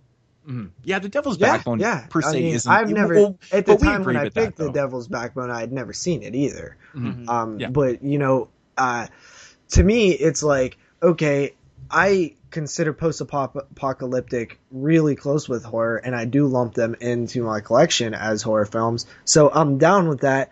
I have some issues with this one, like mainly the whole underground stuff.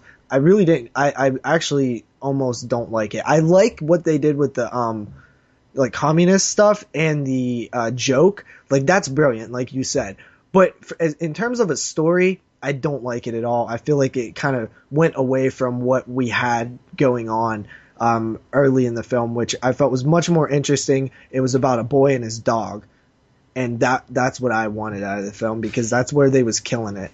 It's interesting too when you think about that, though. You take a boy and his dog, and you continue the film how it was presented to you in the first 45 minutes or whatever it was. You know, there's a sequel and novel, right? I did. Yeah. There's a sequel and a novel. Is there just one sequel, or is there? Yeah, I think there's one. Okay, I thought there was more, but yeah. So I would, I could see that film being completely different and just kind of rolling with that original story. Like, there's so many possibilities to it, but unfortunately, this is not unfortunately, but this is what we have. So, I mean, I see where you're coming from, JP, completely. And the second part of the film is not for everybody. I mean, especially but it's not terrible though. It's not terrible. I just feel like it doesn't fit and it doesn't work. It doesn't work for me personally. I feel like they was telling a different story. So I feel like when they started telling the story of what was happening with the girl and the people under there, I just felt like it was too jarring. It didn't fit, and I felt like what they had originally was better. So I'm taking points off for that. I could see that. Yeah.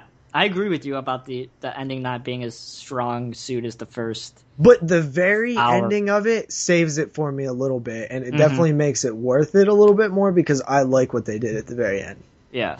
Yeah, I mean, I kind of seen this thing as like a doom and gloom type thing, and, I don't know, man. I mean, I guess it depends on how you look at it, really. It's just a different kind of movie to watch that I don't think that we've done very often on the show, besides, like I said, The Devil's Backbone and other films like that. We've been doing a lot of, kind of well-known films and mainstream stuff and things like that. So I just wanted to choose something different. Something art house. Something art house and different that I really like, and I think that's extremely original. It's funny. I watch a lot of movies, a lot of art house films, but I barely ever talk about them because I always find that art house films are hard to talk about sometimes. You know what I'm saying? This one is a little different.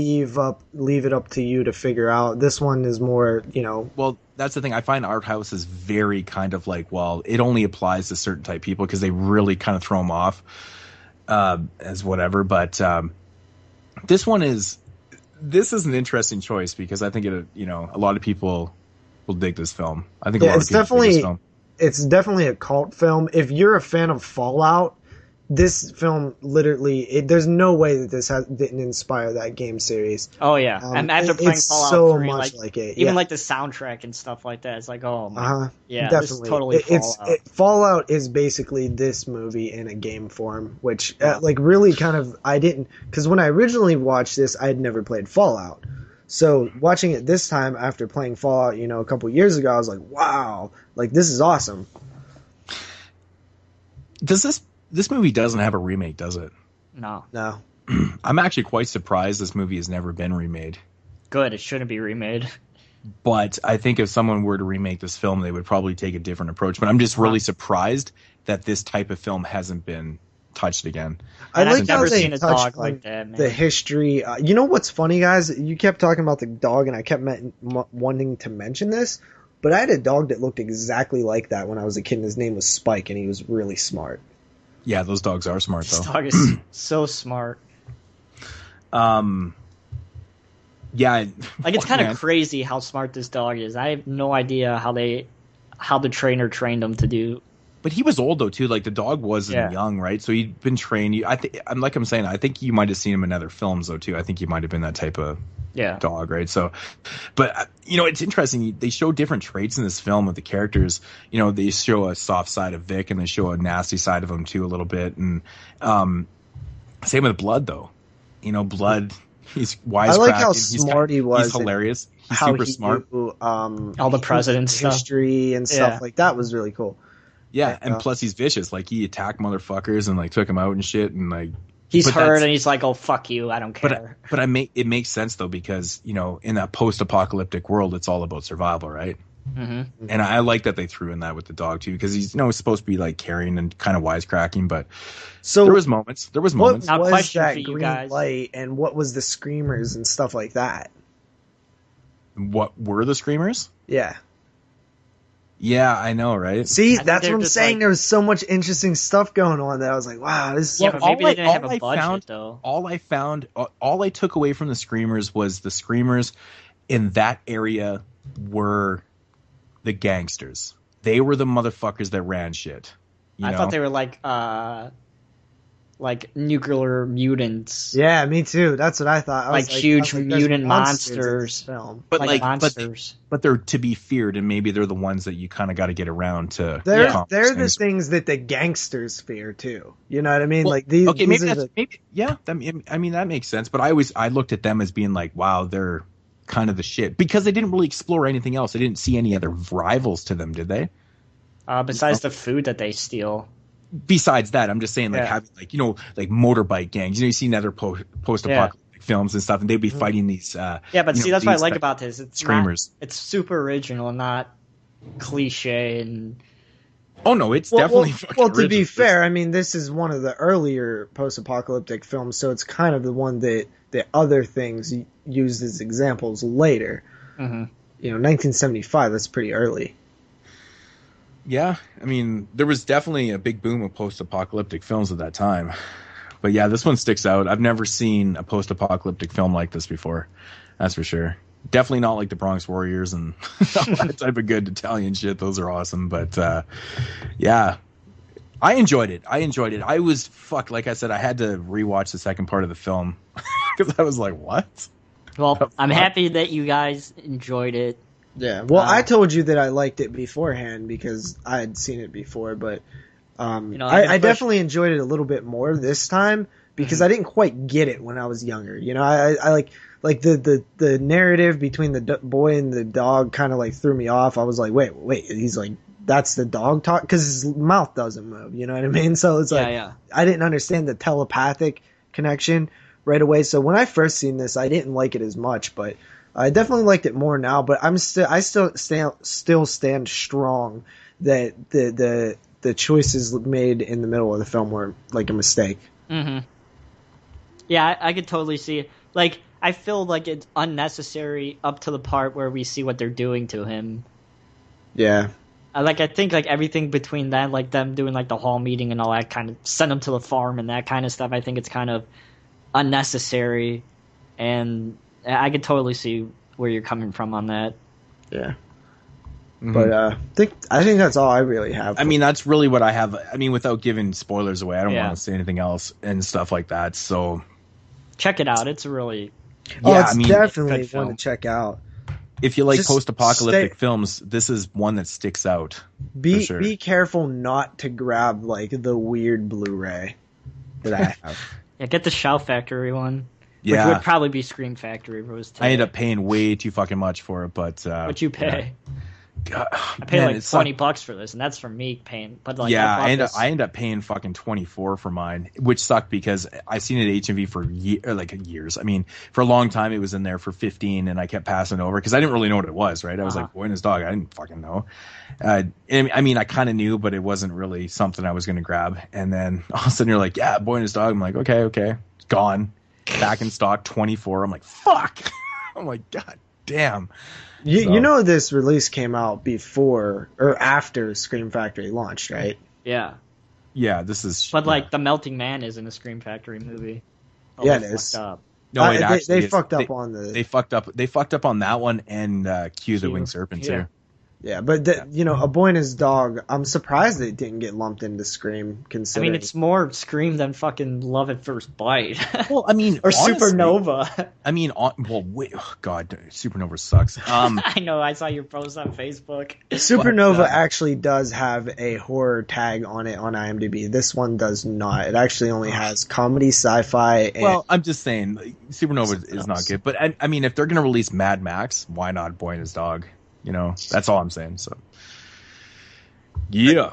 It's funny that this one has it. It's comedy, drama, and sci-fi. It's not comedy. Comedy? What?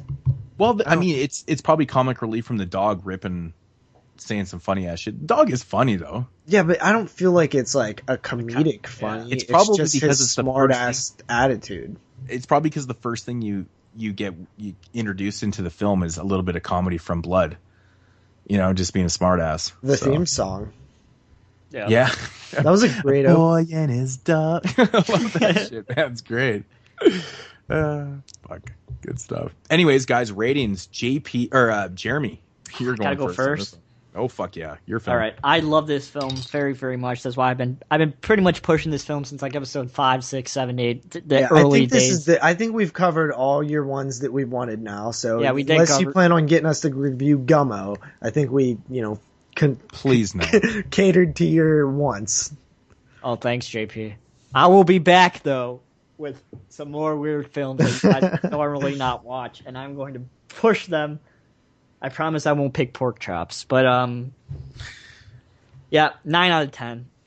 I love this film. Wow, I expected higher than that. Yeah, I thought he was going full blown 10 on this one. I thought he was going 9.5 at least. I couldn't see a 10, but JP, what do you give it? I'm gonna give it a 7.5 out of 10. 9 and 7.5. I am coming in at an 8.5. Yeah, I mean, it definitely has this little bit of, things that could be different, but whatever. It's the film, and it's definitely a good movie. Like, it's an oddity. I love it because it's so odd and it's super entertaining, and like, I will admit, I love post-apocalyptic films. I think they're fantastic. I love them. I think I might even like them more than you. And this one's one of the best, to be honest. But my biggest thing comes down to what they did. What the main purpose of the film was not about a boy and his dog. To me, they fucking threw that out the window when they went downstairs. And it kind of annoyed me a bit. It definitely affected my rating, but it's still a very strong film. And it's one that a lot of people haven't seen. So if you've never seen it, definitely pick up the Shout Factory Blu-ray. Give it a watch. Don't be like worried about my 7.5 rating. It's a great film. Yeah, I agree. JP, you got to check out the Bronx Warriors trilogy. All right. From Enzo G. Casarelli, man, you'll love those post-apocalyptic films. Holy shit, I can't talk. Beer's kicking in, boys. Who released them? Shriek Show released them, my favorite company. But Shameless released it in that. I have that fucking tin set with all three films. Are they expensive? The tin? Not really. No, I got it for actually relatively cheap, but you can get them separately too. But yeah. Interesting. You can't fault Shriek Show for releasing fucking late fee, man. That movie is not good. It's the worst film I've ever seen. It's not. Get the fuck funny. out of here. It's bad. But Shriek Show has released numerous amazing titles. I think I rated late fee like a 3 or something like that. It's bad. It sucks. Yeah, it was major dick. I'm not going to that level, but See, I do Moodz hated it too. It sucks so bad. But yeah, Bronx Warriors. Oh my god, it's just good, man. Enzo G. Casarelli, awesome shit. But anyways, guys, that is going to do it for episode 41. I hope you enjoyed the epic, motherfucking epic long. Yeah, it's like 4.5, 5 hours. After 2 hours, after 2 hours, after 2 weeks, if you are still listening to the podcast, I applaud you. And Derek's probably the only one that's made it this far. Thank you too. Yeah. I mean, I had a lot of fun with this. It's good to be back. It took about 17 tries for me to get the intro out, but that's the way it goes, right? Yeah. But anyways, guys, I'll leave you to Jeremy. All right. So thank you everybody for listening to the 41st episode of the 22 Shots of Moodz and Horror podcast. As always, if you want to follow the man Moodz himself, you can do so at youtube.com/ Texas Chainsaw Massacre 616. As always, you can follow JP on his channel, aka the man who still hates Pee Wee Herman, at youtube.com/doubleshotJ. And as always, you can follow me on my channel at youtube.com/NESRuler22. As always, you can follow us on our website at the 22 Shots of Moodz and Horror.com. It's 22 Shots of Moodz and Horror.com. As always, you can follow us on Twitter at 22 Shots Podcast. You can email us any questions that you have at 22 Shots of Moodz and Horror at gmail.com. It's 22 Shots of Moodz and Horror at gmail.com. If you have any questions, you can call us and leave us a voicemail at 724-426-6665. And that is it, folks, for the 41st episode of the 22 Shots of Moodz and Horror podcast. We'll be back next week with the second take of the My Bloody Valentine double feature set for the wonderful holiday that is Valentine's Day. Yeah. So as always, everybody have a good week, and stay clear of the Texas Chainsaw Massacre. Yeah. Yeah, I'm looking forward to that My Bloody Valentine show. We didn't actually get to talk about those films last time. We only got to do the intro part of the show. So it should be fun. The original was definitely one of my favorites. See you guys then. Yeah.